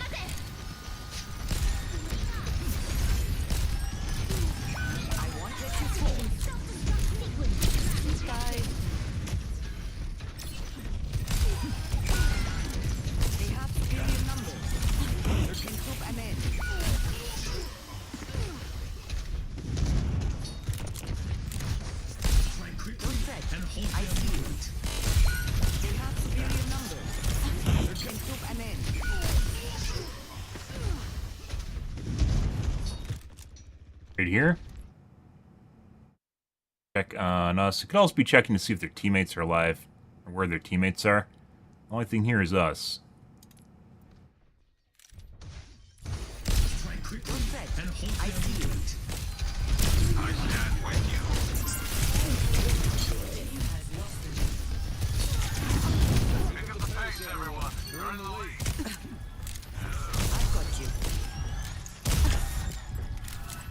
Somehow flick shot the Zenyatta, who was not on the screen, and then overlooked completely. They like flick shot the Zen while looking over the top of the Zen, and you don't even see him on the screen for the most part, but heals him.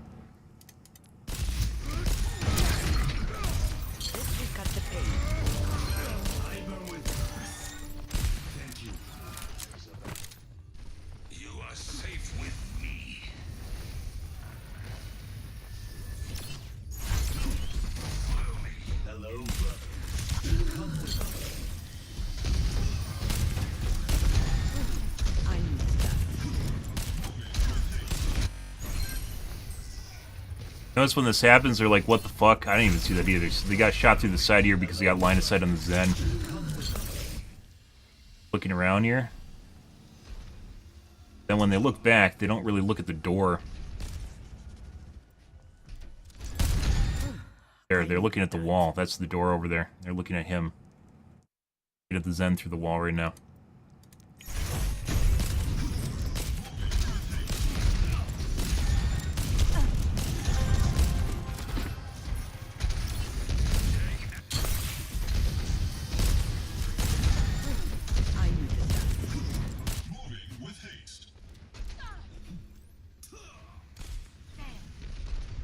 Bridge miss? Maybe.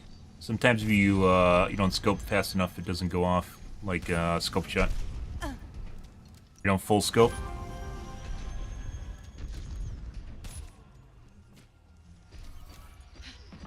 Launching me through the wall.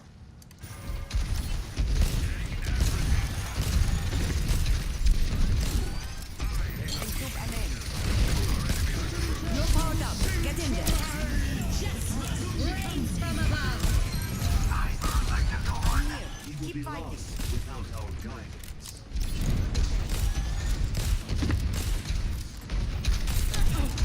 I'm under attack. And this is where I thought they're cheating. This right here. This shot right here. Was when I started, I was like, what the fuck was this? And as I mentioned before, it's kind of... You can kind of tell when you're playing footsie with someone that knows where you are, too. And we completely dodged a sleep dart on that one. Right here when I come around the corner. Over the top, you can see your aim spin around, too. This is not normal. This is not the way a person would normally aim. Aim straight up, you hit the top of your ADS. Locked onto me, so she spin 180s while basically your character's locked onto me. Very certain this guy's cheating. We could even point that out. What is that? 545? Okay.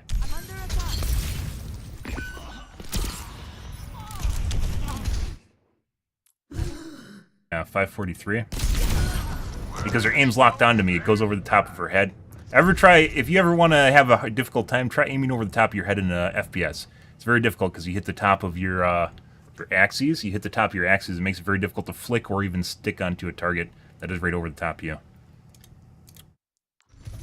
Experience tranquility. I won't give in. 543.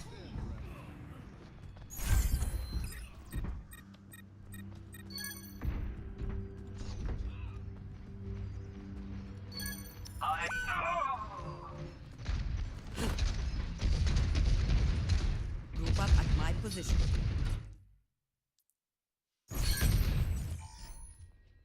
Help themselves. Group up at my position.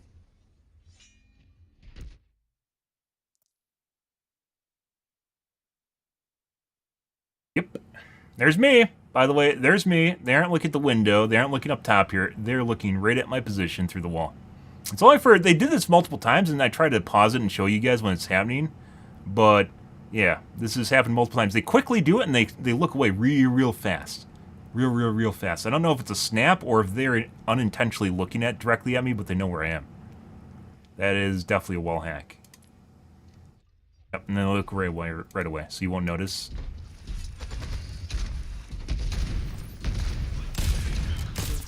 Angle Tech working wonders.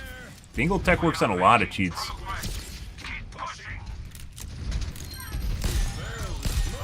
But once cheat developers figure it out, they'll just add a dick shot, and then it doesn't matter anymore. Yeah, then they just add the dick shot, and then it doesn't matter.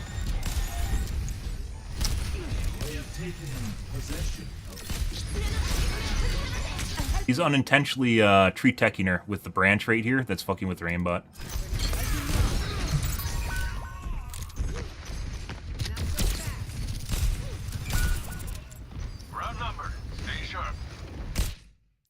And Kiriko, this could be an angle though. Right here, this could be an angle. There. I mean, you're difficult to actually pretend that you see a person right here though. Like, if you look at this, you can maybe see like 1 or 2 pixels of the outline as she goes around the corner. Right there. Maybe 3 pixels.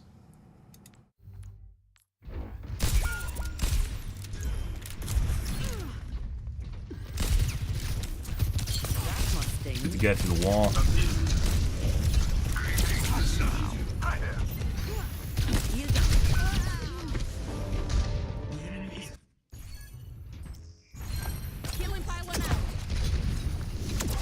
Before we start getting pegged in the brain by the Lari. Got the guy to the ground.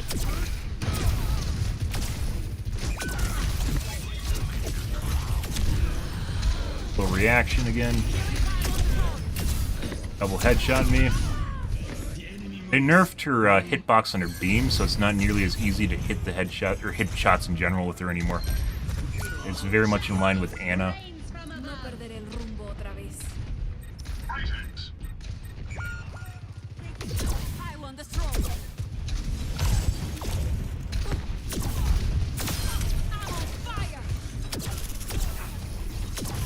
In lock distance, maybe?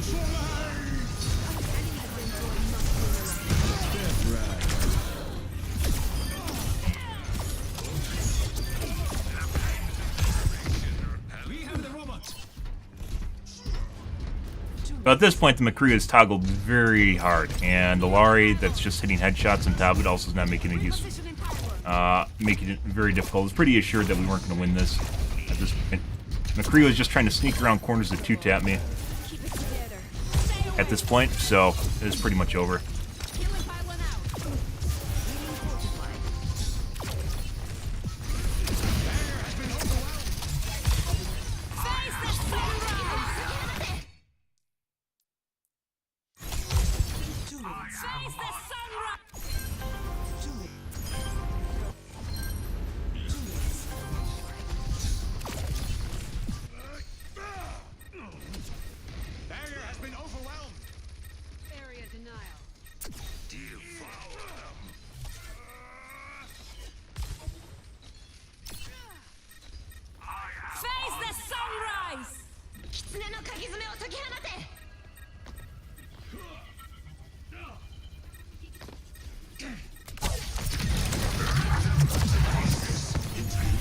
Oh, free lead there.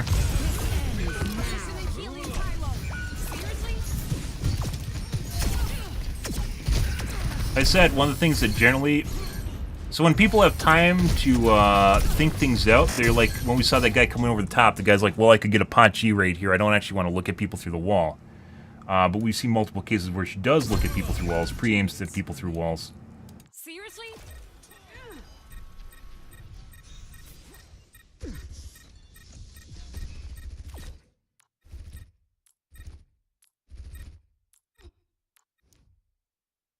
There's our friend Sojourn.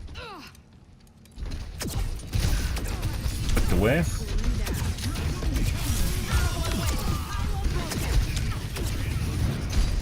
Missing now. Eh. Doesn't miss me.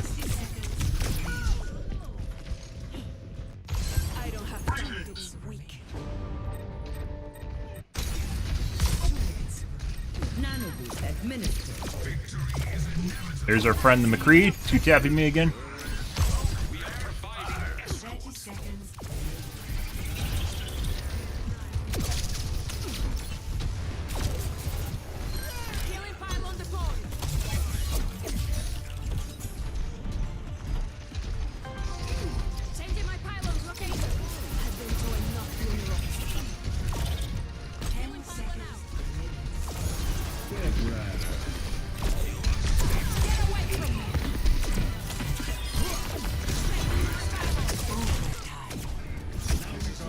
Mine is sighting himself. Pole teching herself. Good. Himself. Yeah.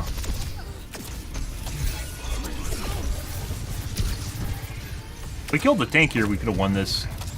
I tried to do a long-range attack on the tank because it possibly could have killed him. If I finished it, it would have.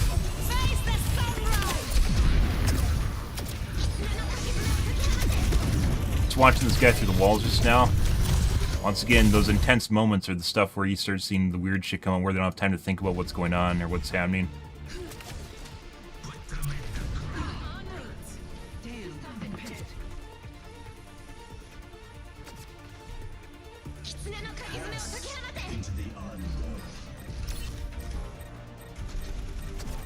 Definitely knew where that guy was. Knows where the guy is. Questioning his poor life choices right now. The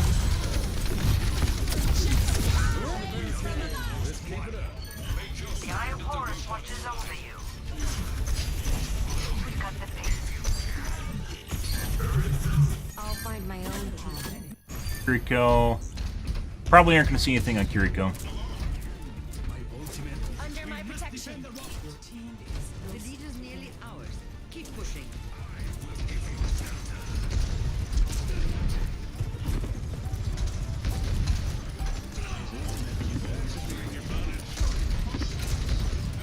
Draw strength from nature.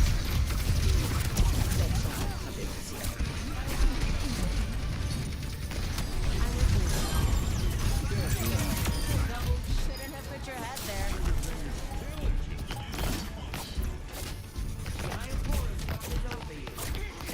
Approaching the final.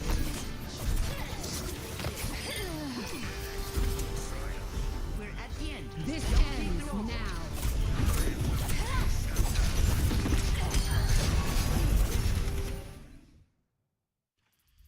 All right. Let's see. Hi.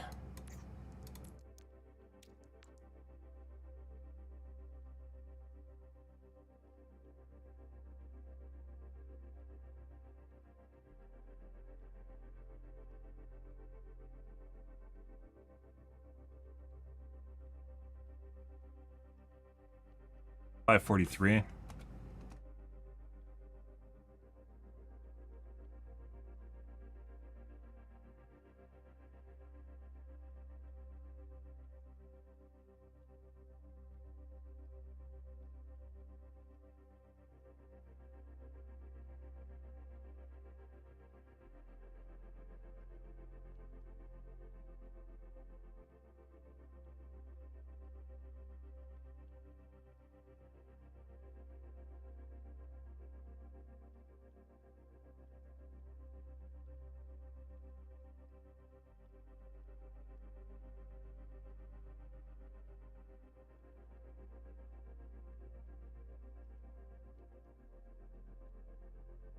Big one is 543.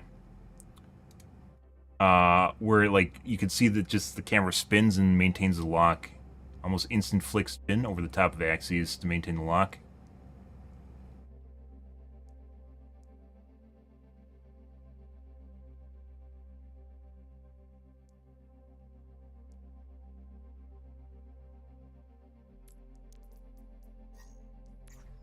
Five endorsement, probably a streamer. Oh, level 4 now. Oh! Not that has anything to do with the report, but nice game. Yo, guys. Actually, how did we do for that match for accuracy? Nope.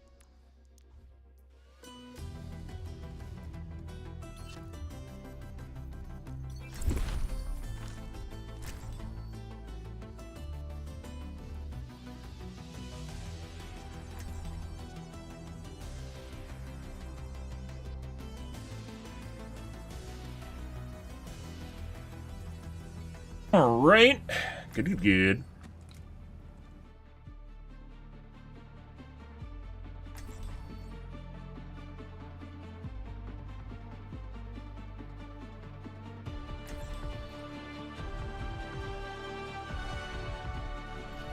Strike from above. What's up? No one's a natural. We all have to put in the work.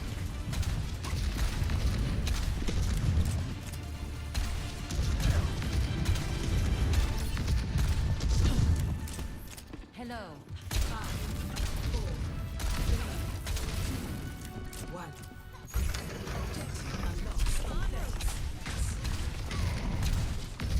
I like it when the prey fights back. Oh, yeah?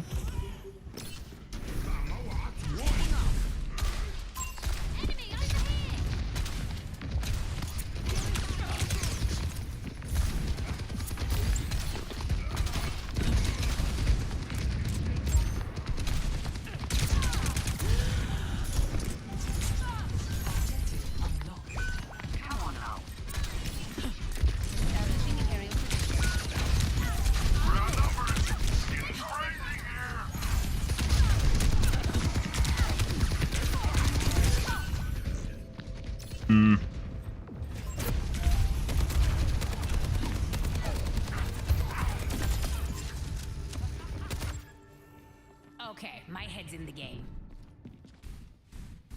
En route.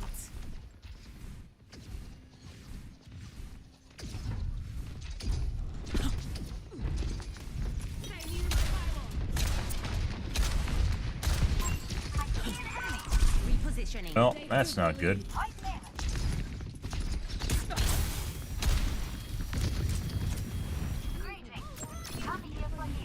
They're pushing the barricade. Strike together.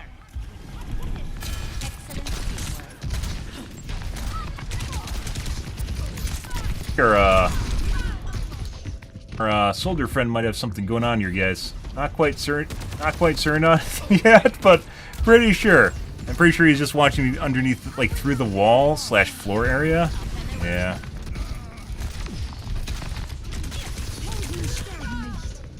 Yep. Get a kill cam. I don't stay down.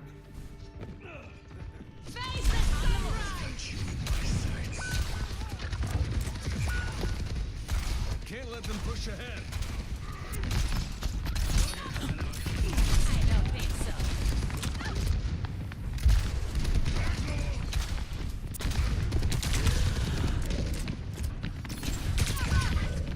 Uh-huh.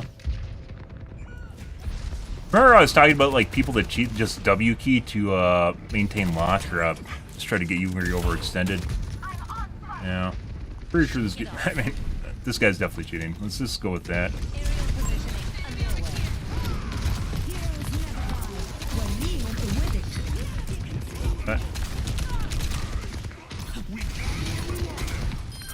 Yeah.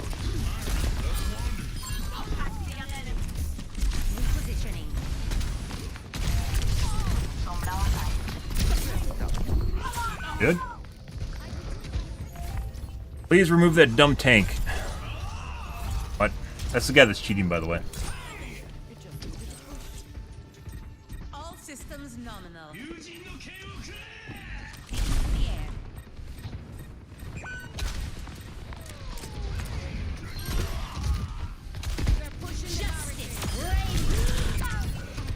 Get rezzed.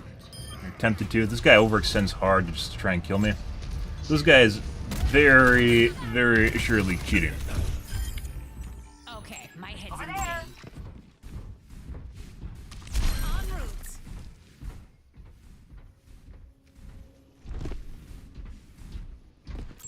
Over here! Fire! Increasing altitude. Yeah?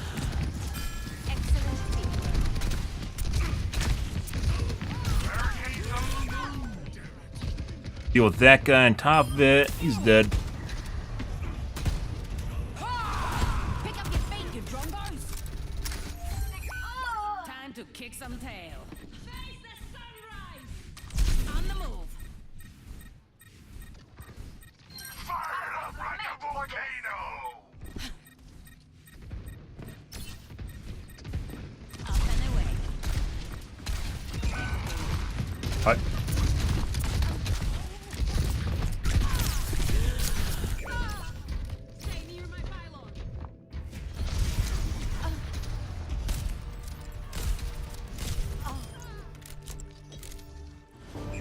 Always more to learn. Repositioning. Team definitely has something to be desired today. Not sure if my Windows update helped or not. Doesn't seem like that's the case. This guy's like super hard cheating. Not the Genji. Genji might be cheating too. There's no way to tell.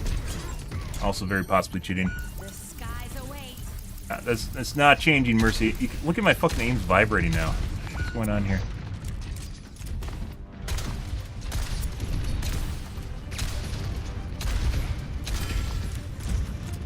Did he die that much, Farrah? I don't know that the guy's cheating right now. Dead.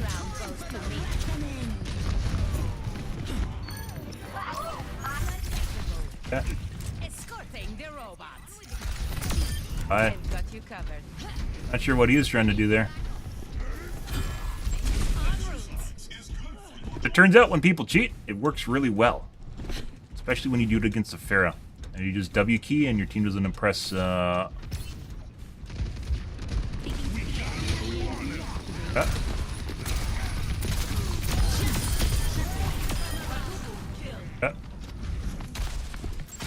up. Repositioning. Right there. Hello. Progress.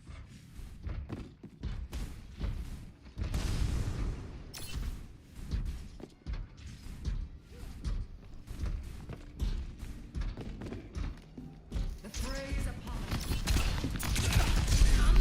Gotta look for the revenge.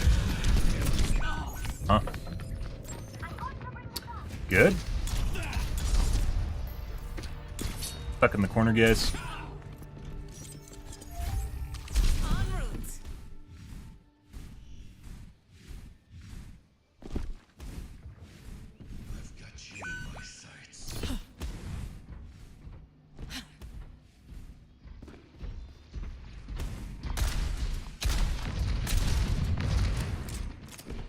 What are her teammates even doing?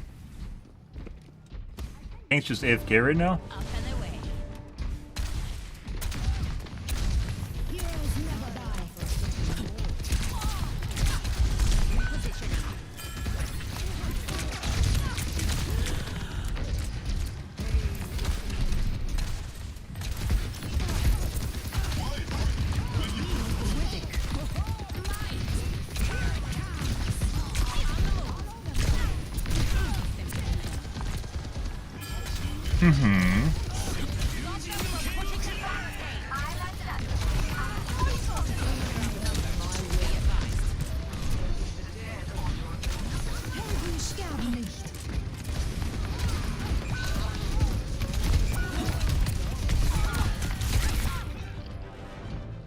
Good. Oh no, they can't! Stop that robot!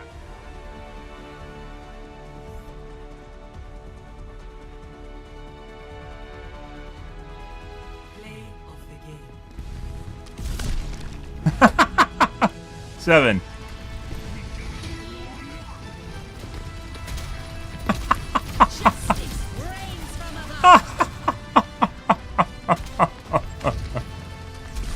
What a dumbass. Also, the fucking soldier's cheating, so that was not helping things.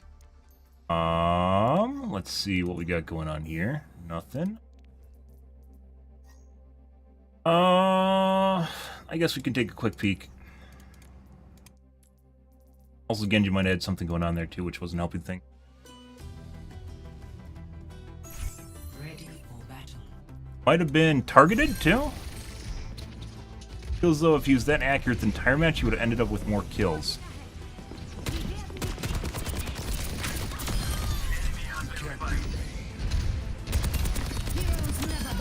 That.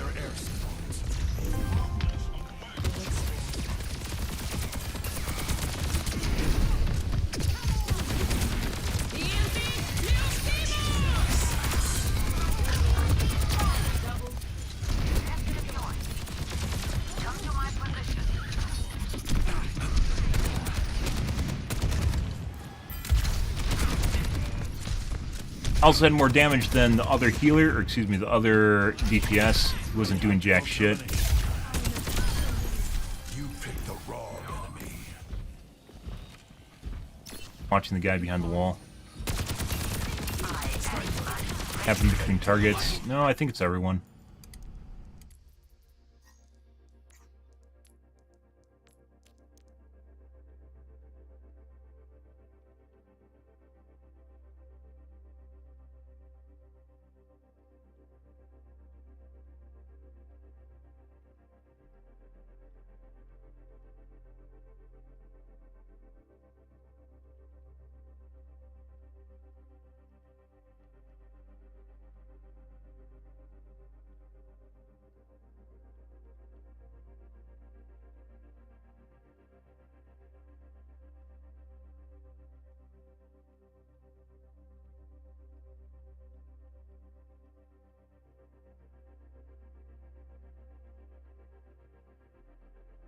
Yeah.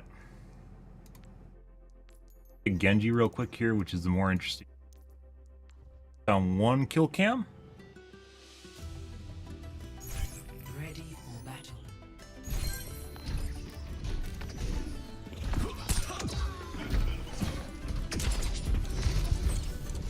Oh yeah, we saw him fucking trying to shoot me through the floor, looking at me through the floor when I was up top there in the side area, striking me through the floor. Soldier is very, very deftly cheating.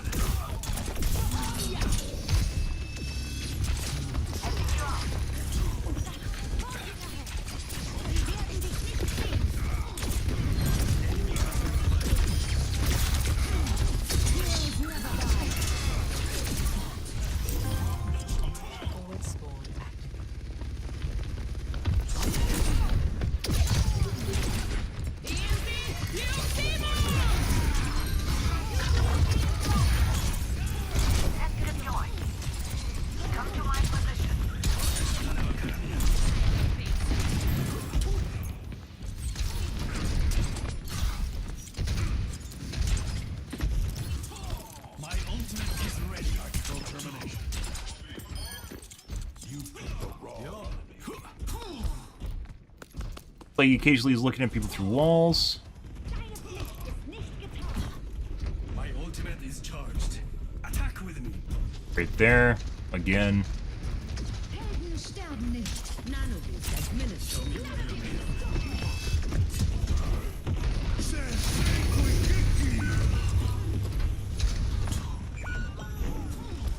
By the way, we had almost as much damage as the Maga, with 7 more deaths than him.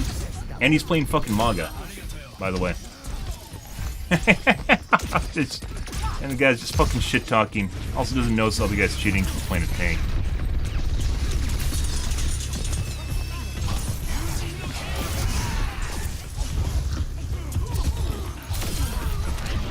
Snapping to people off screen multiple times.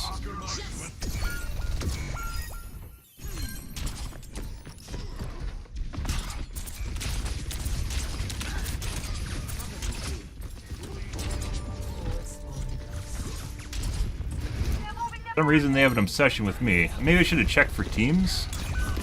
Should have checked for squad. Very interesting. Mistakes will always precede victory. Hello there.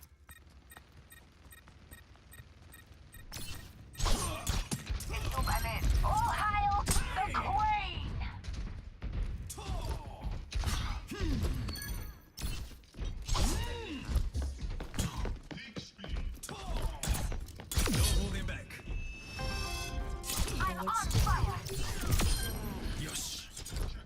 Snap off screen again.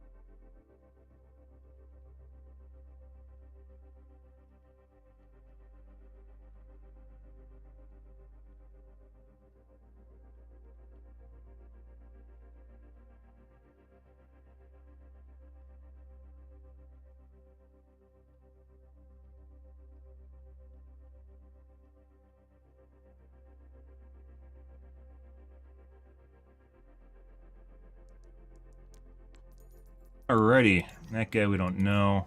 Probably a burner account. Oh! Wow. Jeez. Oh. Oh, okay, you know. So, Genji-chan here. I love that you can see past history, guys, because it tells a story. It tells a story of the gold and silver that all of a sudden in Season 3 became a master out of nowhere. You know, it just, he needed the right push, right? You even played Genji in prior seasons too. You know, it just needed a push. Needed a little bit of a push here. And all of a sudden he's a master. And then he's a GM too. Where did he become a GM? Was it Season 6? Oh, Season 6 he's now a GM too. Congratulations, Gold and Silver. Shoot, it shows that it is possible to become, and you didn't play like a small number of games either. It's possible to become a lot more than you thought you were. All you needed is a little extra effort, you know? It didn't even remotely climb. It's not even in the same ballpark. So it's either when he started cheating or when he bought someone else's account. It could be either or. When people get banned, they'll usually buy accounts. So they have playtime, and so they don't need to actually, like, it makes it look more legit. They don't have to start over. They just need to pay some money for it. And there's websites that sell accounts, too.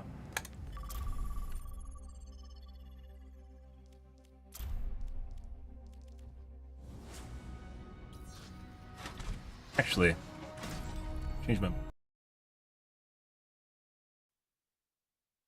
One second, I gotta take a piss, guys.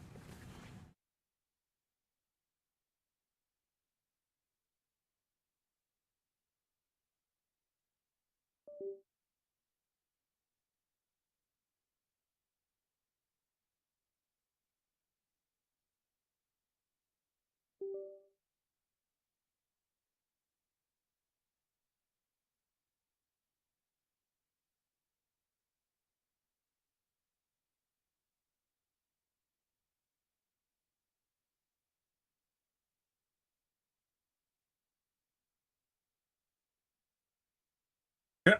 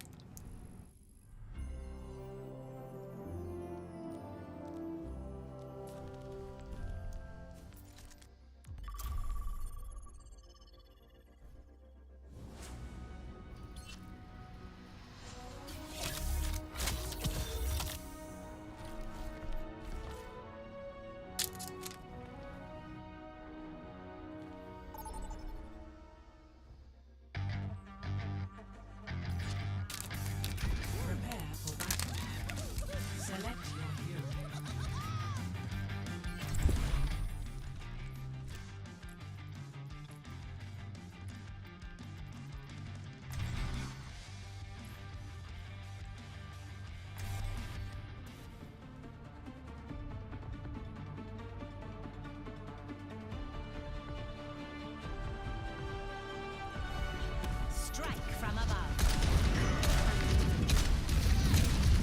No mistakes. Hello. No mercy. Negative. Stay sharp. It's harder to keep you alive when you're distracted.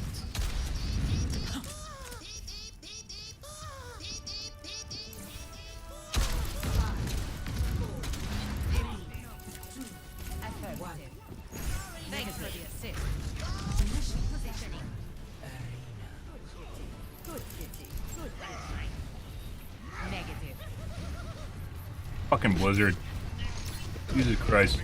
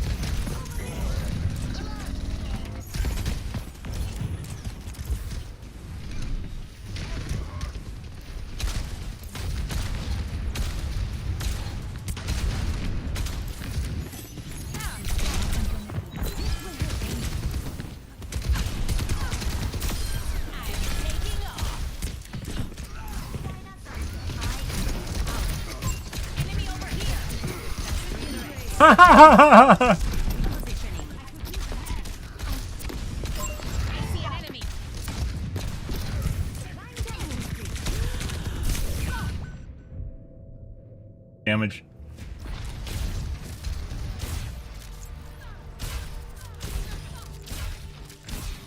Full tech? Full tech. Maybe full tech. Can I get full tech? She might have got full tech, guys. Full tech and disconnects the aimbot. Sometimes.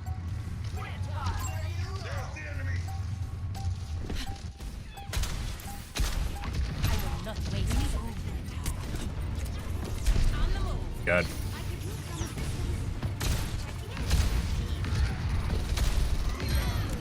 The grid are good.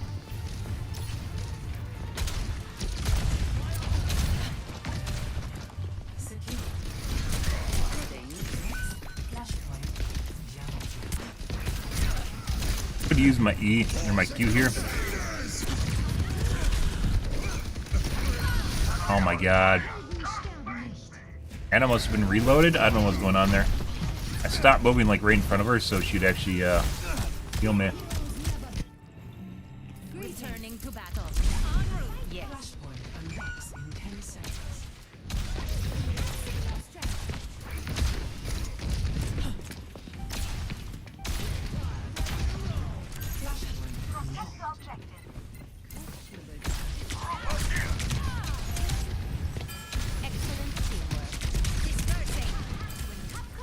He actually ate that.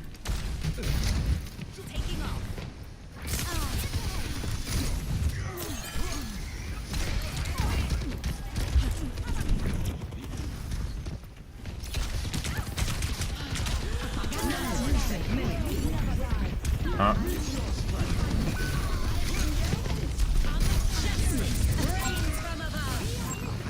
Good.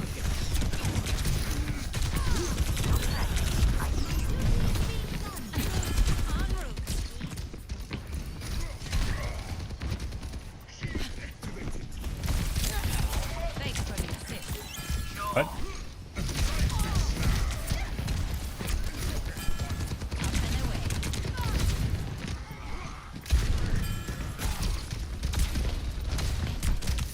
Might try a different outline color.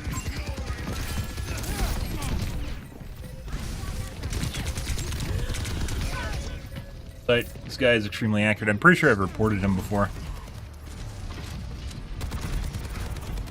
Oh, he's shooting. The skies await. Repositioning.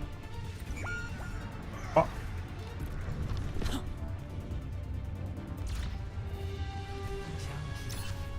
Lost. Hello.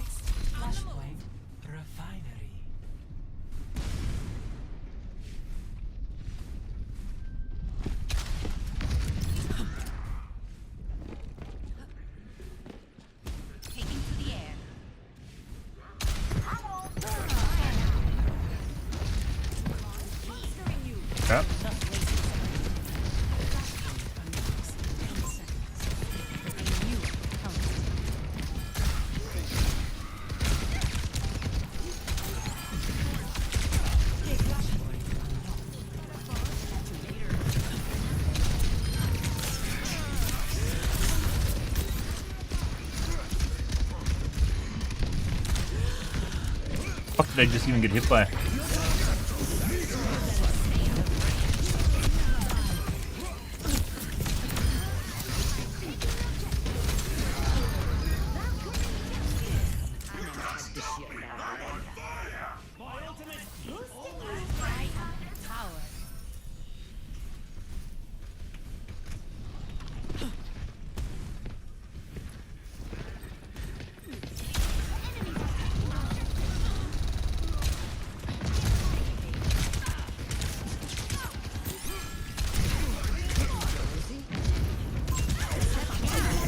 Oh my god! You gotta be fucking shitting me.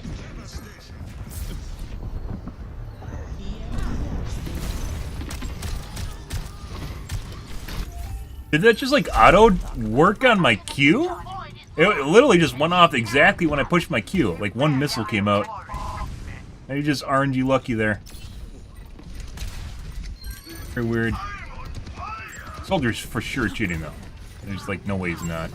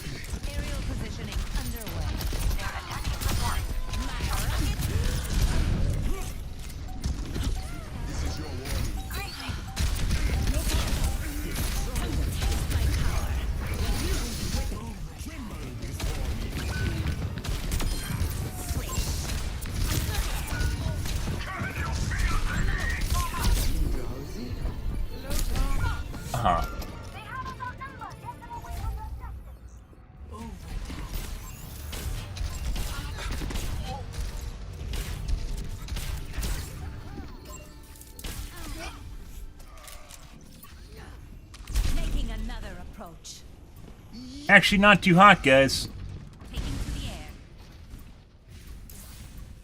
Magic went, but it's not here anymore.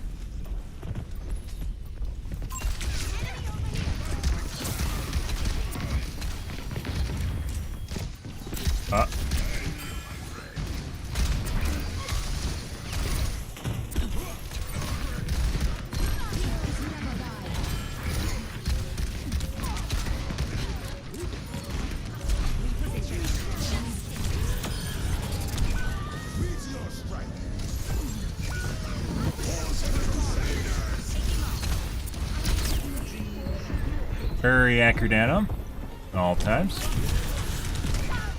Yeah. That's the soldier, by the way. He must have reached his cap on his accuracy. Popped off.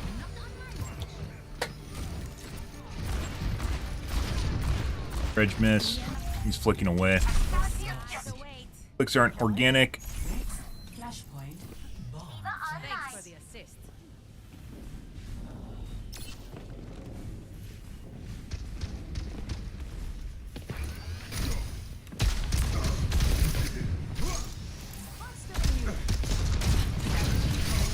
Dude, I can't fucking hit shit right now. What the fuck's going on? Like I said, I might revert to an earlier version of Windows.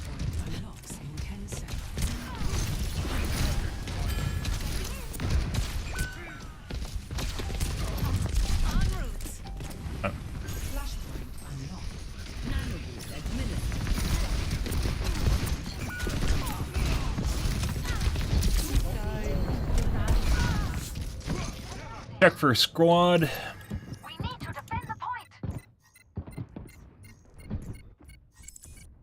Stack. Stack. Enemies left here. Yeah, this is it's a twos is chemistry and then Anna. Ladies and gentlemen, start your engines. Not the Anna.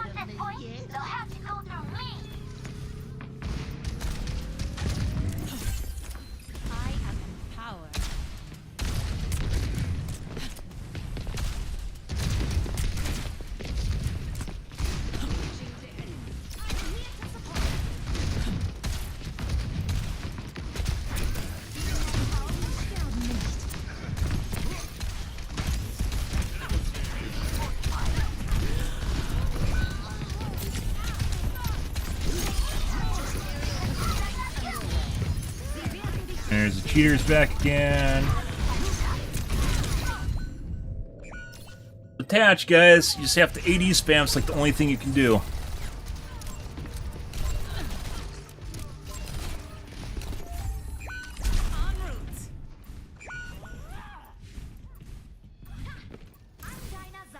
I will not waste this opportunity. Establishing aerial position. Don't worry, I'll catch you up. Direct hits at any range. Get in time. Got me good.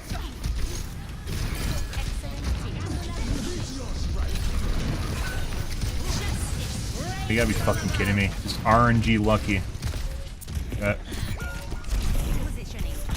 Have to go in. No other way around it. Those guys for sure cheating. Let's... Play of the game.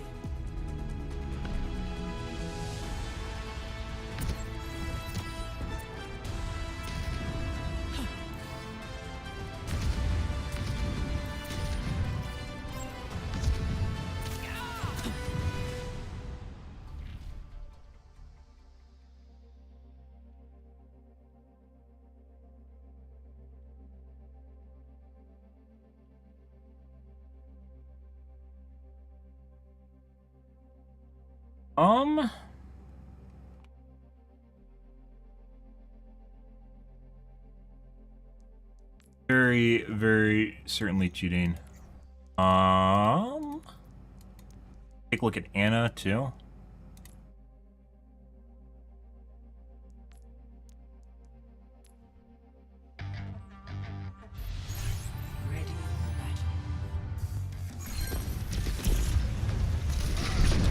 Which is this guy?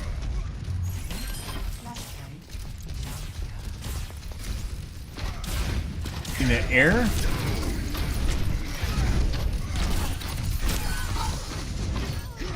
Who's the guy? Actually, let's hold on a sec here, guys. Who is the guy that wasn't in the group?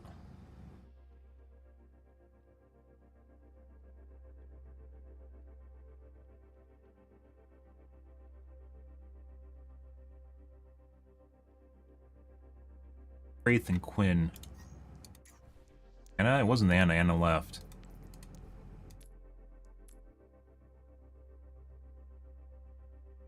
DPS. With... definitely cheating.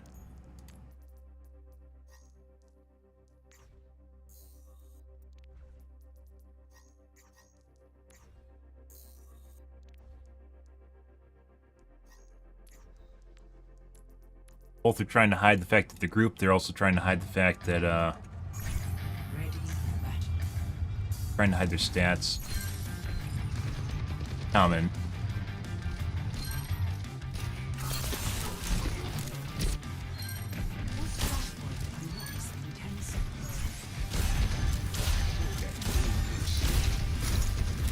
Yeah, you did.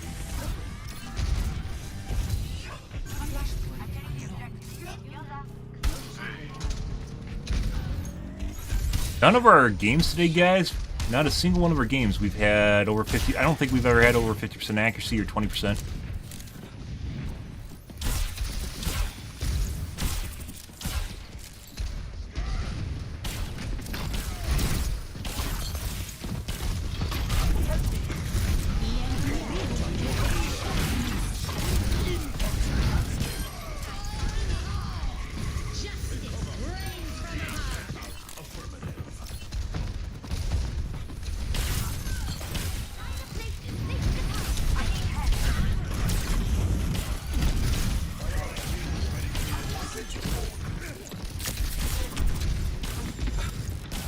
U-shaped flick.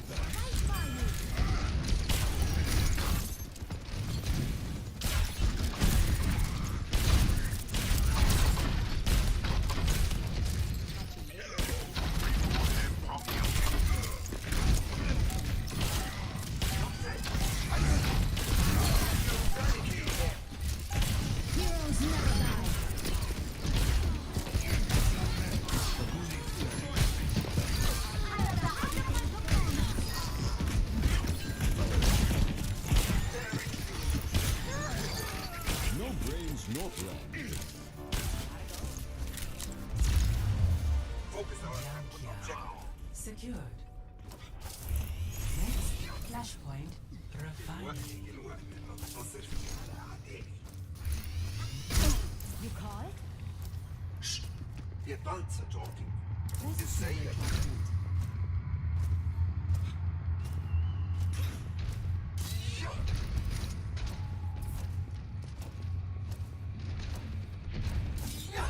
Flashpoint unlocks in 10 seconds.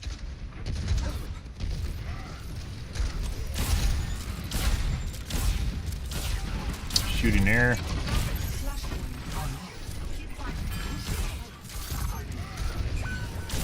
Junkrat.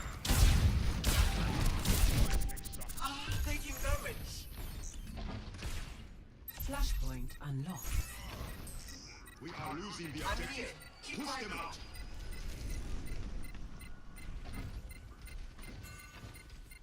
That's Junkrat right there. I needed that.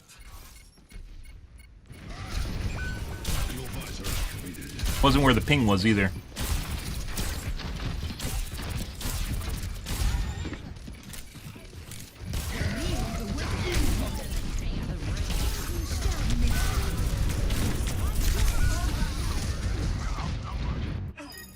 You'll have to try harder than that.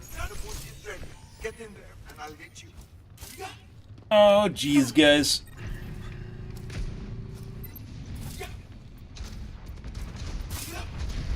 Fight until you're lost. EMP activated.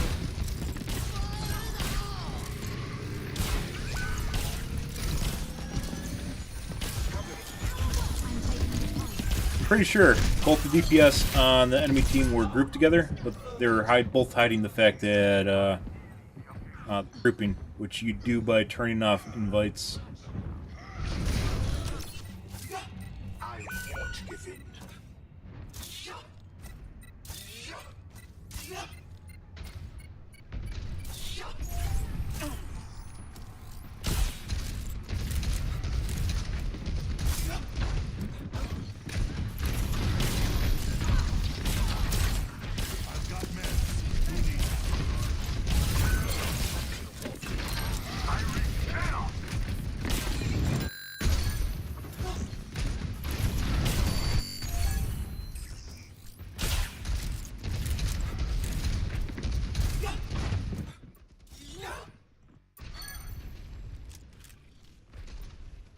Checking corners is normal, obviously.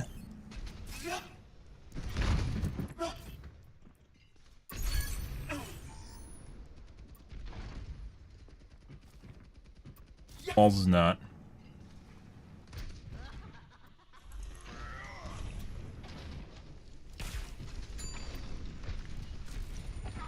And now he's looking at corners.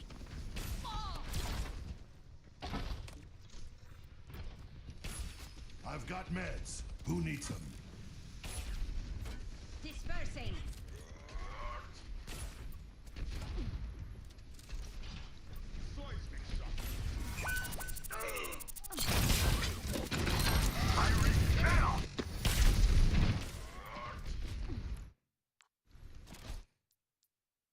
That looks like he's looking at Doomfist. The other one does not, which is after this right here.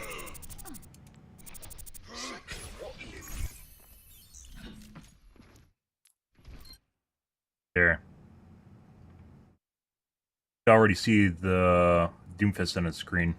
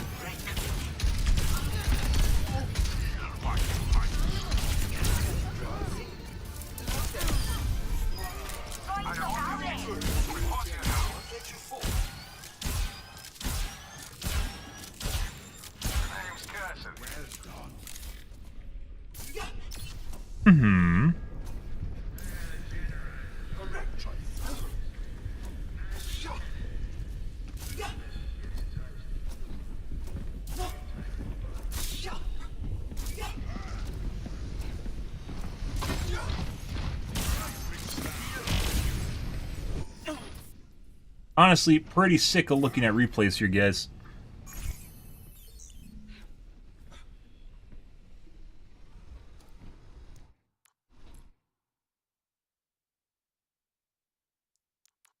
He immediately looks away when that happens, though, and does a spray for Get Good Son.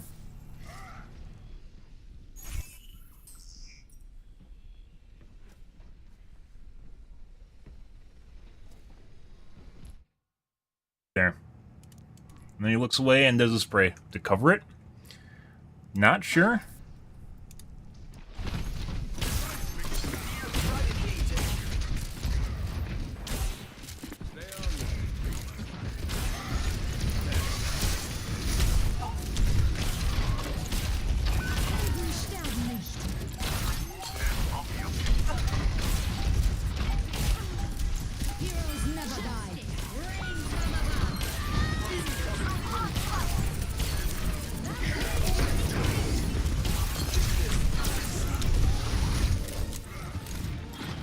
Sleep dart. Same with the last one. He does like little curly cues with his aim, and for some reason they hit. It's not their normal flicks at all.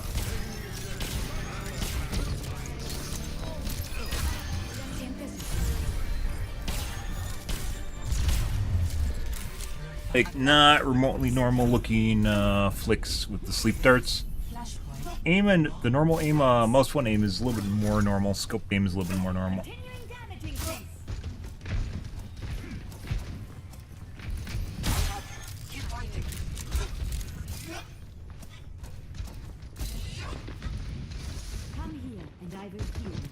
Bunch of people through the wall right now.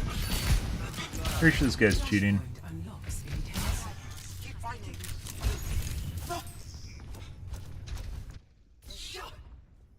Notice whenever it locks someone through the wall, he punches the ground and sprays. Almost like instinct for him. He just punches the ground and sprays in general, but he also does it exactly after it locks someone through the wall. There. Watching our teammates through the wall just now. There. There's no teammates here, by the way. Sombra's way over there. Take him out.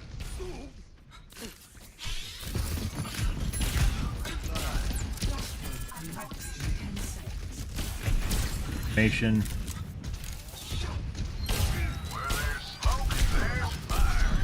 I expected these guys on to be voice counts because they definitely like coming to help people around my position.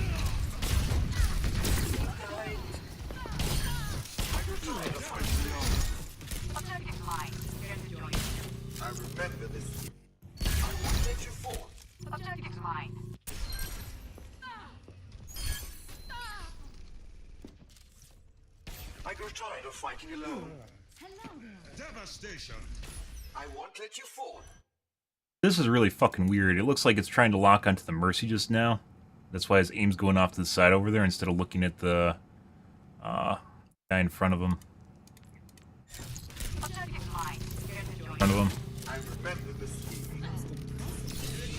Pretty sure the sprays and punches are there to...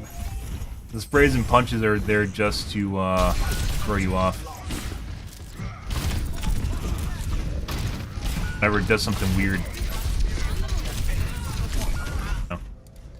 Okay. Let's see. The Anna. This guy.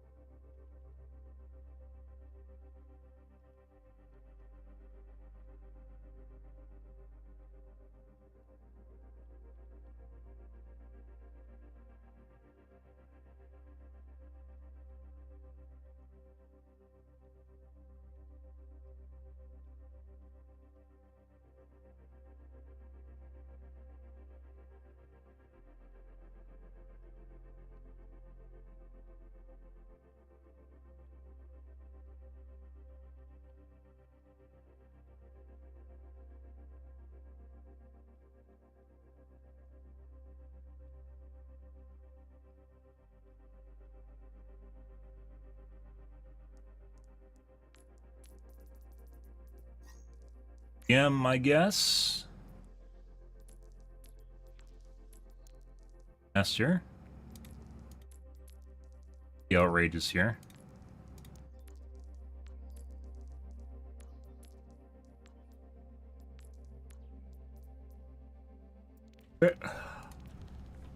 My fucking aim, guys, I swear to God, is not remotely on. It feels like I'm living in a past lifetime.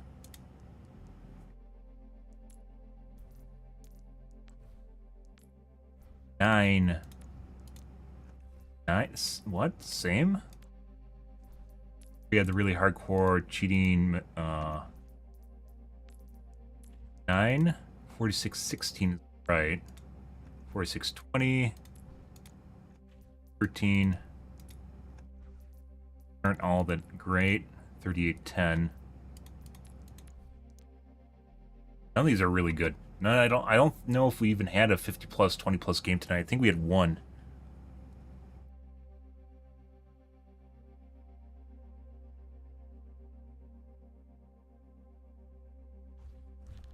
Take a peek real quick here.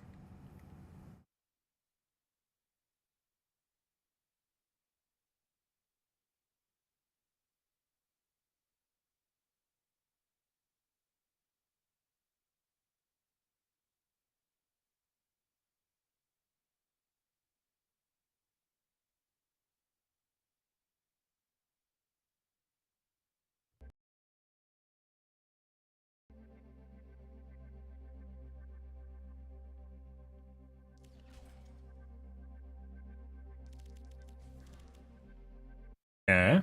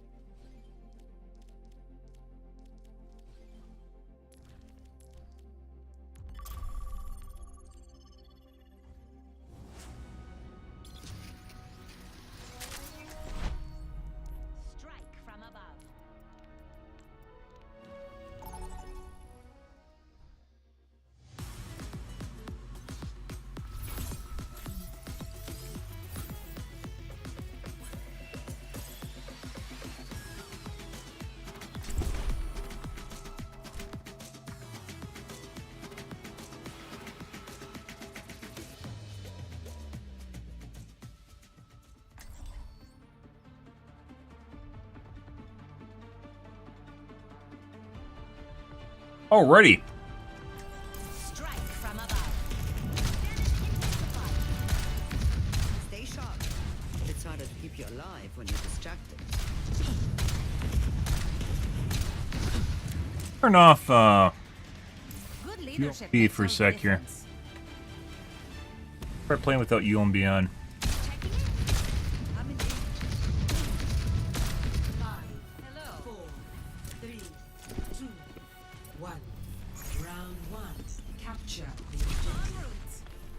Wonder if maybe the motion clarity is too good that I'm actually focusing on shit like words. It's actually, I don't know, actually. I knew I could help.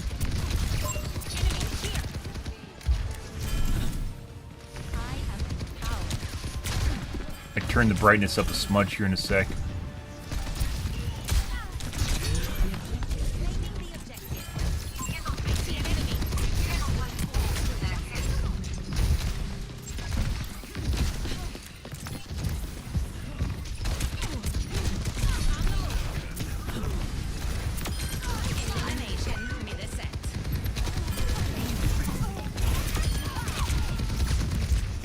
Oh, I was against the wall.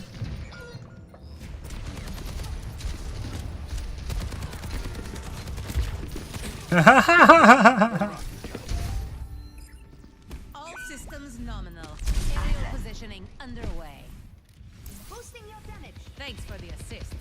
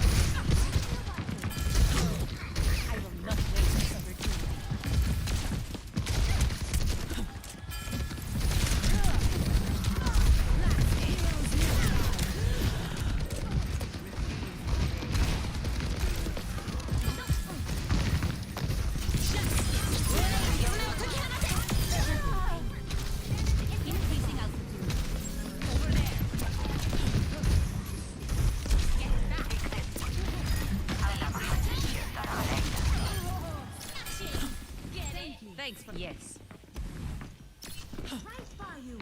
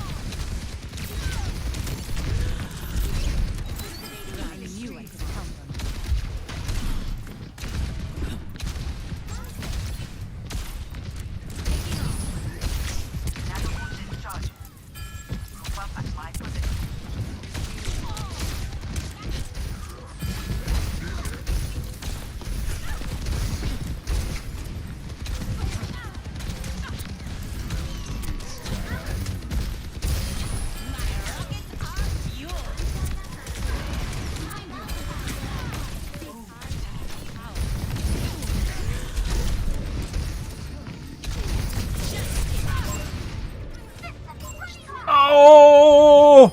He was literally 10 HP. That's also really weird looking. Our tank might be cheating here. 64 HP. That was parallel linear velocity and acceleration.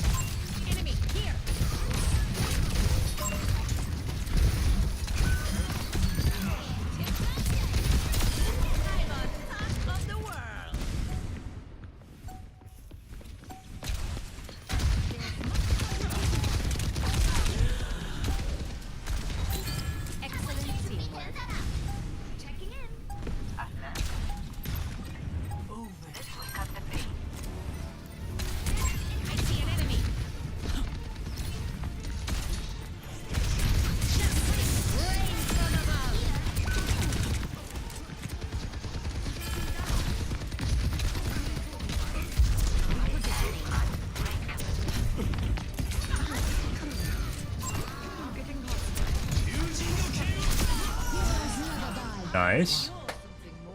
Affirmative. Well, see, now this is weird, where our accuracy is not very good, but we did a shitload of damage. Lots of spam missiles in there.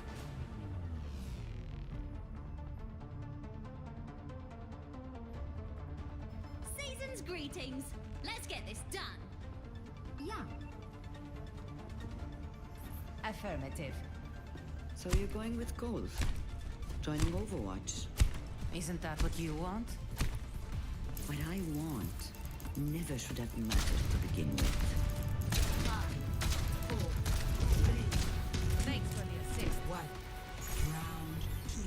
Capture the objective. One more win. This should be easy. Still boosting you. Increasing altitude. I knew it.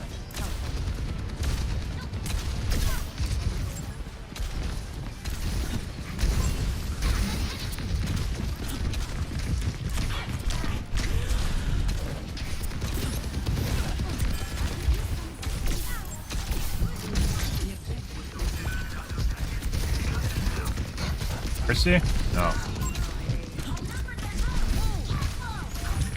Whoa. Chandelier, guys.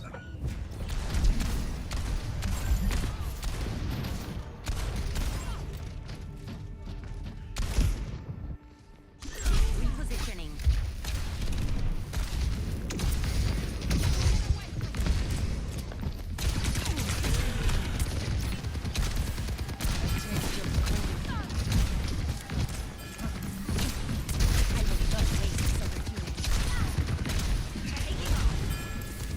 You have to pay attention to the Reaper.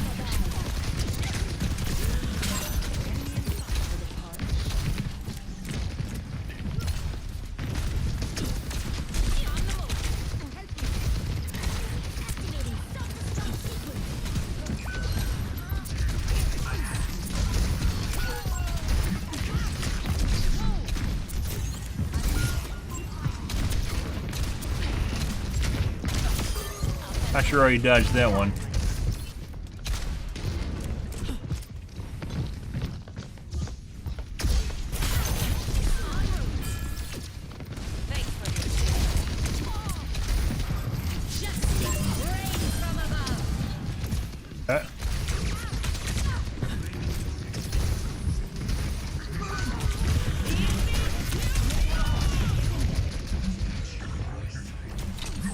Bad idea when he started queuing, but yeah, I hit the top. There's a top ledge that I got stuck on there, guys. There's literally a top in that doorway that I got stuck on.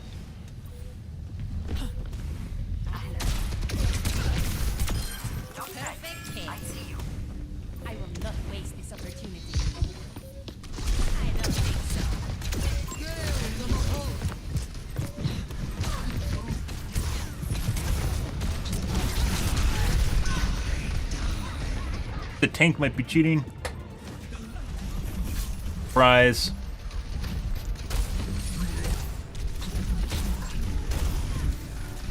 Making zigzags with his flicks too.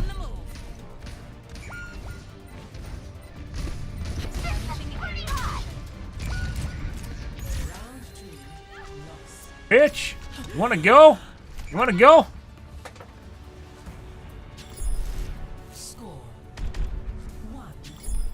We need to focus the Reaper because he's going back in and killing all of our teammates.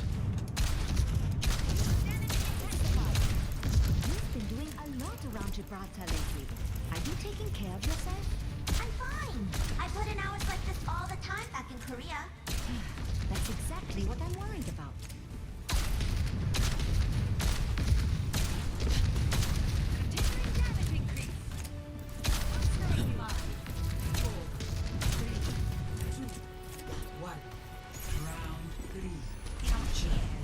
I fucked up.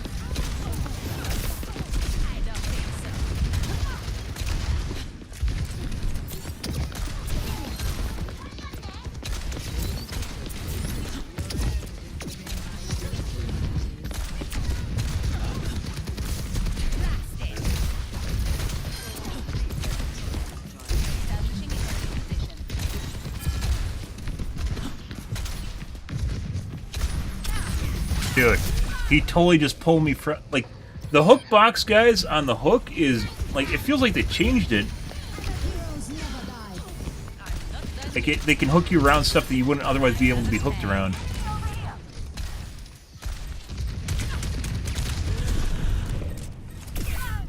God.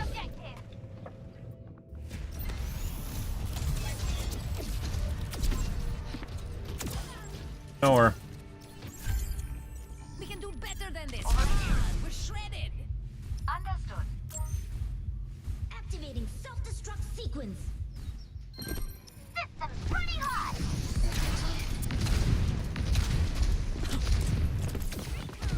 Thanks for the assist.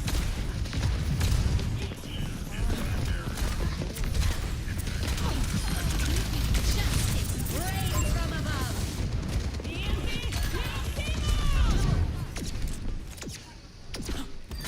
Look at me go. Come on, let's push him out. Just cutting down on the glare. Helping you up.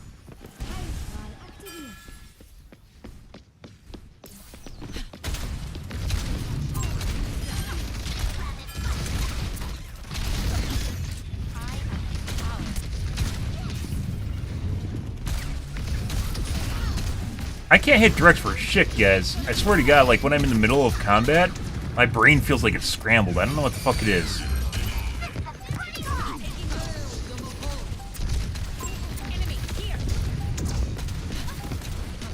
God.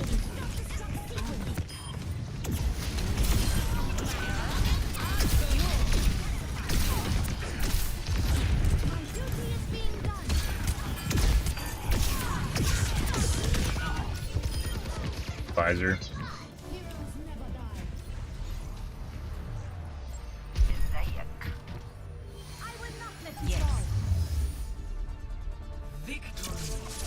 He catches Diva and Ferret players. Yeah. Good heals. And thank our Mercy heal bot. And our Anna heal bot.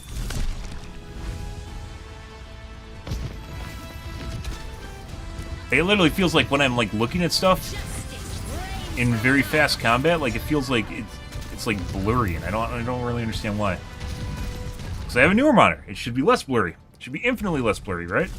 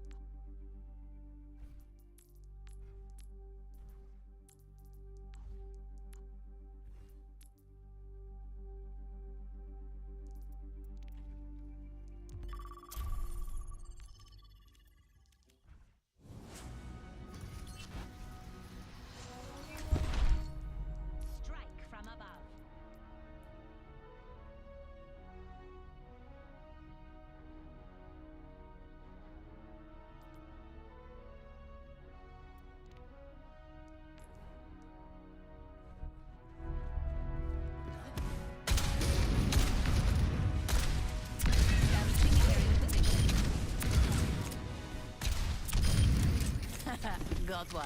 On the move.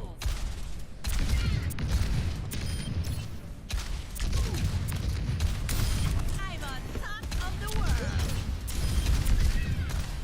Double kill. Repulsion. Messy. Yep. Prepare your defenses. Select your hero.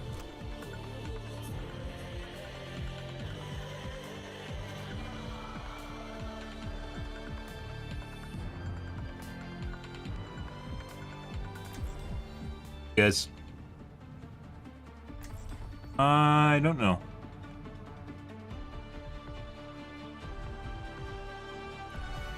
Strike from above. If you ever need help, just fly to me, Angela. Ah, my hero. You're like a knight in flying armor. That's what I'm going for. Doctor, have I really got to eat vegetables? It's like crunch, crunch, crunch. How long have I got to chew these? Taking to the air. Helping those in need is its own reward.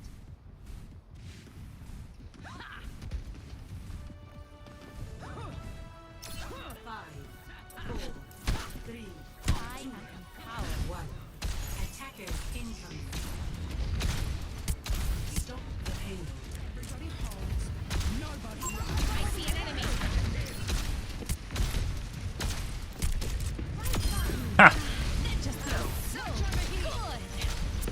Does, I agree.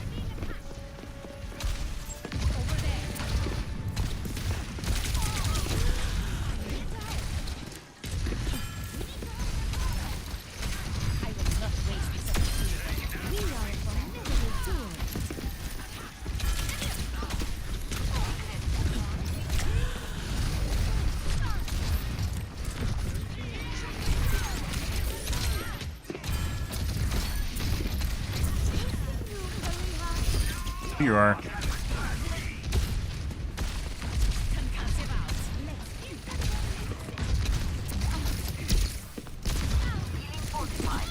Okay.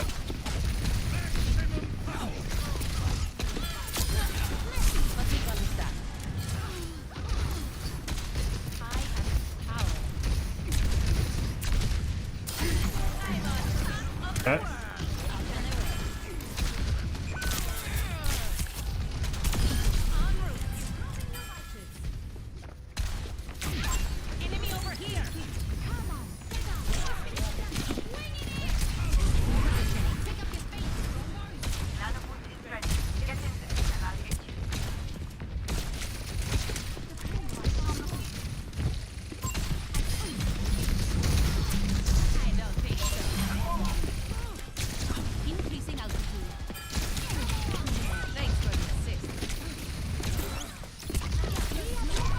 And there's the headshot. It's eventually gonna happen, guys. You just gotta wait for it. You'll eventually get shot in the brain and die. I am fully ready to run. Ultimate is fully charged. Get in there. First you get shot in the brain.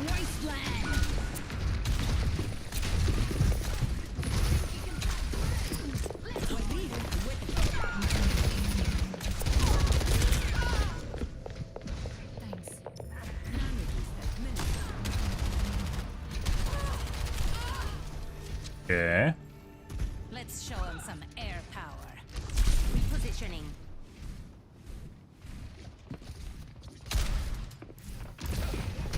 I will not waste this opportunity. This Tracer walking around behind us.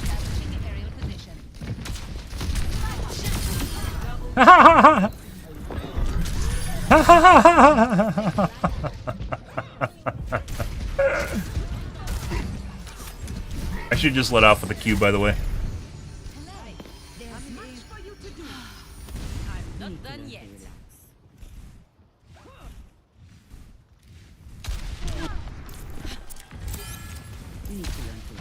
Thanks for the assist. Aerial positioning underway. Over there.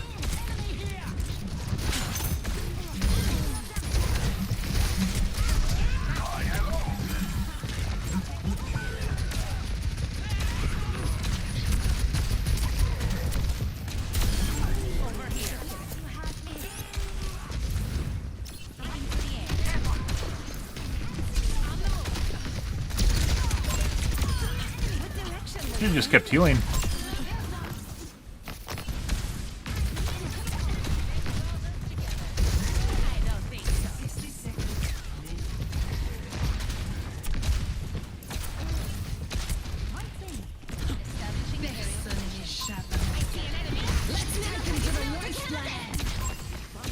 Okay, I guess we'll go with the tank.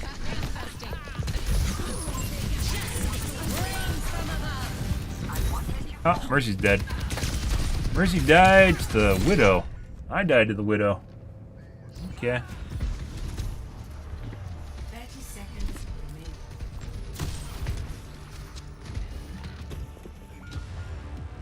Shake it off. I went in because the tank went in, okay? You gotta save the tank, right? You gotta go help the tank.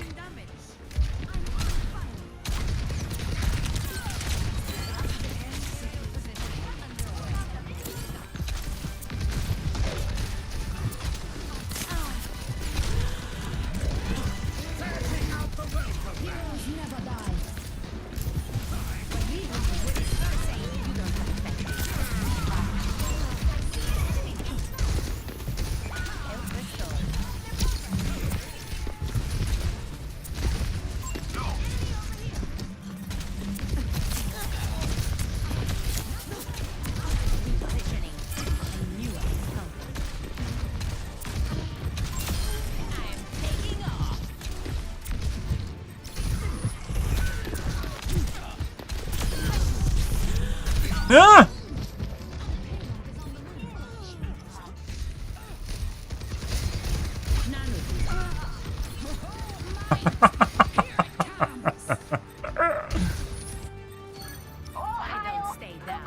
Trying to dodge the Anna to make sure I don't get shot by her.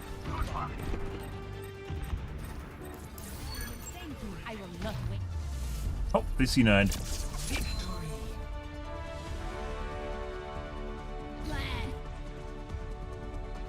Our Mercy has like no heals, by the way. All those heals for me. I heart you.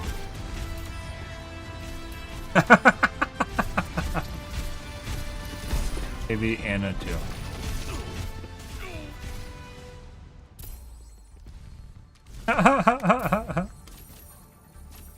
Our Anna basically doubled. So when you get heal body, guys, it actually takes away from your teammates because they don't really get heals at all either.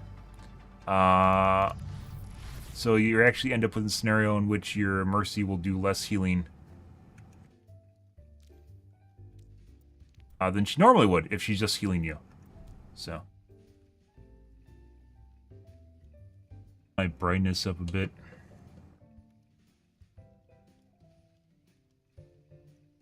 It could be that my ULMB brightness is still too high. It's actually causing eye fatigue, which is causing me to be unable to aim at shit. Very unfortunate.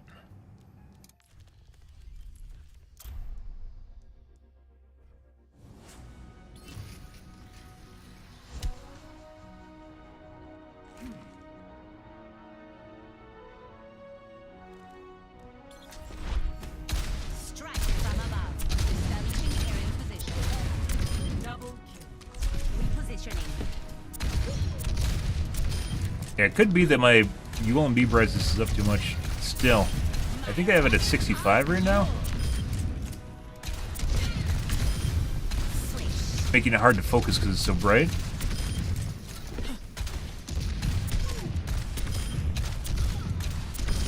Too dark, it's hard to see stuff too. I don't know how people have their monitors like on ultra bright.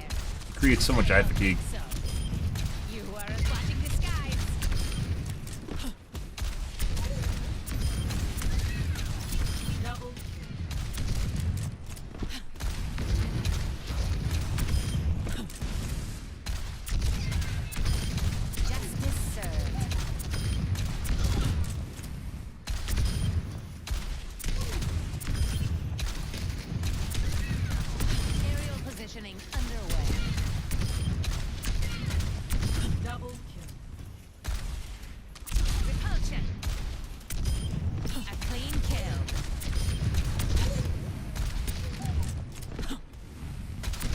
Dude, you can see sometimes where like the game's stalled or something and I can't fire my shot. There you go to flick at them and nothing comes out. That's what she said. Wait, what?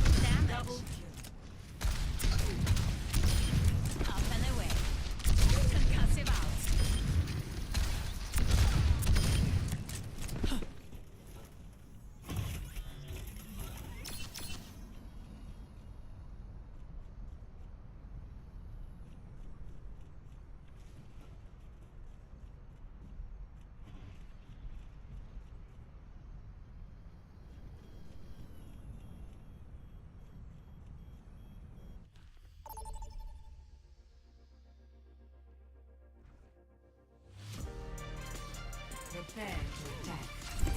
Select your hero. Yep.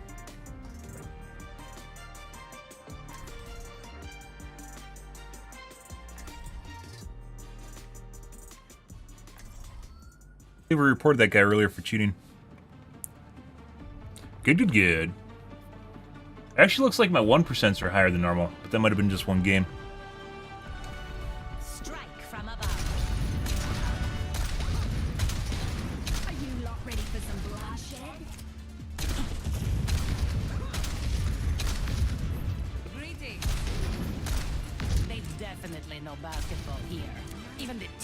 Will break your ankles in a pickup game. Affirmative. Stop mucking around and move. Follow my lead. I'll make sure this goes smoothly. Thank you.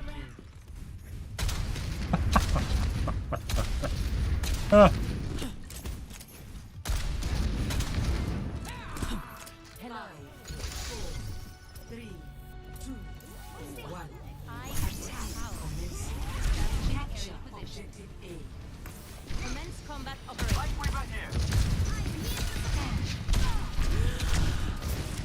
I almost died.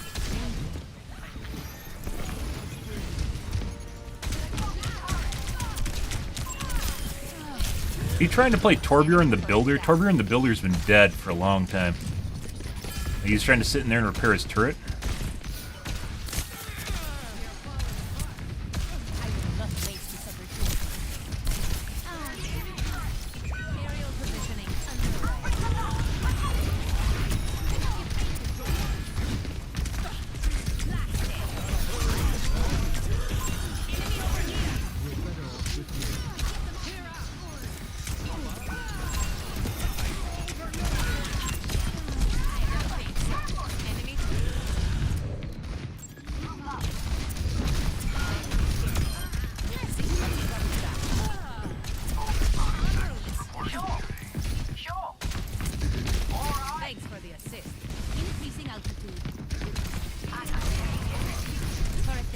Oh! Dude, he escaped with like 2 HP.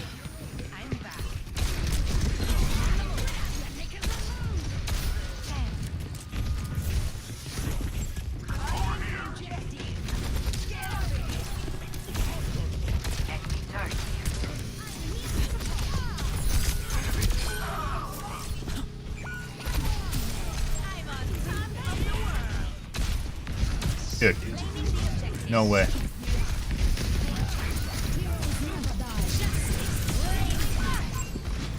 Dude, this one guy is like braining me constantly as Torb. He was missing 7 HP. Not? It's someone else? How did we not get the point, guys? Making another approach. Someone else definitely hit me for the majority of my HP. Establishing aerial position. Torb.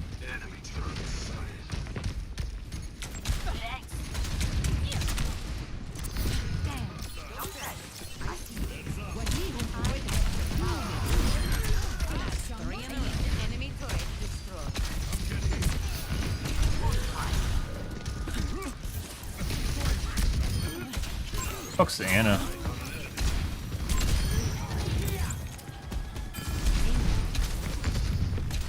Okay.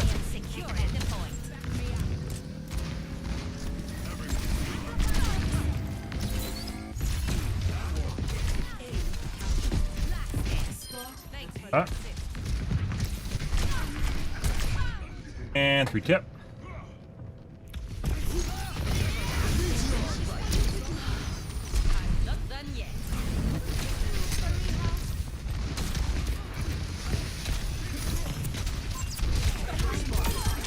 Nice.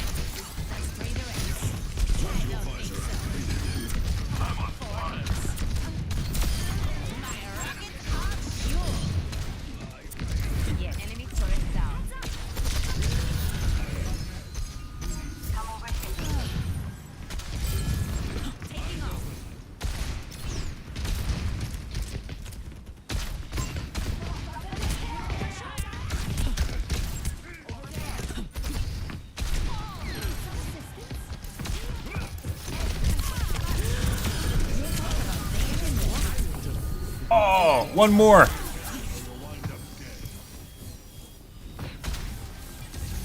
Am I even pushing the cart? Oh, Junker Queen's on the cart.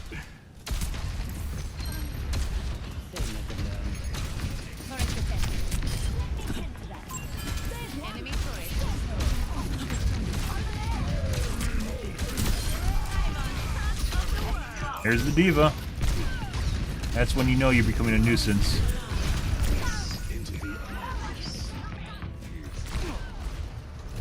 Like, actually-wise, we're actually doing very good this game. Maybe I was doing a mistake by having UMB on. UMB is definitely supposed to help. We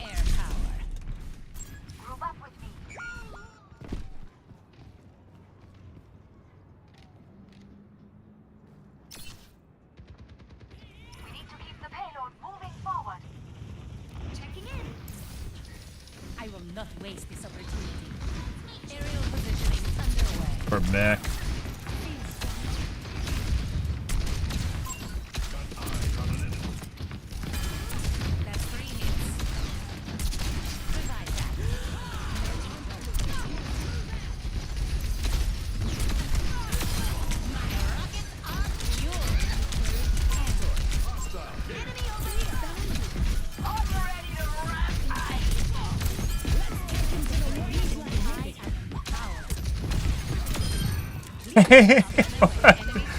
That's a stealth torp.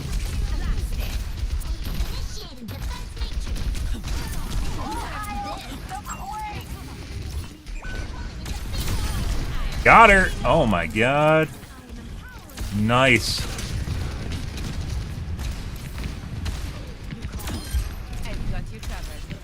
Dude, we're on point.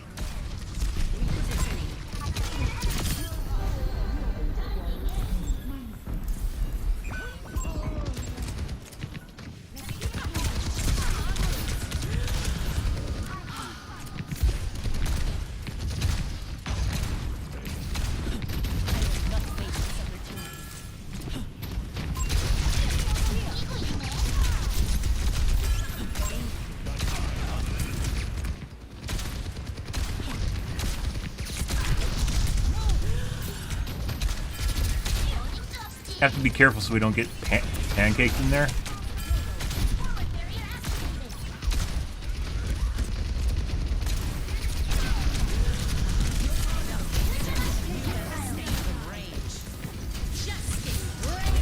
Oh, my Q wore off! And she ate most of my missiles. I was trying to be really cheeky.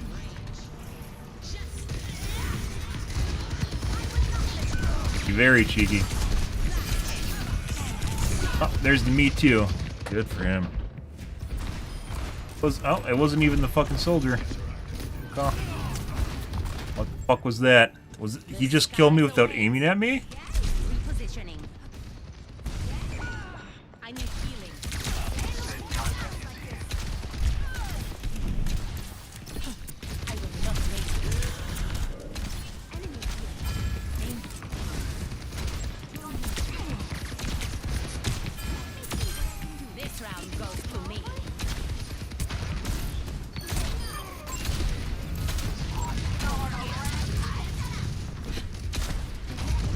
Both the DPS are dead, so it's when we push right now.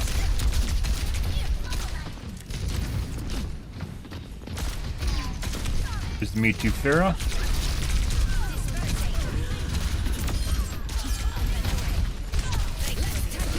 Oh, that's too much.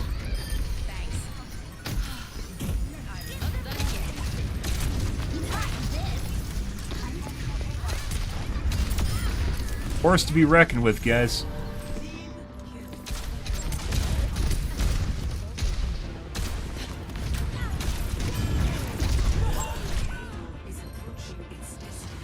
Paying attention to the other guys.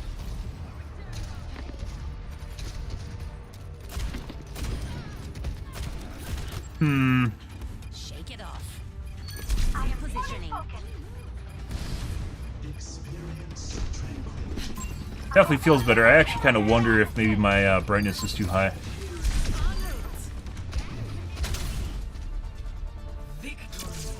It heals Mercy. Fuck that D. Nom nom nom nom nom nom nom nom nom. Nom nom nom nom nom nom. Play of the game. I was enabled.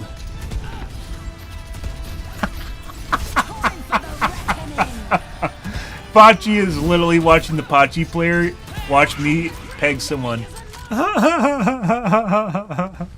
Oh, that's pretty good. That is pretty good. Yeah, so like... Very good. Turned up my brightness a bit, and I'm no longer using ULMB. I didn't use ULMB the match before this either, which we also did very well in. However...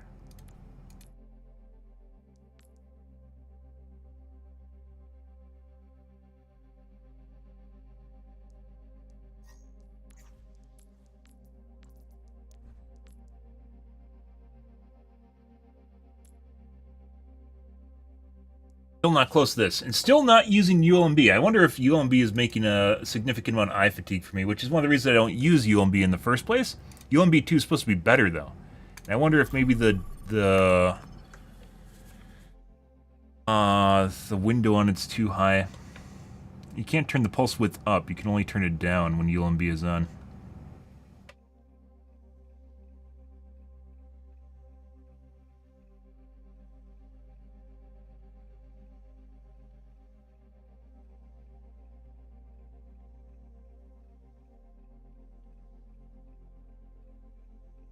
Because this definitely, like, not fidelity, but clarity is a little bit worse. It feels a little bit worse, it looks a little bit worse, but it's much easier on the eyes. Which I think is helping me when everything's exploding in my face. It could also be my UMB brightness is too low. Or too high, excuse me.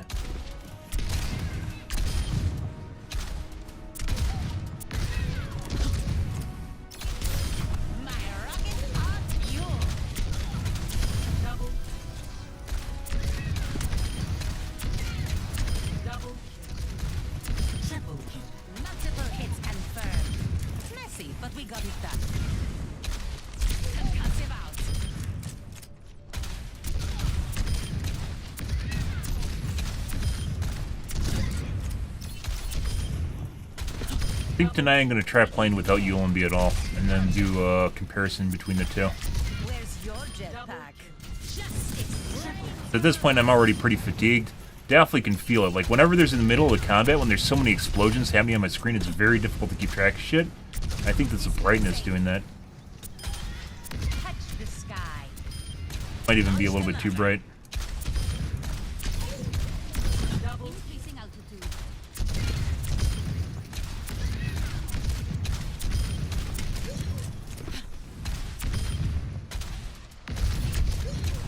Maybe it's the opposite. Maybe my UMB brightness is too low. I need to turn it up. Going down. Double. Triple. Multiple targets eliminated. Splash. I don't think so.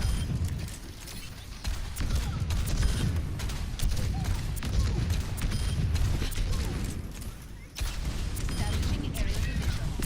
Double well deserved.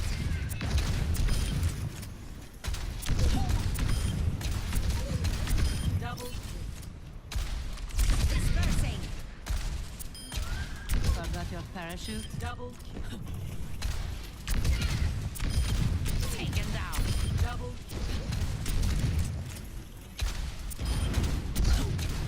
Double and away.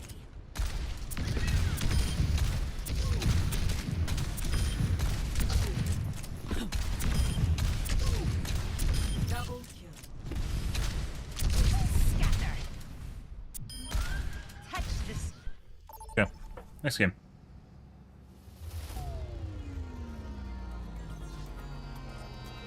Prepare for battle. Select your hero.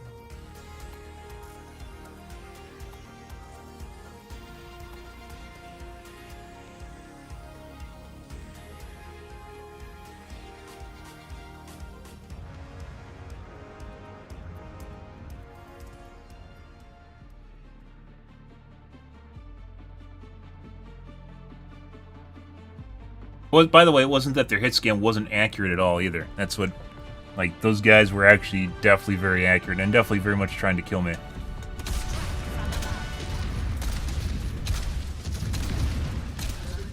Really missing much at all.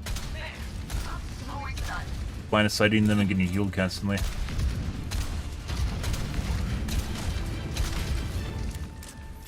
Hello.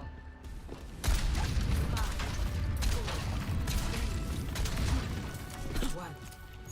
Yes. Positioning. Anna, checking in. Increasing altitude. Enemy here. Dispersing.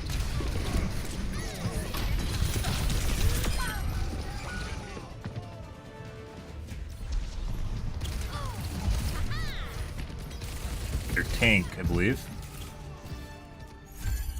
Yeah. The skies await. En route. We're pushing now.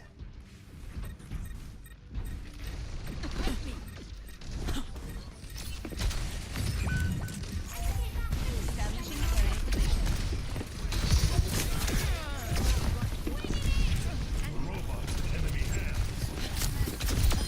So that talent never taught you discipline. Skills?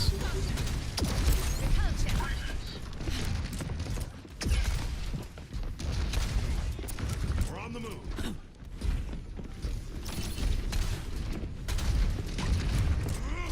Taking off.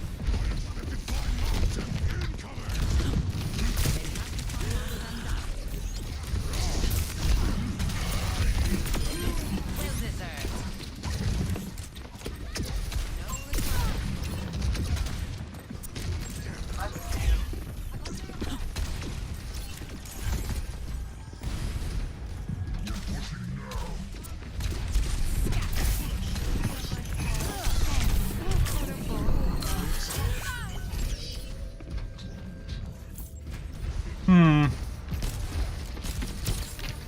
That wasn't meant for me.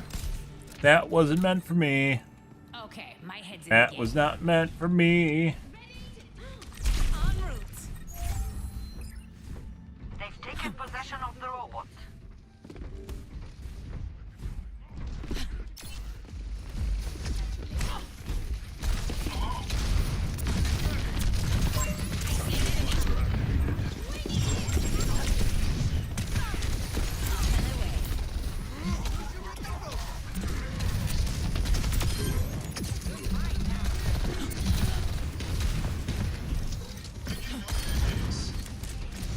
On the move.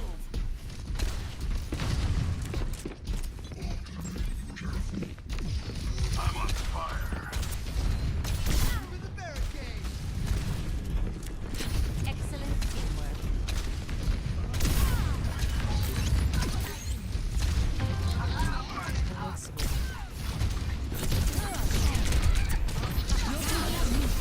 Come taste my power.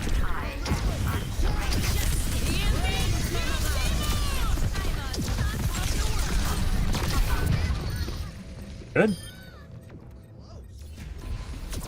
Face the sunrise.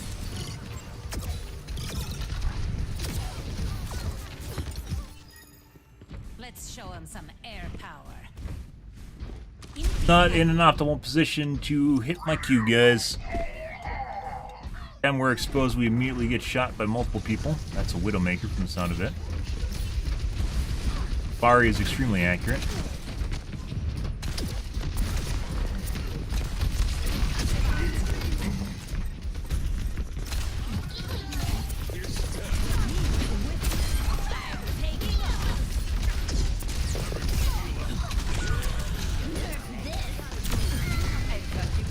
Ooh.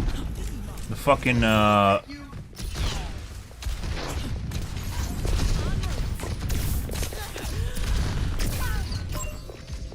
of these guys really miss at all. It's neither of the healers.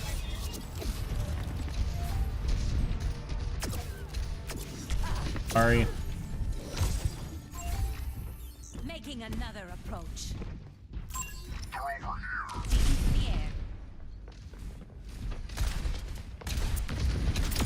Enemy over here.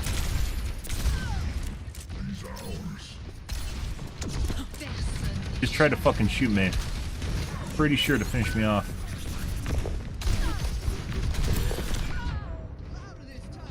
Aww.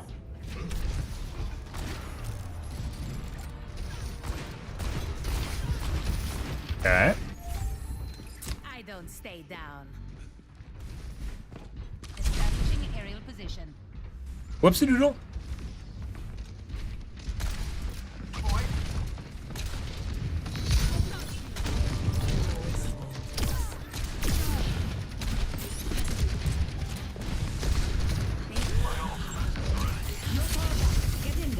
Okay.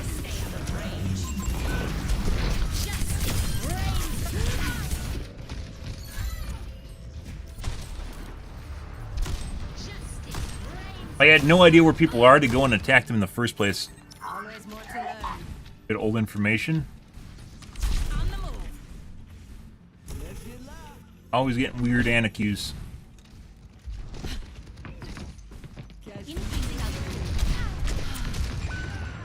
Yeah.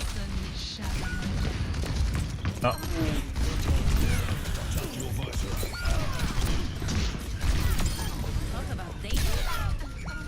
Very certain the Lari's cheating. I don't know about the other guys. Shake it off. Shit. Repositioning. Doing nearly as much damage as the Hanzo either. Who I believe was the McCree.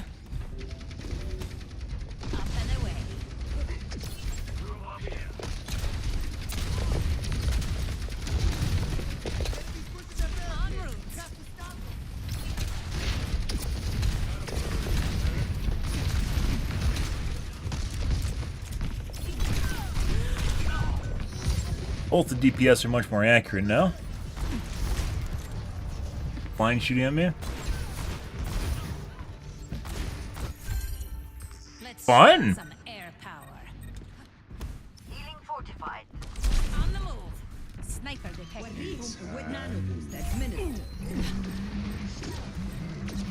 DPS didn't start out very accurate, by the way.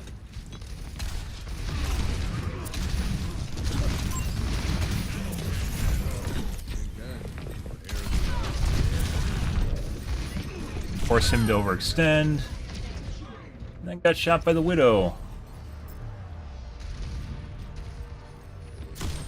Or he just flicked me off screen, and then flicked me again on screen. Repositioning. My ultimate is almost ready.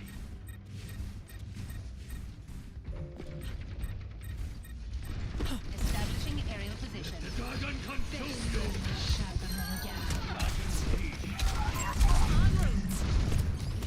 Really huge hard on for me. Picked off.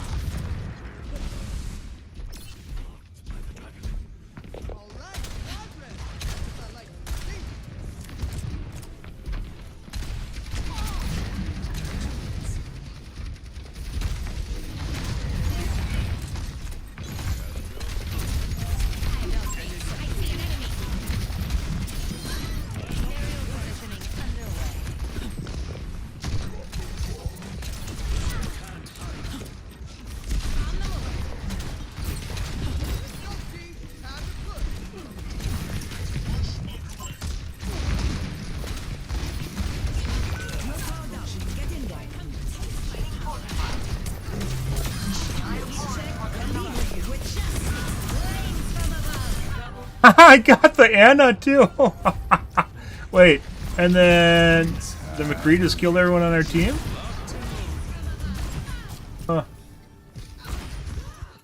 He's a nowhere. I'm pretty sure both the DPS are cheating and the Lari's cheating. I don't know about the Anna. DPS didn't start out cheating though. 60 seconds. 3 hits confirmed. That's 4 directs.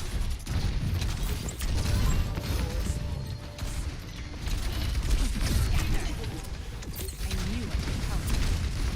Enemy here.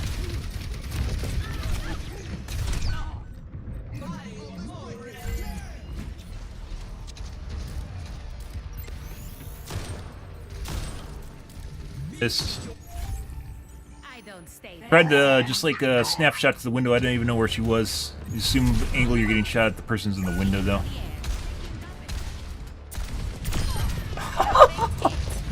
Oh, I couldn't have done that without their help. And then this guy just fucking snapshots me through a little slit. Yeah. The difference being mine were pre-fires. I guess he did have wall hacks on. Difference being mine were pre-fires. And just based on where you'd expect someone to be, and his were shot.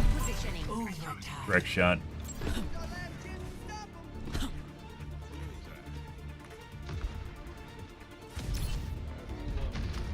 Yeah.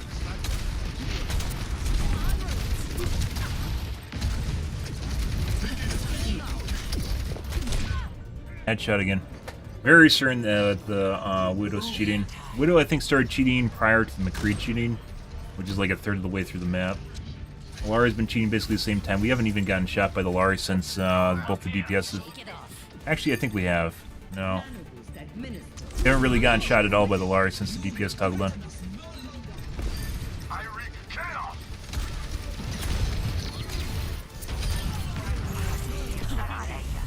Stay with the robot. We're almost there. Alright. Not super horrible. We had a fucking Lucio too. 3 on their team, I believe. Yeah.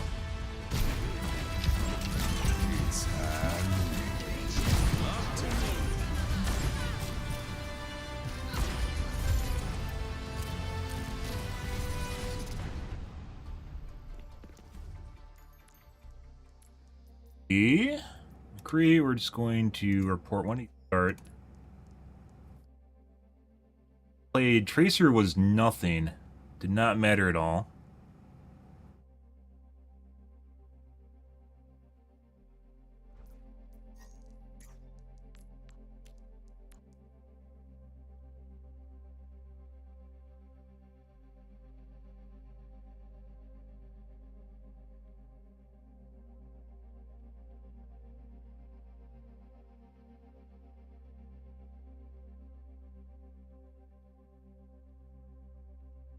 Lot going on in here.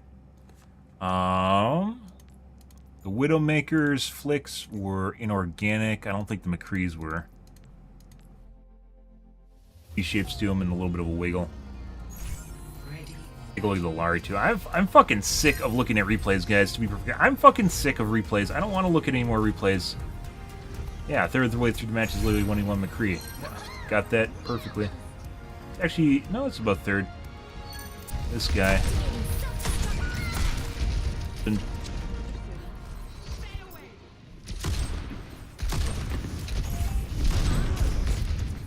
got the robot. Don't let him get away. Watches over you.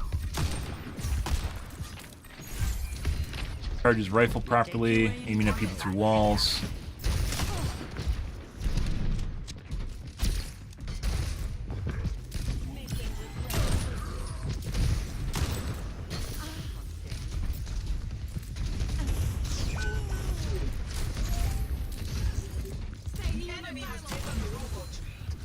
No one can hide from my sight. Annoying.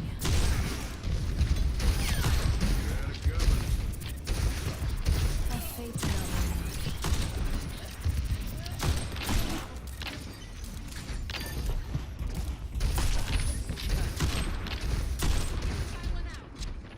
Yeah, flicks are inorganic. Looks like he has a min-lock distance. You didn't like my present? Like wiggles and flicks at the same time, which means he should hit absolutely nothing.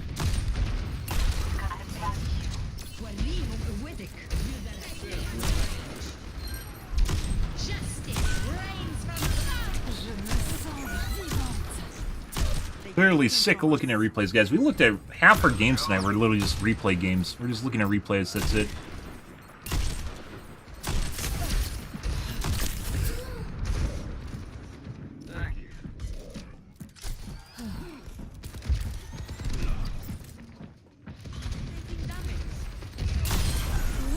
No one can hide from my sight. Literally line of sighting himself.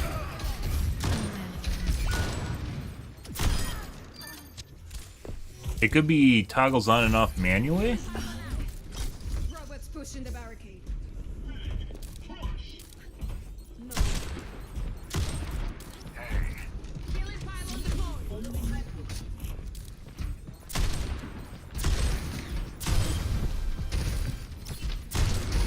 Definitely has a wall hack.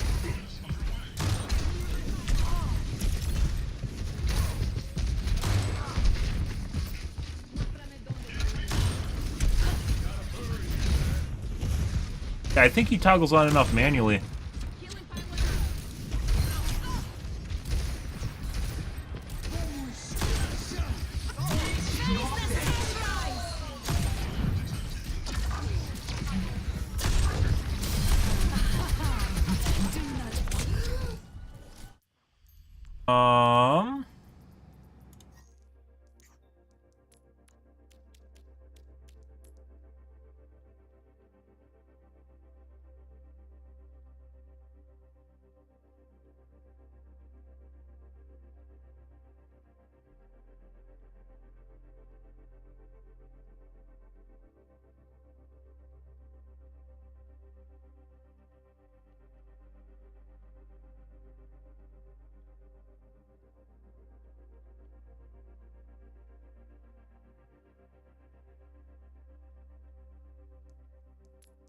Laurie now. Laurie, like, after those guys started cheating about the third way in the game, we didn't really have any issues with Laurie. Like, she didn't shoot me at all after that point.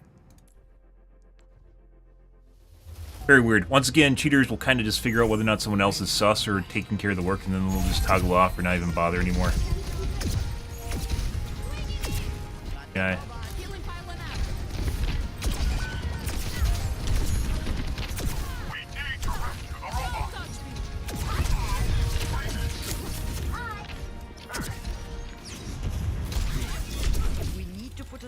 To their push.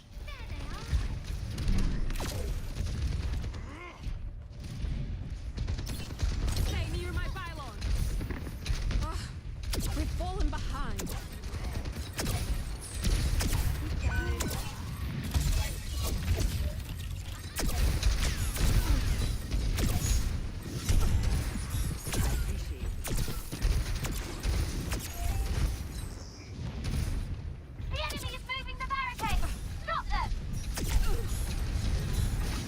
Missing shots. Like maybe a quarter of the way in. Some though. Which looks normal. Stay in range if you want my help.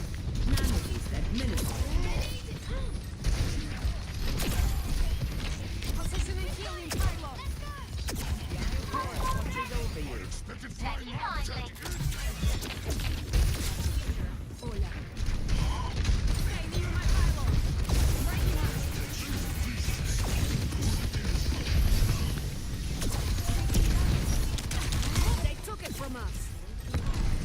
We're near.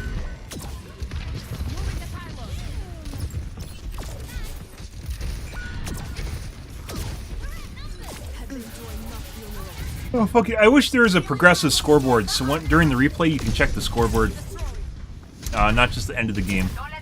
They probably could do it if they wanted to. Maybe it wouldn't be a small undertaking. It'd be very helpful though.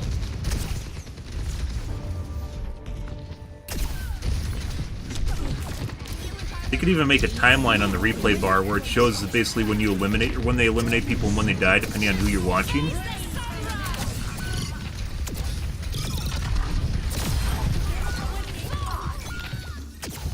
And then show like, it's like in terms of like a scale, they could do like damage done, or healing done. Please pre-aiming them through the wall.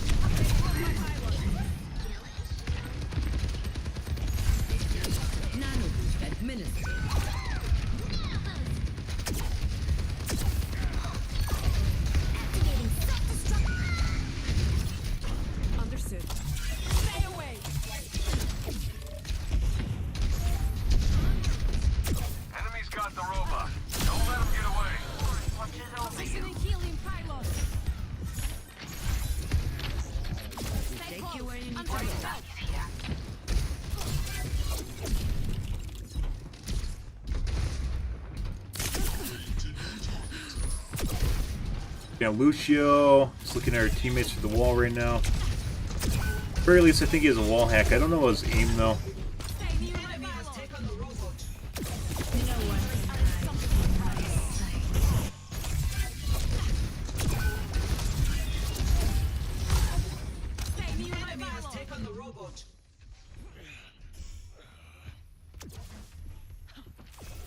Did see me, but he just tried to shoot me through the wall, so like late reaction, slow reaction.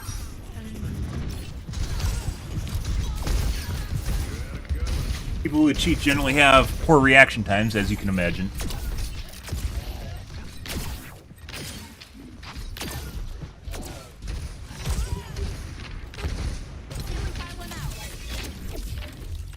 Stay near my pylon. Pylon broken. Don't touch me.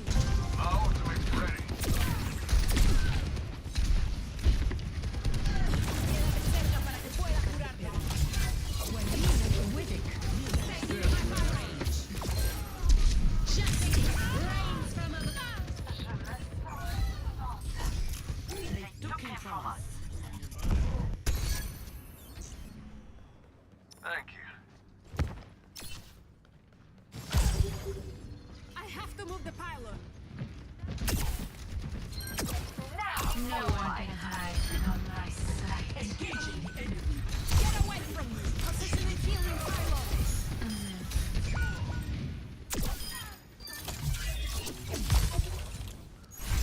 Healing pylon out. Robots pushing the barricade. No. Healing pylon deployed. Like, not even looking at angles, literally just looking at stairs right now and a wall. The bus shelter. It seems to know what's going on there.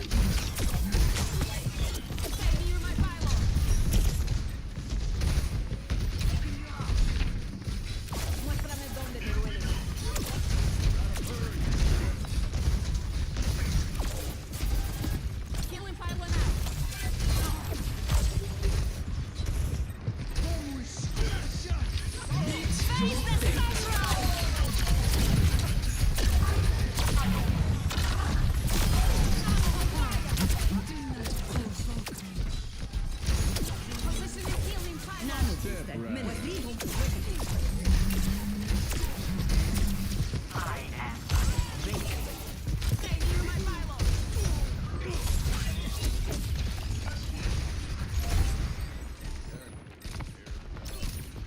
Screaming the Anna through the wall just now.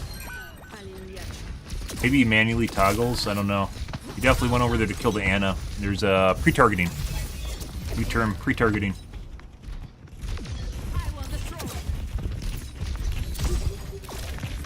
And pre-aim too.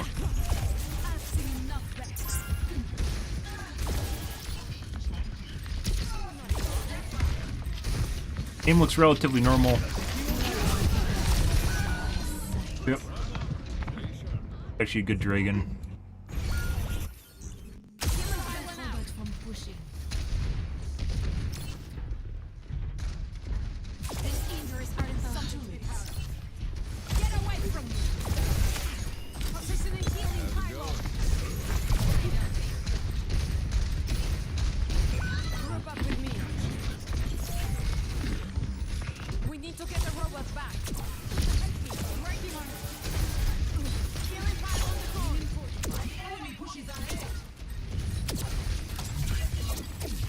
The moment the Hanzo fucks off, she just stops looking at the area, even though he is hidden behind the wall.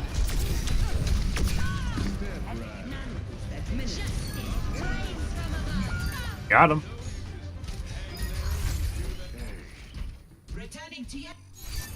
I don't know. Aim, I would say, looks normal, but once again, if you set humanization up and your aimbot up properly, humanization and smoothing, it will look almost identical to normal aim, and there's almost nothing you can do to figure it out. Fortunately, it definitely looks like this guy's a wall hack, though. He's getting more accurate now, though. There's all different sorts of ways of gaming it, too, to make things look more, be more effective, like I've seen people that will only toggle on when they're losing. They've obviously been losing the entire game. Only toggle on when they're losing. They'll only toggle on offensive push, but not on defense, or vice versa. They'll only toggle on defense instead of offense.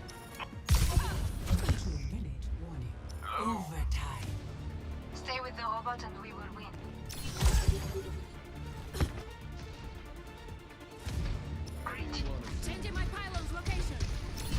or they're only do targeted aimbots. Which I guess if you know what you're looking for, if you're Blizzard and you know someone's doing a targeted aimbot, like you can literally tell the accuracy diff between one person and everyone else. You could even make a system that sets it up that figures it out, because there's an accuracy diff on one particular person, which would be a targeted aimbot. Although certain characters like tanks, for instance, will be more prone to getting shot and have higher accuracy on them simply because they're bigger targets.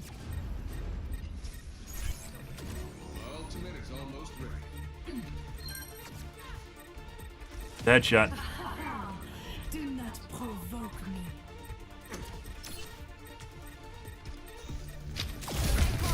Face the sunrise.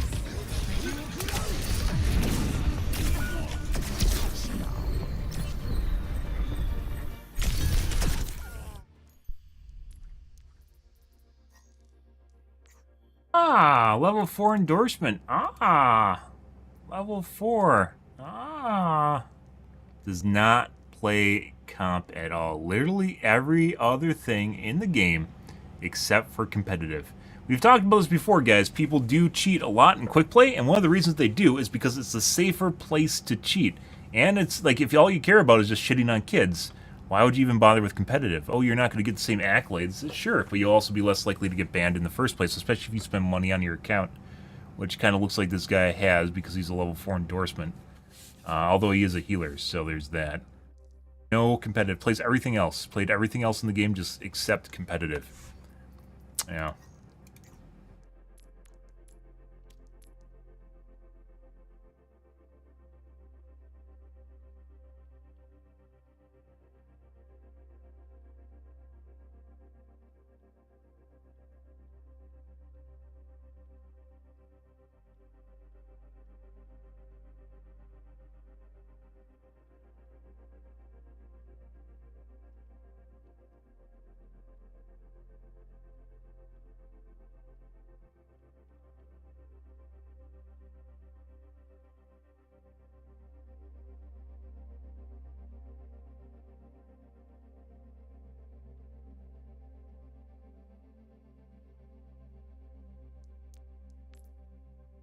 Alright, enough of this, guys. My brain hurts. So I guess maybe what I should actually be looking at right now is brightness on my monitor. I should be looking at the brightness, because it definitely seems to be making a difference. After I started messing with the brightness, I turned off ULMB, started messing with the brightness. Definitely starting to have a lot better games. I don't think out of nowhere we're just a lot for limbs, even though like my damage isn't as high as the soldier. We're killing people. Guys toggled and made my life much more difficult, and we were also being suppressed, so there's that. But putting that aside, like the game became much better after I turned off ULMB. Like, this was pretty good. We had a heal bot in there. We just absolutely rolled over the enemy team.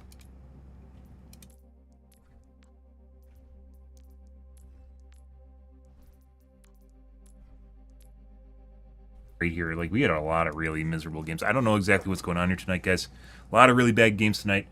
I don't know. We'll take it as it goes, guys. See if we can maybe figure this out and go from there. But yeah, our last couple games after I turned off ULMB seemed to be better, even though they shouldn't. But I've always had problems with ULMB, where it makes my